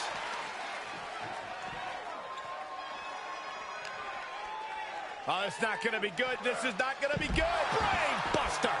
You got to wonder how much damage has been inflicted after a brain buster like that. So far, Boss and his wife got a divorce after 17 years been together. That's all I know so far. Becky shows me that I heard. Can you imagine what it would do to his And he gets out. Perhaps some renewed life in him now. From out of nowhere. Oh, KO! Cover! There's two! This could be a tipping point in this match. Oh, no. One of the most dreaded maneuvers in all of sports entertainment. Vertebreaker. Now that is the kind of move that wins matches. He's still in this fight. Wait, are we sure that was not a 3 count? You can't Well, count thank that you last for that Saxton, but update, that was one of Titan. the closest near calls you'll ever see. That was the best weapon in the arsenal. I'll But it make wasn't sure enough to produce an end Archer result. knows that when he's back from his phone call. Wrestling him down. Wow, the power that takes is insane. It's not embarrassing to tap out. He'll save your career. But his will to win is simply too strong. Looking to free the arm and does just that. And I'm going to wait to finish this list once Archer gets back, too. So.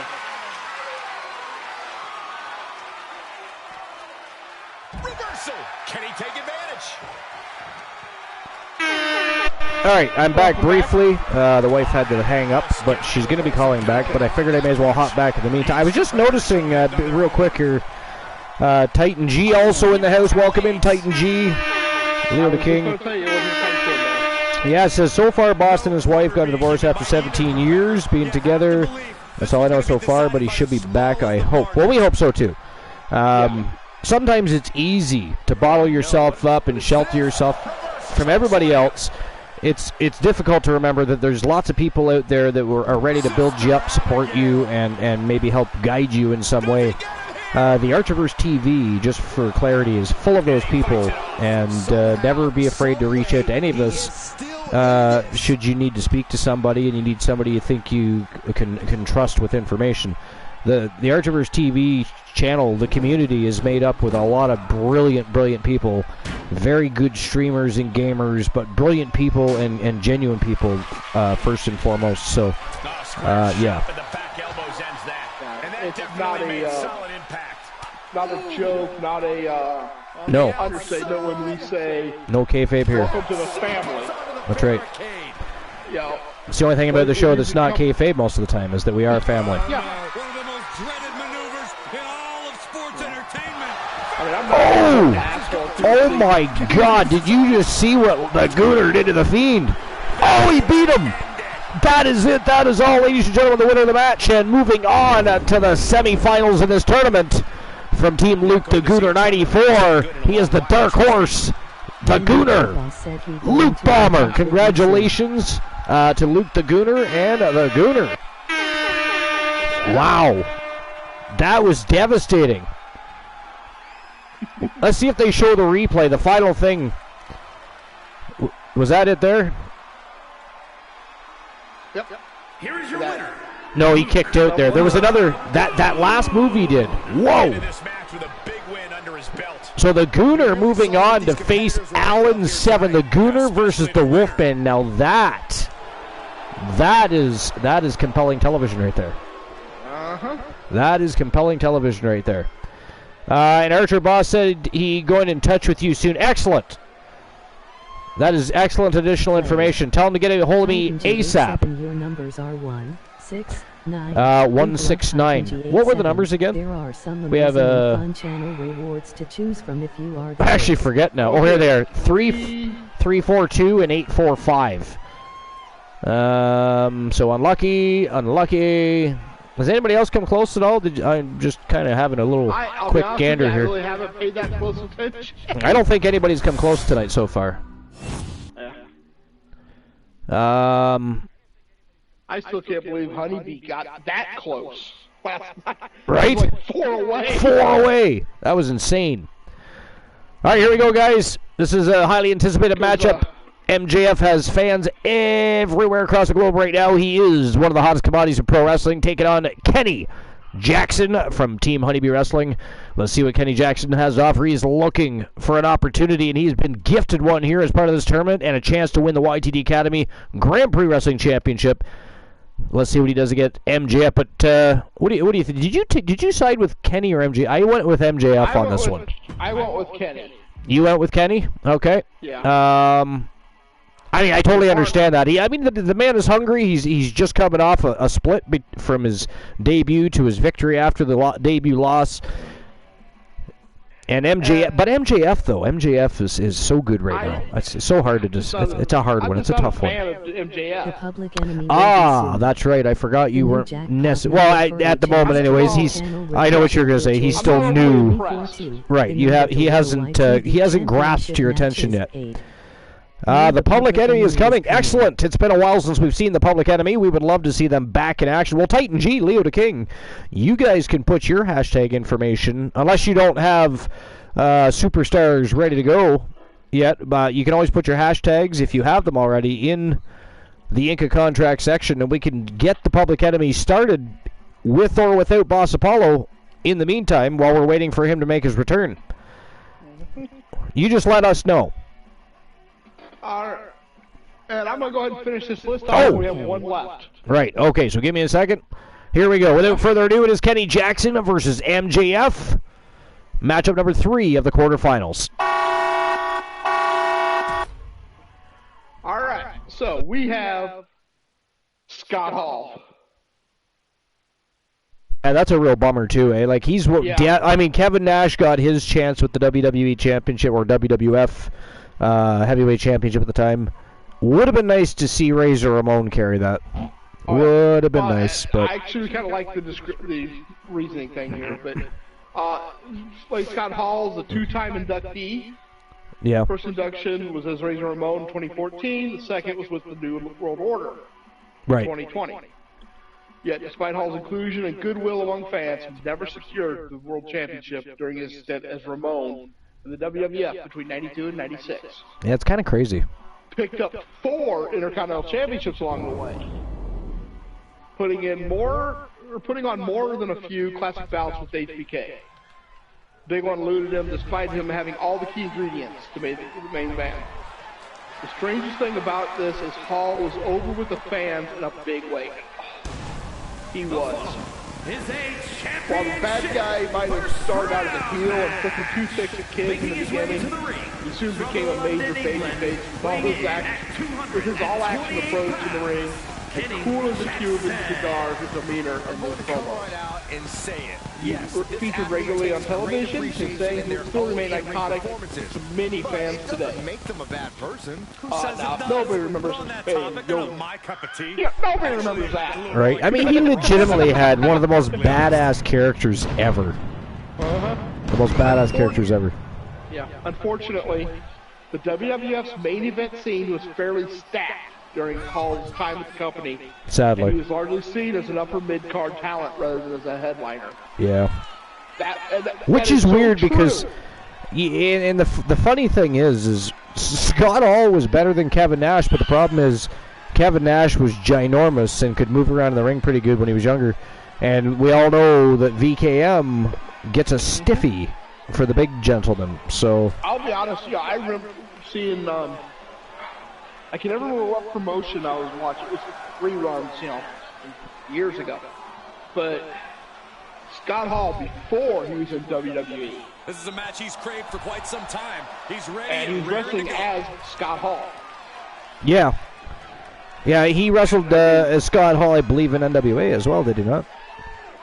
Possibly. Or wait, did he have a different name then? He might have had a different name then. But this was during the 80s, I'm pretty sure, because of I can tell by the hair. Yeah. But he's going up against, like, General De Beers. The WWE Universe just exploded. That gives you an idea. Scott Hall was amazing. Or Colonel De Beers. Just Colonel De Beers. Kraken Skull says Scott Hall was amazing. R.I.P. Absolutely. I saw on Facebook, because Jerry Springer passed away. And you get a lot of clips from Springer's shows. And they just showed the one where Razor Ramon came on. In this match, looking to There steal the show was two and kids capture the that had attention of the entire WWE universe. And he flew them. He made a deal to fly them to LA from Vegas for WrestleMania. Yeah. Was that? And he gave the kids the Intercontinental title. I remember that. What talk show was that? Jerry Springer. Jerry Springer, that's right, too. By the way, he just passed away as well. Yeah, that's where I saw the clip again. Oh, okay. How people will post. Kraken says Scott used to be my favorite wrestler. I think he was a lot of people's favorite, especially at the time. Like I said, he legitimately had one of the most badass characters of all time. Even when we were supposed to hate him, he was too cool to hate was the problem. Well, that's the thing, he was one of those early contest. I call it early. In the tournament, loser has to head back to the locker room. A heel, from the event but it was a heel that everybody loved. Yeah. He's never a true baby face.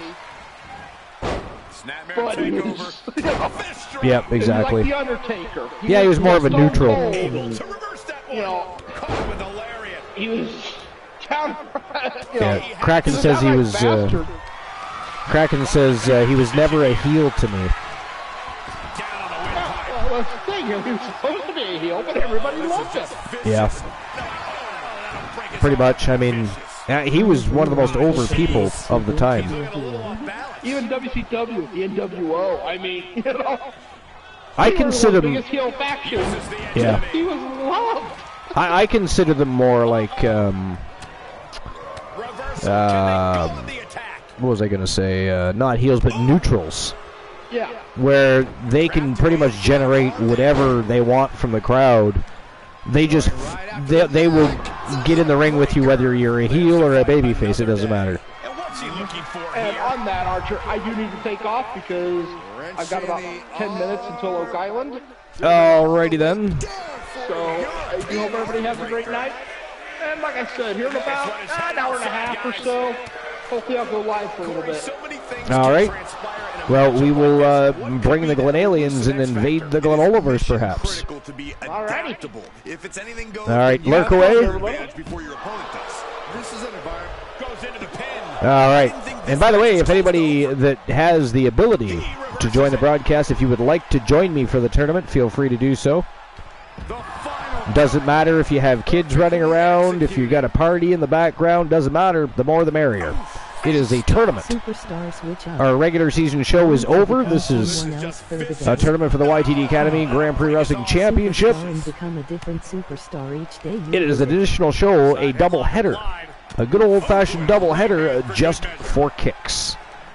So definitely feel free to join the broadcast if you have the ability to and would like to. Well, since Glenola had a list, I may as well get a list of my own. Looks like I have... Two, and he's still in the game. I can't believe this whole arena's in shock. I'm getting messages from all over the place. I think there is still some shock in the air over the fact that didn't produce a pinfall. He's just dominating at this point. Yeah, he's found an effective form of attack. He's feeling the effects of that last hit. And did you You hear the guys take impact care. of Have a that? great rest All right. of the evening. Okay, so let me get to the list. Love you all. I wasn't sure. I think my grandson was trying to message me through my daughter's phone. I'll have to figure that out. In any case, I do have a list. I have two lists, actually. We'll probably only get to one. But, let's see here. I'm going to go with this one here. It is the 15 best belt designs in wrestling history. Uses the arm drag to reverse. Now, this is from the Sportster.com. No telling what's underneath the And ring. it says a championship's look doesn't make it more. Oh, and it's also, by the way, it's by Wesley Avendano. It was some brutal impact. Championship look doesn't make it more prestigious, but it's still great to have a fantastic looking belt design. And these are the best in history. It says, from a logical standpoint, the sport of professional wrestling revolves around winning a championship belt. Competitors' win-loss record is important, but only because that's how championship opportunities are typically earned. The more wins a wrestler has, the greater the argument for him or her deserving a shot at a championship. Given their importance, it makes total sense to make a championship belt as desirable as possible, and they haven't all been winners, though. Some championship belt designs have been pretty bad and left much to be desired. Conversely, some championship belt designs have also been so elegant and alluring that fans still yearn for them until this very day. Now, again, I will say that I really like the new WWE World Heavyweight Championship. I think it's like an homage to Big Gold, modernized a little bit. I like it. I think it's a really nice belt. Now I'm really hoping they change the Universal title, because it's weird to have that nice belt and then still have that Universal title that has been battled over for over 1,000 days now. I think that deserves a change as well. And for God's sakes, get rid of the giant coins on straps. Let's have some tag team championship belts again. That's what we should have. Can't quite get him there. He climbs into the ring. So here, number 15 on the list is the NXT UK Championship. So in an era where championship designs are rather simplistic in WWE, the NXT UK title was introduced with an eye to the classics. With an intricate gold design with glimmers of red jewels and encapsulating the traditions and integrity of British wrestling. And it didn't fall into the trap of WWE's other designs from around the company as well, which were simply giant network plugging belt buckles. They were not championship belts. What has helped the belt is an array of long, memorable championship reigns from the likes of Walter and Pete Dunne, making it one of the more special belts in modern-day wrestling. Despite the misgivings of the NXT UK brand itself, it is by far one of the better designs of a championship in modern-day WWE. And ladies and gentlemen, wow, look at that. That is it. That is all. The winner of the match and moving on to the semifinals of this tournament from Team Honeybee Wrestling, it is Kenny Jackson, and he just took out MJF. Wow. Congratulations, Honeybee Wrestling and Kenny Jackson. And now we'll be moving on to the final matchup of the quarterfinals. Who moves on to face Kenny Jackson is the next question. And I have a phone call coming in, so I'll be right back.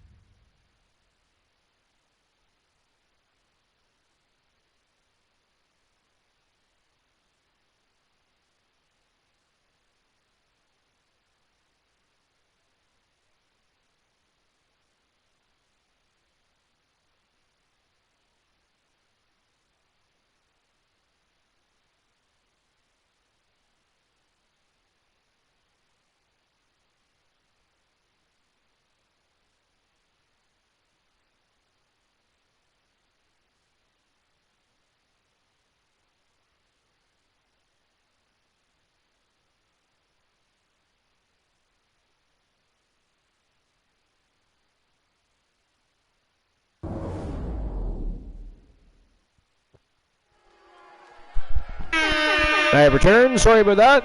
Had to take that phone call. It was the missus again. But I figured I may as well get the fourth and final quarterfinal matchup underway between Bruiser Brody and Carino Sinister Farmer. This one is going to be very interesting. Both of these guys are savages and probably not going to be the faint at heart, if I had to guess. But it should be a very interesting matchup.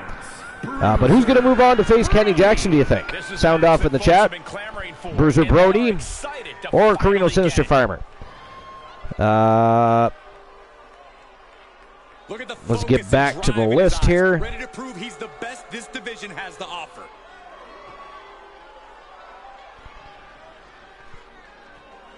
All right, so number 14 on the list is the TNA World Heavyweight Championship third design. It's the one that Bobby Lashley famously held as well. And it actually was a pretty nice design. I thought it was one of their nicer designs that they ended up dropping. But so it took some time for TNA to get it right with their world title. The design before this, which was similar, just with silver text, looked a mess. Changing it up with the black writing helped fit with the overall theme of the belt, and just that simple change in color managed to make an average title look like something prestigious. Whether it would be with a black or white strap doesn't matter. It feels grand, and whoever held it was made to feel important. It briefly resurfaced in recent times to the pleasure of many who prefer it over the current Impact Championship design, which I can understand that because I don't like it. I like the other one better, definitely. But anyways, the Impact Championship design, which is certainly lacking when compared to this one, though the current design does represent the best era of TNA for quite a while. So there's that. Number 13 is the $1 Million Championship, of course, famously brought in by the $1 Million Man, Ted DiBiase. So the unique nature of the $1 Million title allows it to forever stand out amongst wrestling championships.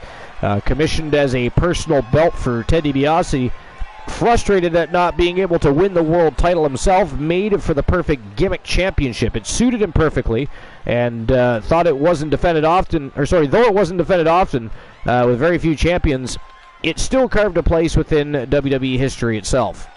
The way the strap bends, the diamonds, encrusted plates, the dollar signs all come together to create a memorable piece of art which lives fondly in the memory of wrestling fans. And with a recent reemergence in NXT, it reminded audiences once again of how striking it is.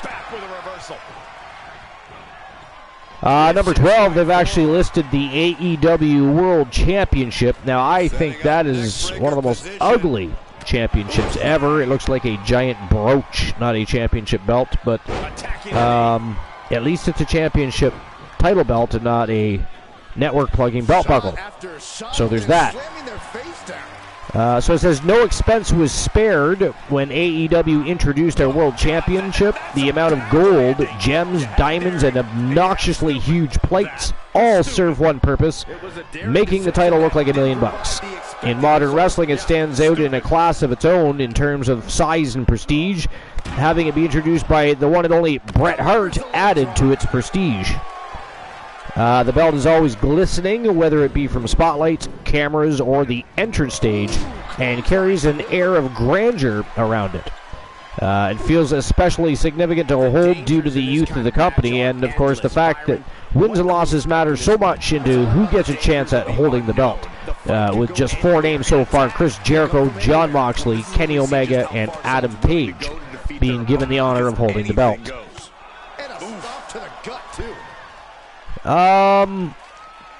Number 11 is Big Eagle WWE Championship, and that was actually one of my favorites. I've never been a big fan of necessarily, circular championship belts, but I mean that was a really nice belt.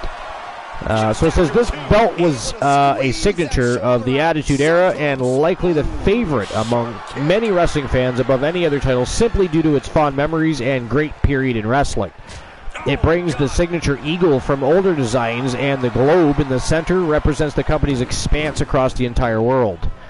It was a big grand, and anyone who held it looked like an instant star, with truly special feelings surrounding the championship, with the likes of Steve Austin, The Rock, elevating it to obscene heights, forever etching it into history.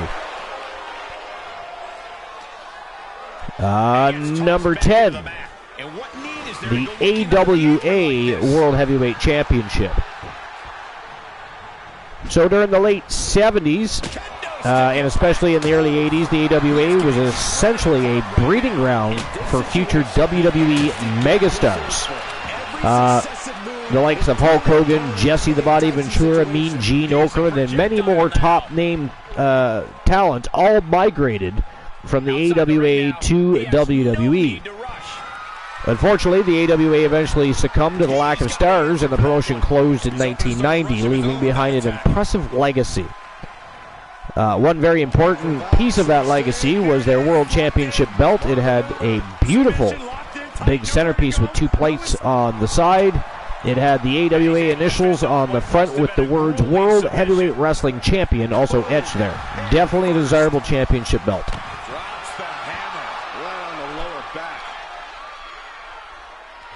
Number 9 on the list is the NWA World Television Championship. So the NWA has had some absolutely beautiful championship belts during its existence. Their World Television Championship has to be one of their best designs ever.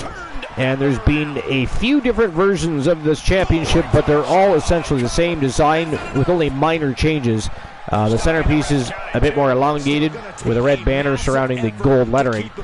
The side plates stand out nicely with the 2 of the 4 displaying CBS and ABC logos respectively.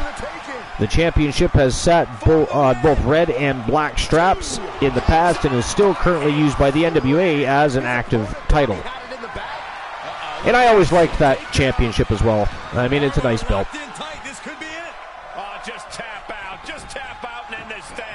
I mean, it brings the eagle into the design. There's a wrestling ring on there, etched in gold. I mean, it's just a really nice championship belt, I think.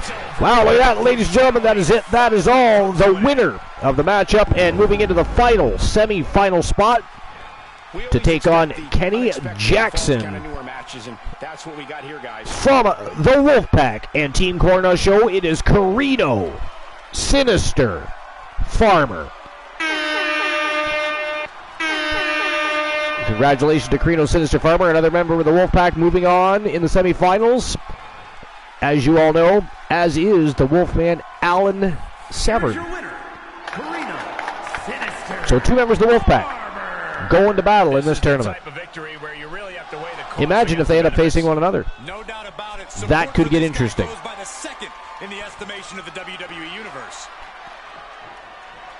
All right.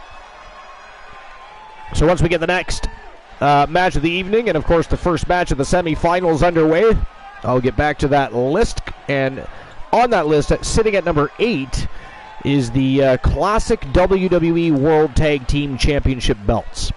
So we'll get to that in just a moment.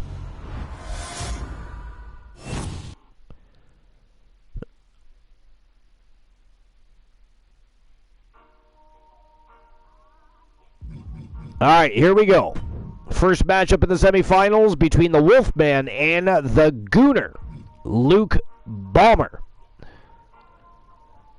Who do you guys think is moving on to the tournament finals? Is it going to be the Gooner or the Wolfman? Team Glenola or Team Luke the Gooner 94? What do you guys think? Sound off in the chat. I personally don't want to make a decision on this one. I guess if I'm forced to make a bet, I'm going with Alan Severn. If I'm not being forced and I'm just betting for fun, I want to see the Gooner whip the shit out of Alan Severn. But we'll see what happens with that. We shall see what happens with that. But here we go. Without further ado, the Wolfman versus the Gooner. Let's go. And I must take a short facilities break. I will be right back.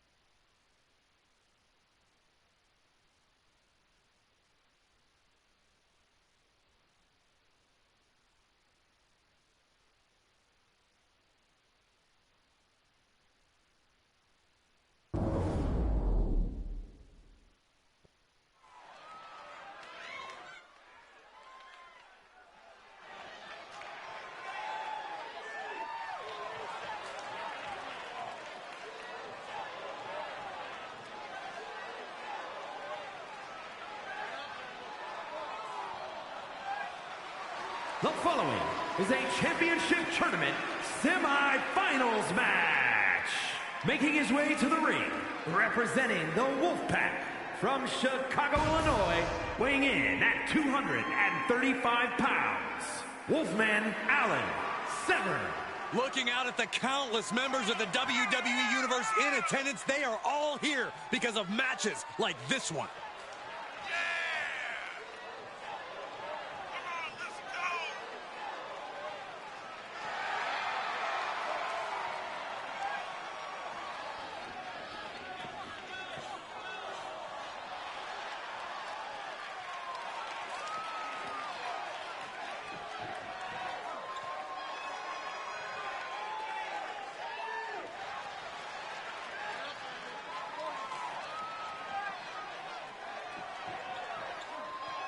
A man who always gets a strong reaction from the WWE Universe, and it will only intensify once the bell rings.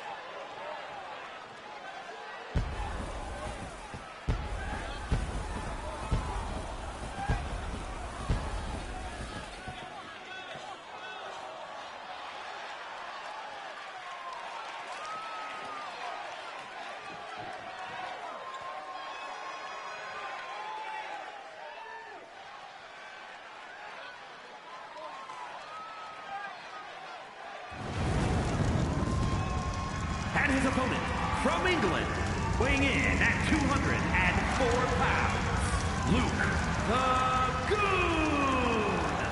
Ruthless aggression is alive and well, and this superstar is living proof. Ruthless aggression is overrated, Saxton. Whatever happened to being ruthful? How come nobody ever uses that word anymore?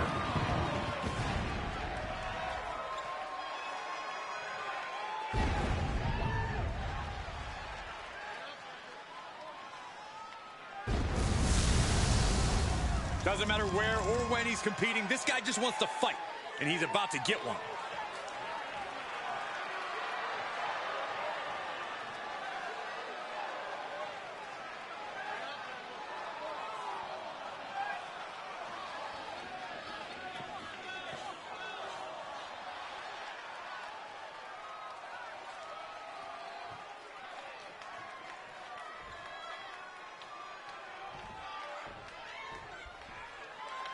There's a lot on the line in this semifinals match. These superstars are determined to reach that ultimate final round.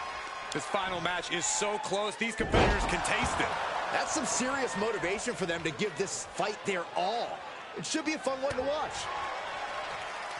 Sidewalk slam! Almost drove him through the ring. Oh, and a reversal. Takedown, looking for the crossface. Stunning display of power. Looking to free the arm and does just that.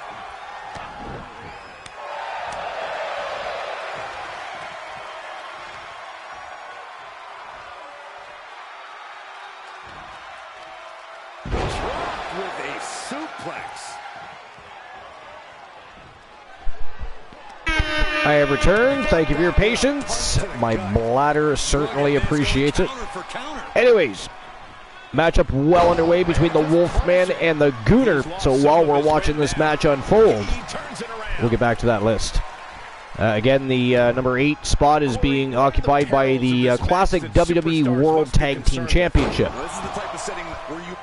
So tag team wrestling isn't treated very seriously by WWE in current landscape. Of course, that's changing now. However, during the golden era, WWE had arguably the deepest tag team division in pro wrestling history. The likes of the British Bulldogs, the Hart Foundation, and Demolition all battled for supremacy during the era. Their motivation was capturing the coveted WWE. Wow, that was fast. What in the blue hell? Ladies and gentlemen, the winner of the match, and already moving on to the tournament final. The leader of the Wolfpack Horsemen from Team Glenola, the Wolfman Alan Severn, is your victor and moving in to the next round of the tournament. Wow. Congratulations, Alan Severn. That was a fast match. Good God. And congratulations to Team Glenola and the Wolfpack Horsemen, of course. Fantastic. Man, Severn gliding through this tournament thus far. Insane. Man, oh man, did not expect that to go down like that. That's crazy. Okay. I guess here we go with the final match of the semifinals already.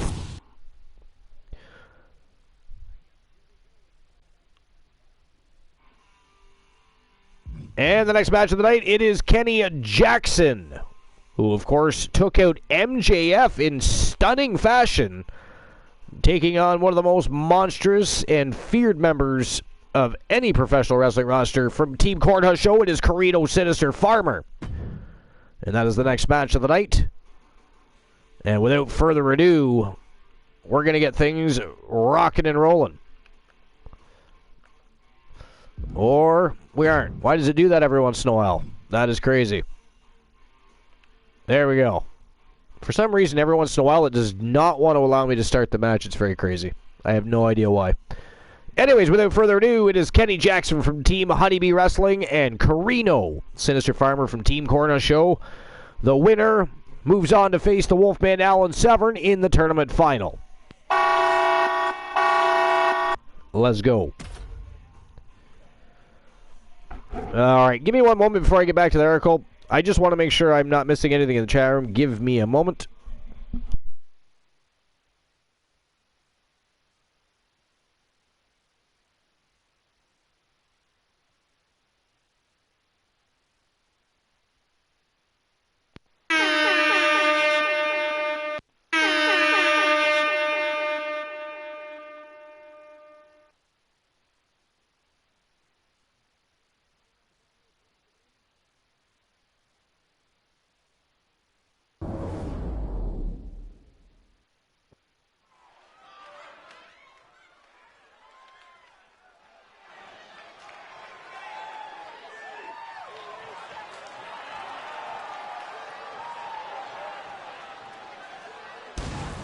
The following contest is a championship tournament semi-finals match.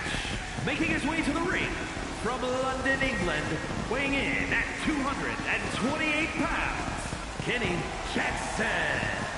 Look at how conceited this competitor is. I am glad that there are mute buttons on social media for people like this. Oh my gosh, jealous much, Corey? Also, have some guts and unfollow if they bother you so much. And I was talking on mute. Krondos, what's going on, my friend? Welcome in. Appreciate you stopping by. Episode number 462. It's been an excellent afternoon. Actually, I had an unexpected day off, so we decided to have a double header. Most of the show's been fantastic. People stopping by. We're diving into the time slot of absolute savage wolves right now, so we're sitting where we are. But it's been a great show. Started things off with the first ever Wrestle Wars Genesis Gauntlet Rumble matches to crown a contender to War of the Machines Championship belt. Wrestle Wars Genesis was off the hook to begin with. We had all 6 titles on the line. And now we're having a tournament for the YTD Academy Grand Prix Wrestling Championship being held by the Phenom Joe Link. Joe Lincoln, actually. Joe Link is his team. A man who elevates his game every and right now, competing at his highest level tell him to give back sex tights. Kenny Jackson looking fired up here. This is interesting. Kenny Jackson took out MJF in stunning fashion in the semifinals. It was absolutely crazy.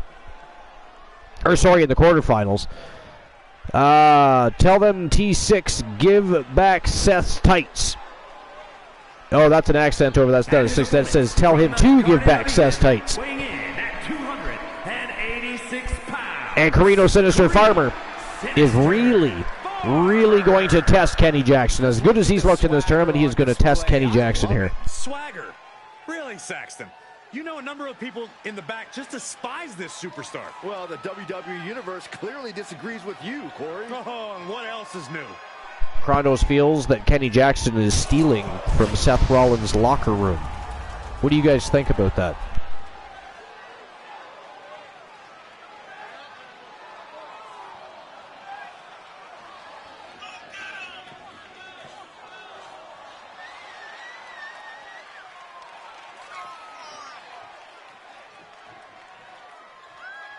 They should change his name from Sinister to Savage.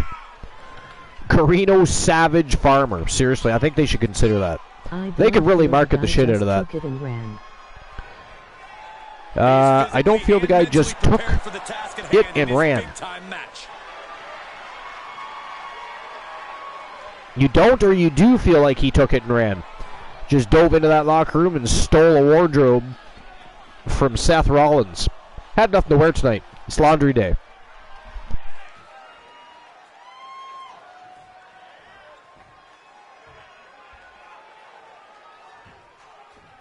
Serious implications in this contest. Winner advances in the here we go. Loser has to head back to the Man, the last matchup was a pure surprise. I did not expect the matchup to be that quick, but again, like we always mention in any matchup, whether Hell in a Cell, Elimination Chamber, Elimination Royale, a Rumble matchup, here in a tournament, damage retention's a real thing, and the more you're in active battle against the barbarians of the Archerverse, the more likely you are to run out of a gas tank. You get a little battered, bloodied, and bruised. Makes it a little tougher to carry on. Carefully placed stomp to the arm. The advantage now is squarely in his corner. His offense is second to none at times like this. And an impactful display of offense we just witnessed there. He's getting a little battered now. Able to parry that one. Up into the fireman's carry. And ooh, a flapjack from Carino Sinister Farmer. Kenny Jackson eating the canvas. So far, it's been all Farmer for the most part. As far as significant maneuvering goes, anyways. and he escapes the submission before things got more disastrous for Superstar him. and become a different superstar each day you visit. Kenny Jackson turning the tides here. Looking to get the upper hand. Right now, as of yet, nobody's got... Ooh, busted him open already. That was a big, heavy right hand there from Kenny Jackson. Corey, how do you mentally prepare for something like a Falls Count Anywhere match? You have to be ready to adapt. Wherever your opponent takes the fight, you must be ready to follow. So expect the unexpected and have a plan. Farmer setting him up for something here. Oh, big, heavy right hand from Farmer. He's getting pushed onto the defensive. Looking to return the favor. Kenny Jackson already has him busted open. Not very often you see Farmer bleed. Oh! Damn. And somehow Farmer got right back to his feet here. That is crazy. Nice move by Jackson. Farmer kicks out. 2 count only. Kronos, who do you think is winning this match?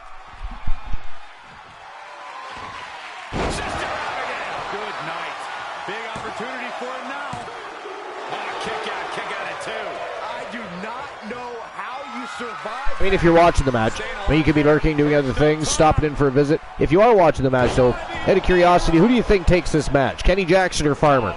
So far, it's been back and forth. Farmer did control a better part of the beginning of the match, though. At this point, I'm thinking maybe Kenny Jackson might be a little more worn down. Although he did bust open Farmer, I don't know. Oh, just about took his head off his shoulders there, though. But yeah, who do you think's winning this match? For anybody that wants to pipe in. What a suplex. He may get the 3 count right here. I think so. Kicks out. He still has life. What do you have to do to put this guy away? And he's able to counter. Good grief. That's a chop that'll wake you up. We're reaching a point where these superstars must be vulnerable. Kronos clearly busy while he's lurking. Appreciate the lurk either way. Another knee drop. What a fantastic match so far. Kenny Jackson really turning the heat up here. Oh, stomps him right in the midsection.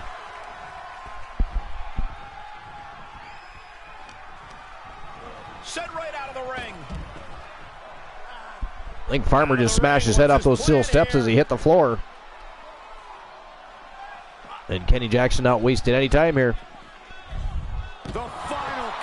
Wow. Rolling cutter by Kenny Jackson. But look at this. Again, Farmer turns the tides on Kenny Jackson. And he gets set back into the ring. Farmer tosses him into the ring. He's got the upper hand now, though. He's got the high ground. Well, he did. Here comes Jack. Oh! Walked right into steel steps. And somehow Jackson not bleeding. Yet Carino Farmer was busted open early in the match. Go figure. He's in a bad way, guys. And he has just taken an extraordinary amount of abuse. Cover! 2 count. Oh, but how? Jackson gets that left shoulder up. To stay down. Pure instinct.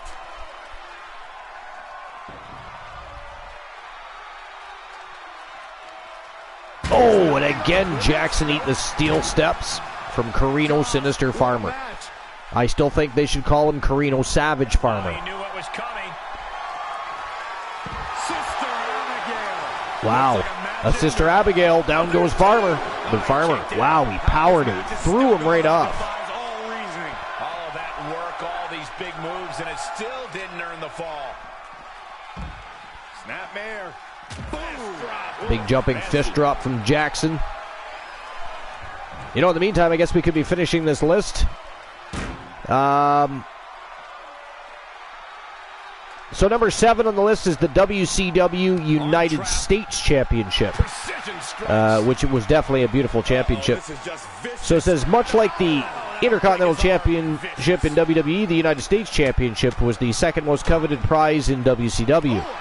Legends like Sting, Ravishing Rick Rude, and Diamond Dallas Page have won and worn it proudly. The NWA's original United States Championship was also very impressive, but the updated WCW version was certainly an improvement.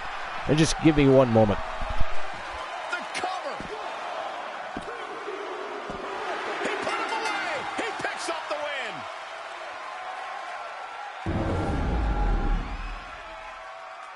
We've got some highlights from the last one queued up. Here we go.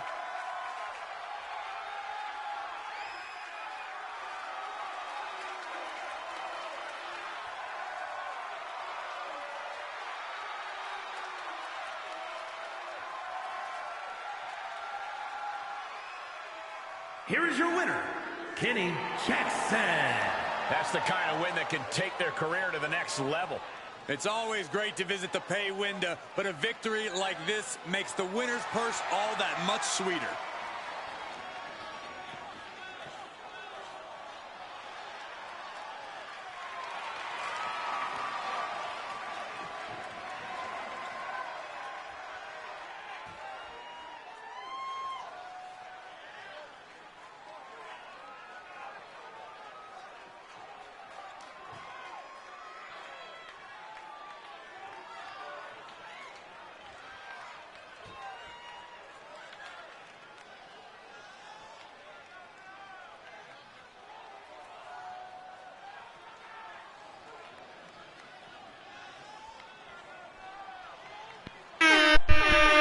Sorry about that. Had an unexpected visitor at the door. So, pausing the list again. Ladies and gentlemen, the winner of the match, and moving on to the tournament final to face the Wolfman, Alan Severn. It is Kenny Jackson from Honey Bee Wrestling. Congratulations to Honey Bee Wrestling and Kenny Jackson. And now on to the tournament final. The co-main event of the evening. And it is actually evening now. And here we go. It is the Wolfman Alan Severn from Team Glenola, Kenny Jackson from Team Honey Bee Wrestling. You've seen them in action. Who do you guys think moves on to face the Phenom Joe Lincoln? Is it going to be the Wolfman Alan Severn, or is it going to be Kenny Jackson? We are going to find out right now.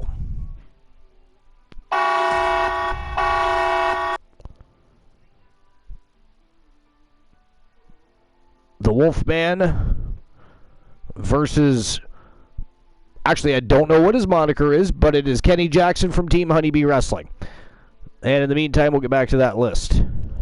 So, the NWA's original United States Championship was also very impressive, but the updated WCW version was certainly an improvement.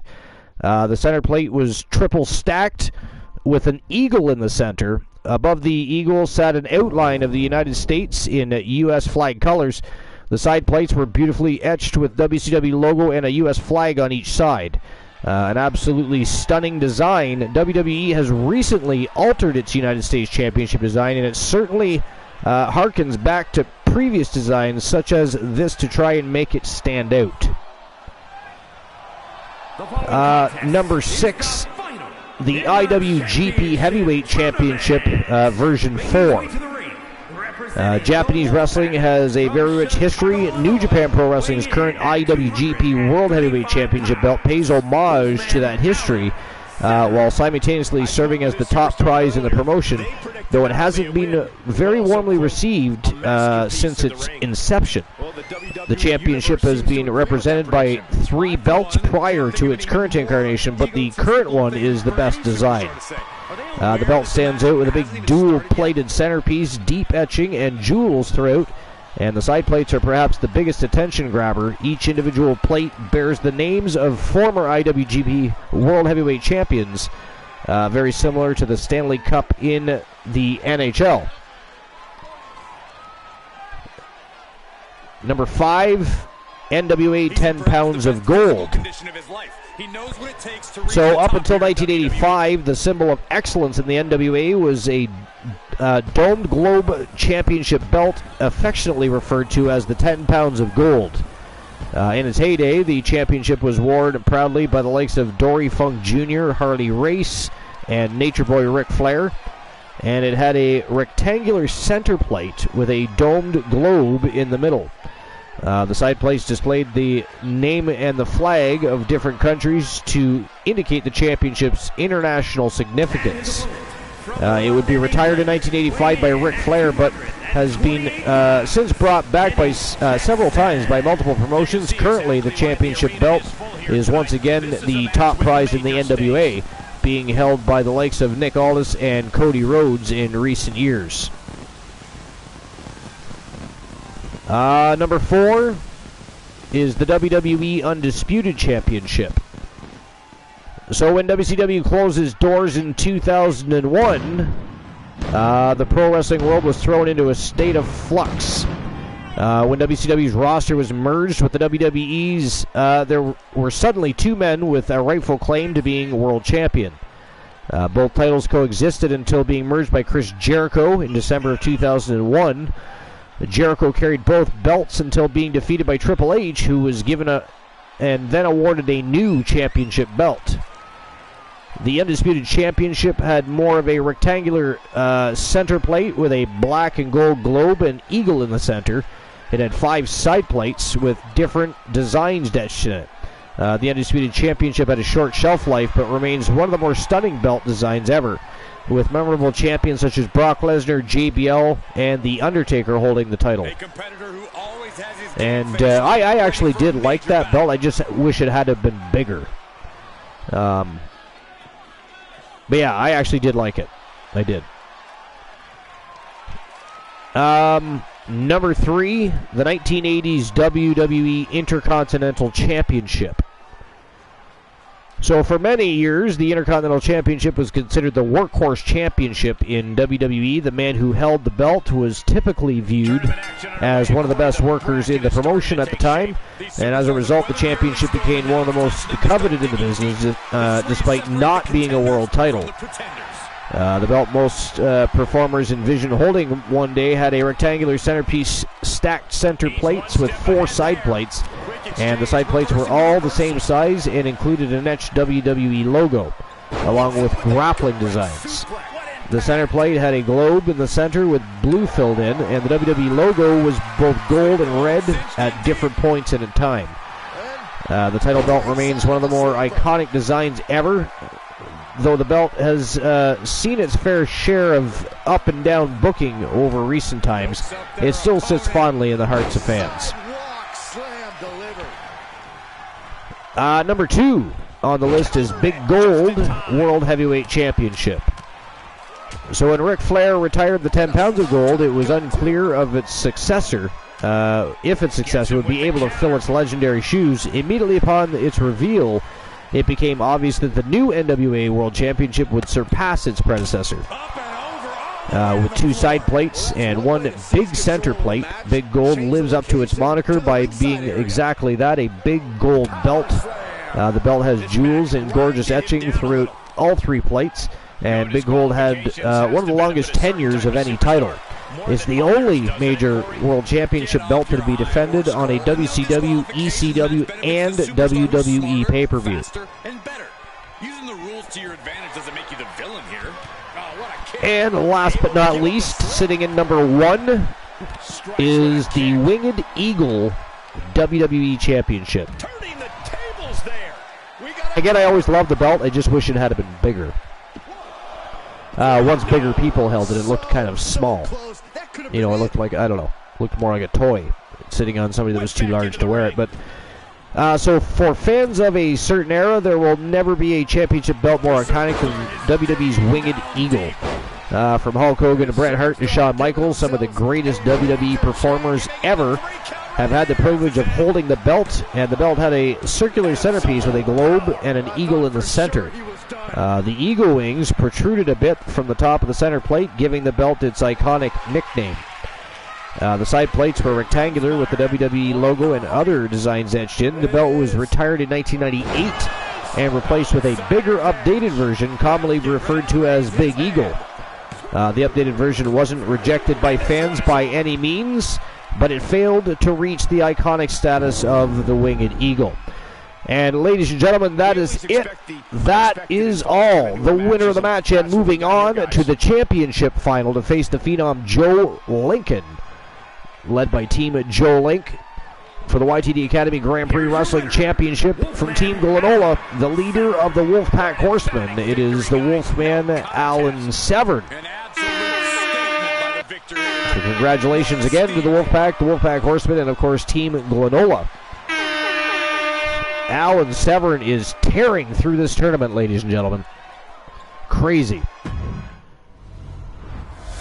All right, here we go with the main event of the evening.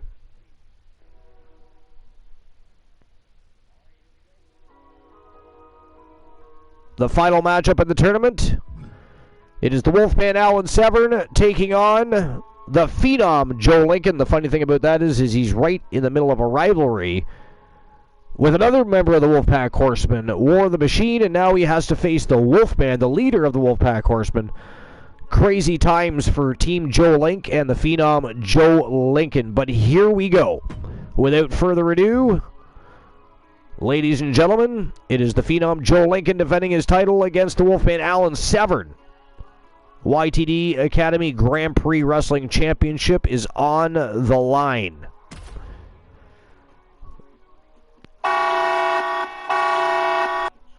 It is time to turn and burn. It is showtime and go time. All right.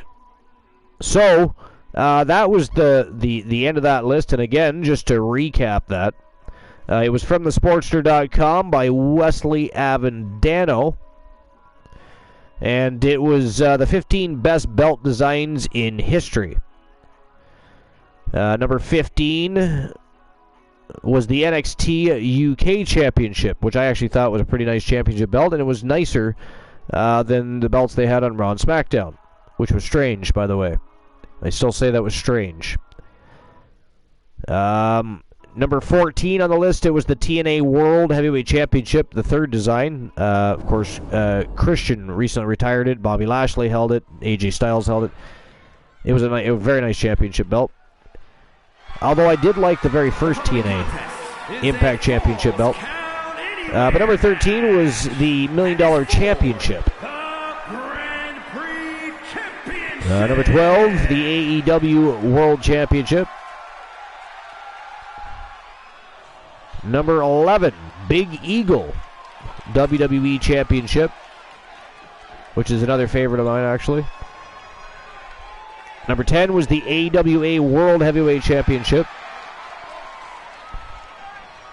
Number 9, the NWA World Television Championship.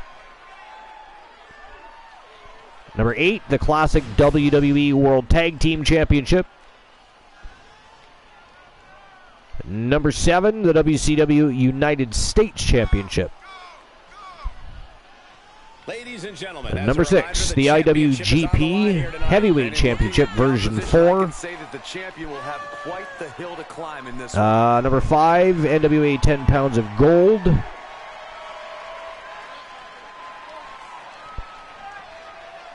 Number 4, the WWE Undisputed Championship. And again, if that belt had been bigger, it would have been such a nicer championship, in my opinion. I just thought it was a little too small.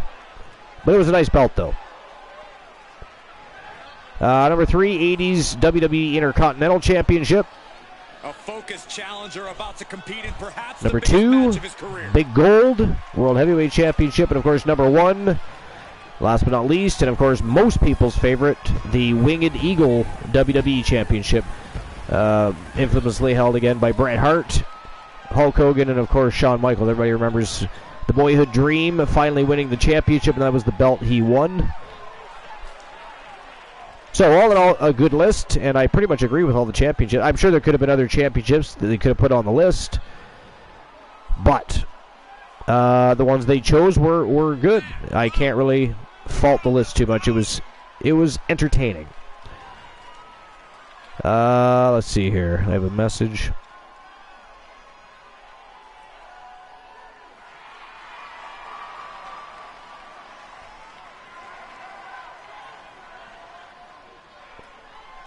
Had to respond. It was my lady.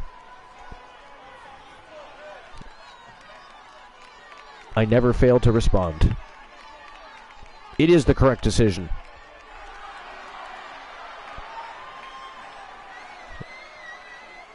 The Phenom Joe Lincoln, reigning defending YTD Academy Grand Prix Wrestling Champion, making his way to the ring. Again, the man is right in the middle of a rivalry with War of the Machine. They keep going back and forth over that Wrestle Wars Genesis World Championship. Now, of course, the man called Drek today kind of shimmied himself right in the way of Joe Lincoln, who is still chasing that title. With the blessings of the Wolfman Alan Severn and the entire Wolfpack, they really are enjoying their feud with the Phenom Joe Lincoln, who is also, by the way, the YTD Academy Pure Wrestling Champion. He is a double champion. The WWE Universe more than ready for this As you can see, the champion is prepared. That, of course, is not the championship that is on the line tonight. So I'm not entirely sure why he brought that belt out. This is for the YTD Academy Grand Prix Wrestling Championship.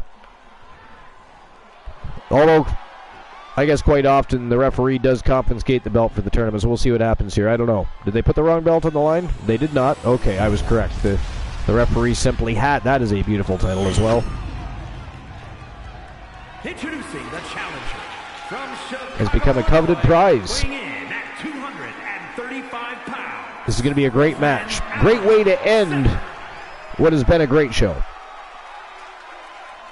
And his opponent from Ann Arbor, Michigan.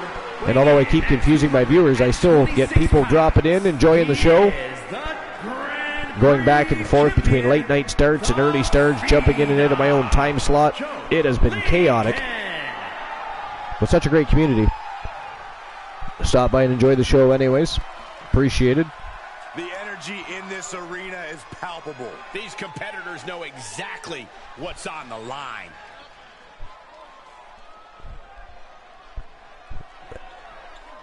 Alan Severn not sure if he wants to look at that championship by the looks of it. Just wants to get to it. And here we go. It is time for the main event. Who's it going to be? Joe Lincoln or Alan Severn? Severn caught early, darting across that ring. Lincoln caught him. Look, what good is it being on top of the mountain if you don't get to look down on everybody else? I was just going to say, Alan Severn might be finding himself in trouble early on here, but reversal by the Wolfman. Oh, my goodness. All the way up, and the big-time powerbomb. Picture-perfect example for when you just want to put someone down. So far, a back-and-forth contest. Nobody has the upper hand, but there goes the Wolfman, sent flying over the top rope. And as it is, he's already been through a grueling tournament. That That can't feel too good, but look at this. He's right back on the attack. And oh, good God.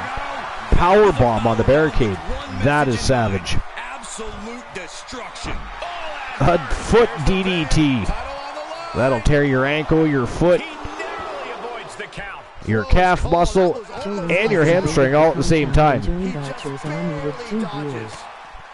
Joe Link invading the compound with 2 villains. What's going on, Joe Link? I didn't even know you were live, Joe Link.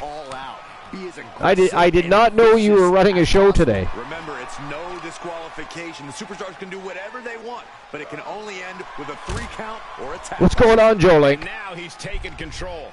I mean, you were streaming? Or did you do a hostile hosting?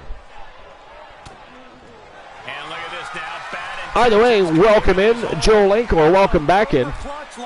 Main event of the evening, Joe Lincoln versus Alan Severn. It was a good time to pop back in.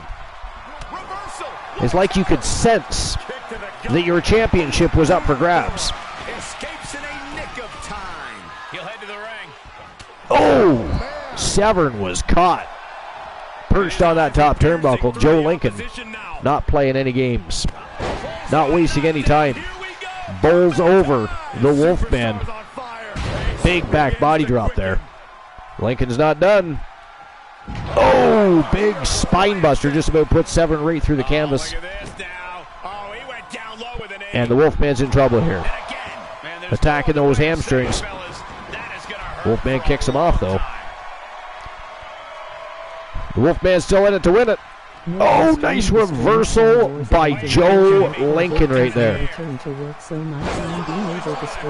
He streamed the Star Wars event in Fortnite. Oh, cool. Nice. How'd that go?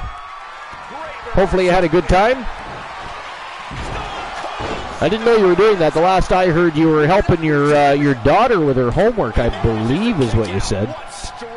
And somehow that led into a Star Wars event in Fortnite. Very nice. Still holding on to the title by the skin of their teeth. That move has brought victory before, but not on this occasion. I returned to work, so my time being able to stream will go back to being limited. Yeah. Yo, girly girl, what's going on? What's doing, exciting girly girl? The champ kicks out at 2. Based on what we just saw, I think this match is far from over. Nothing Who knows new. what that kick out cost? The champ might be running on fumes. And the heaviest hitter in the arsenal Nothing's was new. That is always the sad tale. I'm going to stop asking what's new, and I'm going to say, hey, what's old? And see if we get any interesting stories. Thanks for the shout out, Joe Link. Blow to the abdomen gets them out of that. What a shot. After what we've seen so far, you cannot question All right. the lengths these superstars are willing to go. The limits of The physical Phenom. exhaustion are being surpassed. Still going to work on Alan Severn. And I got to tell you, Alan Severn's got to be running on E here shortly. I mean, he's already been through a grueling tournament, and the Phenom has really been laying the boots to him. still only got one. Girly Girl says, just exhaustion and that I need to go to the doctor to fix myself at the moment. Now, are you injured, or are you more speaking from a challenge mentally standpoint? Oh no, getting in position. What's he planning to do here? Now this could put you to sleep. Like, did you hurt yourself, or what do you mean by fix yourself? I am talking about mental standpoint. Mental standpoint, okay. Gotcha. Been having a tough time lately? Now, is it like anxiety, or is it, what's happening there? Oh, yeah, that can happen. Definitely go see somebody about that. It's not worth playing around with. I've seen it time and time again. I've seen it do some destructive things to people. So yeah, definitely get the help you need for that. I'm sure Soul Embers will be there to support you and lift you up when you need to be. Almost drove him through the ring. And here we go now. Dropping the elbow right on the knee. But yeah, definitely seek proper help for that. That's not something to mess around with. Planning on what to do next. Oh, big Powerbomb by Alan Severn right there. Man, oh man. Lincoln down. And Severn continues to stomp his face right into the floor. And he gets delivered back into the ring goes the Phenom. And look at this, Severn with a chair. The champion's in trouble here. Oh, he's attacking the leg. Alan Severn attacking the leg. Oh, up goes the Phenom. Right back to his feet. Sprung up like a jack-in-the-box out of nowhere there. Oh, and just about beheads the Wolfman. Not right now. He lost friends due to it and what I did during the psychosis, and I'm fixing everything. Well, my goodness. I mean, I'm sure things can be mended, right? Right? You know, the first step is admitting that there's a problem there and that a problem needs to be worked on, right? He's disappointed in me at the moment. Our relationship is on the line. Okay. Well, I mean, there's a big thing in a relationship is definitely support, understanding, and compromise. So, but definitely, you know, yo, Mad Chatty. Holy hell. What's going on, Mad Chatty? Welcome into episode number 462, Mad Chatty. We're actually just winding down, but if people keep popping in, I might have to have an additional matchup. I was expecting to further wind down. I wasn't expecting more people to start popping in. So, I mean, if people keep coming in, we might have to have ourselves at least one more match. And we can decide together what that match is going to be. But yeah, Mad Chatty, what's going on, my friend? Welcome in. Appreciate you stopping by.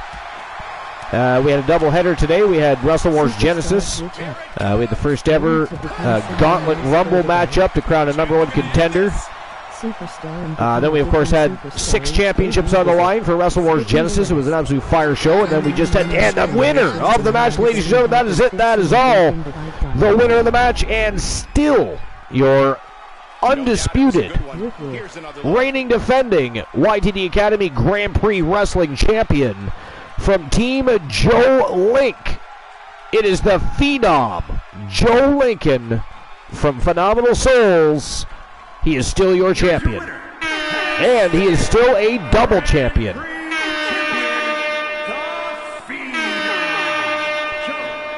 So congratulations to Team Joe Link and the Phenom Joe Lincoln. Huge title defense. And the championship strap remains with the Phenom. Okay, so people keep coming in, so I think we need to have ourselves at least one more matchup. I can't just leave everybody hanging with a piece of a matchup. That would be rude. So, the tournament is over.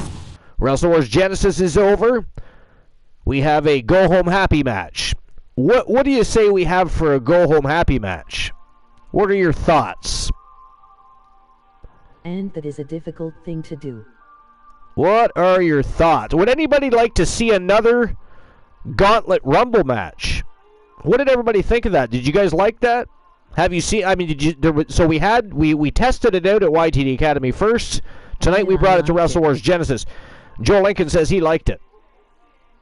Actually, Joe Link did. Joe Lincoln didn't say anything. He's still celebrating. We could have another. We could do that. We could have a Gauntlet Rumble match. The question is, who do we have in it?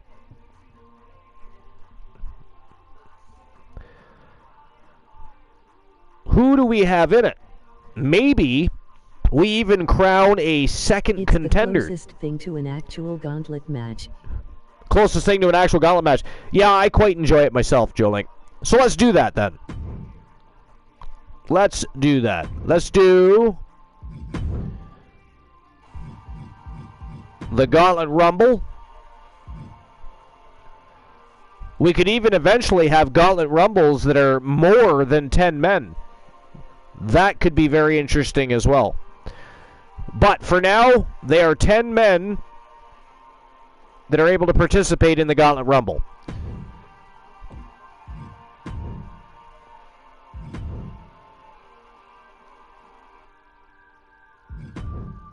All right, so who do we want to have? A chance to win a channel redemption of your choices. Who do we want to have in this Gauntlet Rumble? Girly Girl, Joe Link, Mad Chatty, anybody else that wants to pipe in? Who do we want to have in this?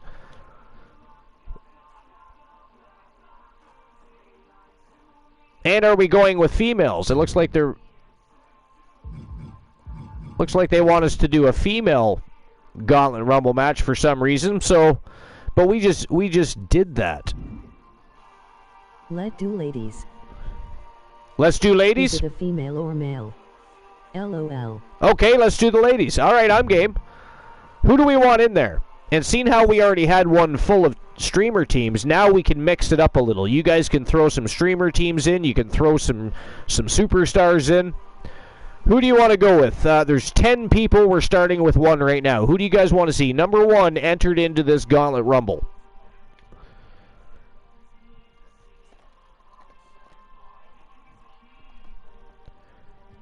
Angelina Love. Angelina Love.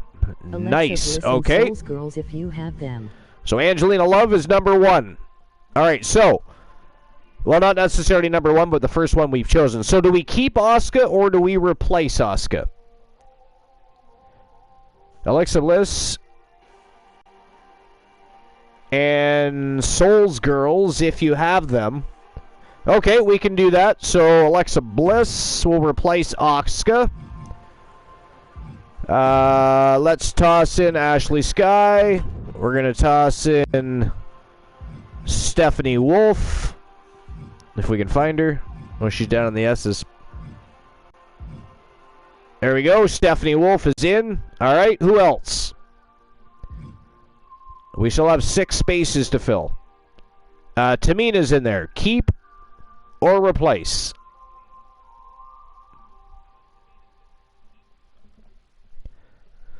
It's your match. You guys decide.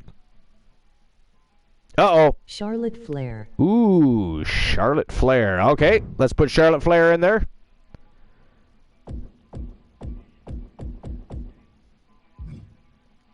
Charlotte Flair is in. 5 to go. Gail Kim. Do we keep Gail Kim or do we replace Gail Kim? Ronda Rousey. We can absolutely do Ronda Rousey.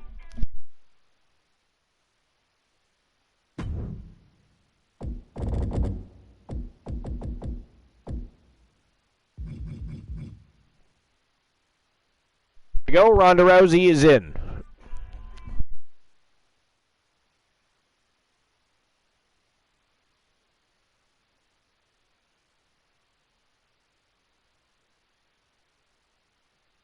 What do we want to put in there?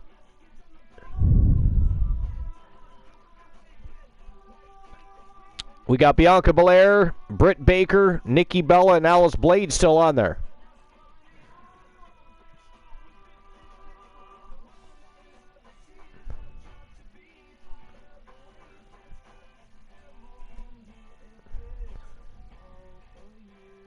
What do we want to do with that? Any female character creations people made. Any of the streamer teams? Okay. Replace Nikki with Rhea Ripley. Nikki with Rhea Ripley? Weird how I went right to that. That's creeping me out a little bit. But Girly Girl says more streamer teams, so let's do...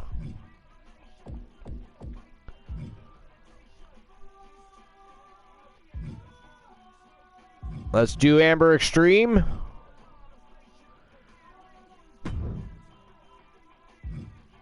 Let's do Svetlana. And I guess we just leave Alice Blade. No, let's put Michelle Vaughn. She hasn't seen action in about a week. Let's put Michelle Vaughn in there. Wood. All right, here we go. Io.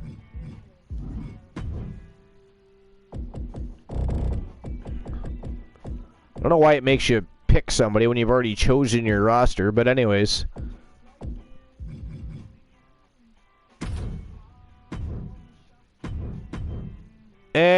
gentlemen, here we go. 10 Vixen Gauntlet Rumble match. Ayo. Here we go. Now the question is, ladies and gentlemen, seeing how you've chosen an all-ladies match here, do we make this another contender for Honeybee, or perhaps do we make this a contender for the Women's Pure Wrestling Championship? It can't say a yo laughing.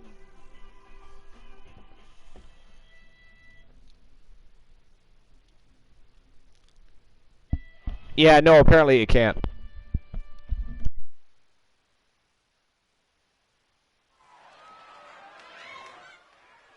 Pure Women's title. For the Pure Women's title, okay. The following contest is an elimination match. This should be interesting. And since this is a bonus match, I'm going to sit back and enjoy it with you guys. We can talk about whatever you want to, but I'm going to enjoy this gauntlet match. Is here. Ready to take more names and break more arms. This is a go-home happy match. My job for the day is over. Venice Beach, California. Double feature fulfilled. Baddest woman on the planet, Ronda Rousey. And arguably one of the most highest profile signings we've ever seen in WWE. And To you see can a thank complete one list of person for that champions from signing, each Byron. respective brand, simply Stephanie type McMahon. Gertie Girl says, hey, my favorite female WCW wrestler. or skipping the rest. AYY my fave female wrestler.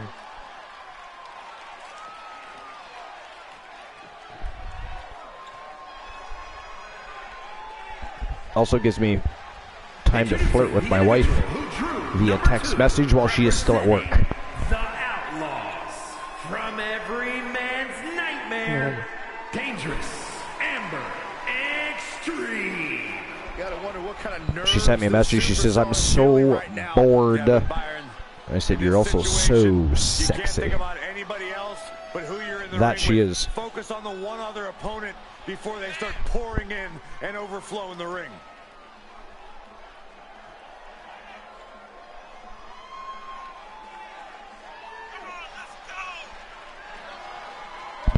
Amber Extreme draws number 2.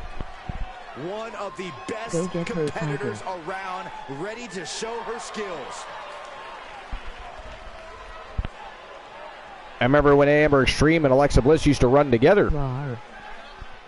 When Alexa Bliss was part of the Outlaws. She is a fighter. And here we go. Joling says she is a fighter. She is. Rousey takes down her opponent. No arguments from me. This looks bad. Well, this isn't gonna Man, win the fall, Ronda but it's Rousey gonna go automatically going for that ankle. Leg trap, shifts the hips and her weight. That allows her to be able to deliver blows to the knee, and that'll break things up. Oh, saw it coming.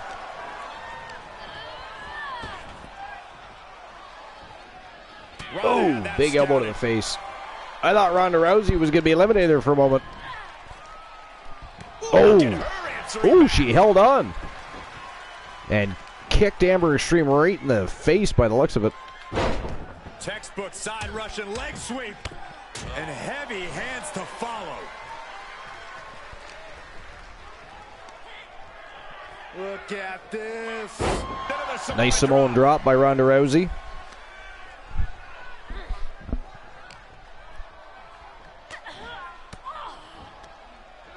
You know, I always thought that Ronda Rousey and Kurt Angle should have teamed up. Forced out of the ring. That's it.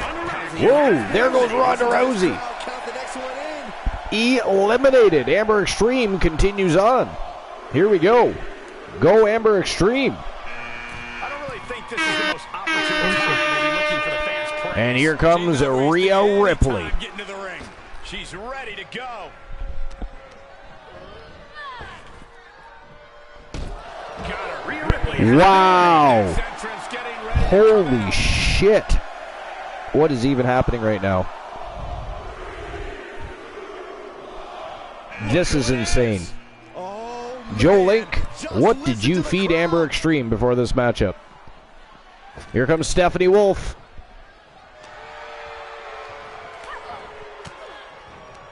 The new jackpot She's not falling for the same antics to win here. the channel redemption of your choices. 342. The number to win a YTV championship matches. 8.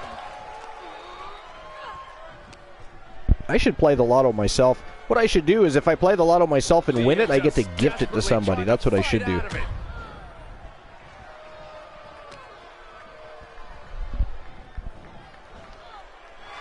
for it again.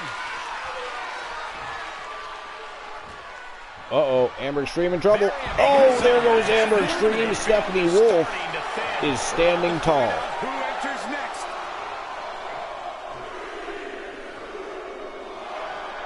Come on, what's going on here? Wow, here comes Angelina Love. Oh, man, here she comes. Look at the determination on her face. Oh my, sent flying. And she's on the offense at this crucial moment in the match. Yeah, no time for playing around at this point. She is fully aware of that. And for me, the Royal Rumble always provides a question of whether to play good offense or good defense.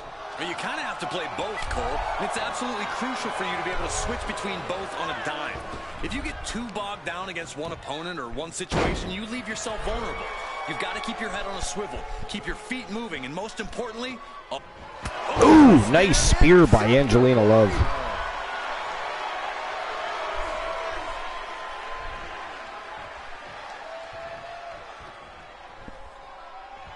Oh, and another one.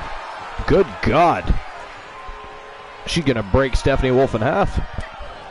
Stephanie Wolf not ready to give up yet, though. Still in it to win it. What a punch. Placing them into the corner. Wolf looking to eliminate Angelina Love here.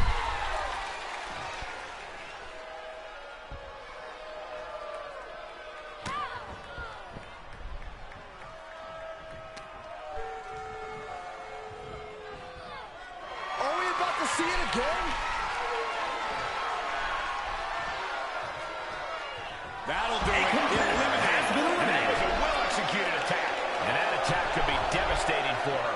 Terrible predicament for her to be in at this stage. Here we go. I don't really think this is the most... And here comes Ashley Sky. It's going to be Ashley Sky versus Stephanie Wolf for the very first time ever in TAV 4.0. Here we go. Which one will stand tall? Turns it around. Ooh, what a punch. That's how you stop your opponent. Kick to the midsection prevents the attack. Reversal. Can they go on the attack? Wait a minute, setting in. Devastating submission coming. Oh, look at this. Guillotine. That is locked in tight guillotine You don't see by Ashley Sky. Utilizing her power. Or no, sorry, that is Jennifer. Escape, and that'll do it. That is not Jennifer Wolf. Stephanie Wolf. Jennifer Wolf is from Team Glenola. She was, of course, the one injured in a professional wrestling accident. She's got the whole WWE. And Stephanie Wolf still standing tall. Ashley Sky is being eliminated. we've been waiting for. Pure And here comes focus. Michelle Seize Vaughn her moment. in number 7.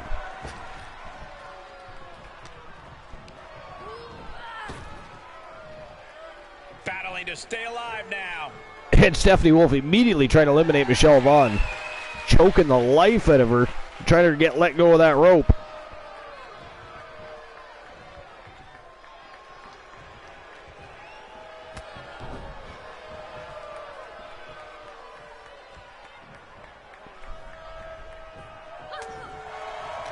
She turns it right around with a counter. Here we go. Stephanie Wolf off the ropes. And oh, Jesus Christ. Some well executed boots right to the head of Michelle Vaughn. But Michelle Vaughn somehow still in this. Nice takedown by Vaughn. Some ground and pound. Team Dog faces Michelle Vaughn. Turning the tides. Look at this. Sleeper hold applied. Wearing down Stephanie Wolf in this Gauntlet Rumble matchup. Trying to escape, delivers a jawbreaker. And Glenola has re-entered the broadcast. What's going on, Glenola?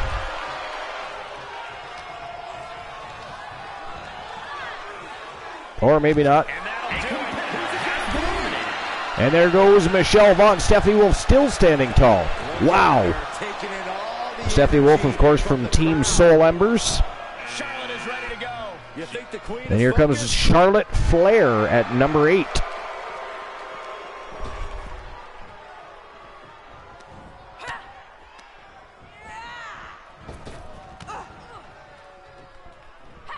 Oh, Jesus.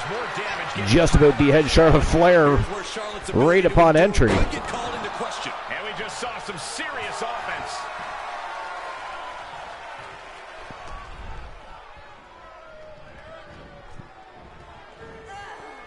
She is queuing it up again. How was the turn? Oh, look at this. Wow. Eliminated Charlotte Flair. Tossed her right over the top rope like a lawn dart. Good God. Who's next? Svetlana Vodroska, who has not had the best of luck since entering the Archerverse, but looking for an opportunity and one being given. Ooh, she dropped the ball there. She had a chance to eliminate Stephanie Wolf right there, and for whatever reason chose not to. Places her right in the corner. Oh, big running boot to the face. Down goes Stephanie Wolf. And look at that, right into a face lock. A cross face applied. Tournament was fantastic, Glenola. The Phenom Joe Lincoln retained his championship. Constant support for one and all those endeavors. Rick that said Rick. It was great. It was a fantastic tournament. Through the pain to deliver some to her opposition. She had the advantage here. Svetlana into the ropes. Oh, nice evasion. Stephanie Wolf went for a big gut shot. Oh, and there goes Stephanie Wolf. She's being eliminated. Svetlana Vodroska standing tall, looking to impress. She's walking with a purpose. Yeah, Cole, and here comes Alexa Bliss, number 10, the final entrant in the Gauntlet Rumble. Here we go. How many did I get out Fire from LAI? Alexa. And able to counter. Jennifer Wolf did very well. She was just barely eliminated, girly girl. For her mistake. Oh, straight forward. Just barely eliminated.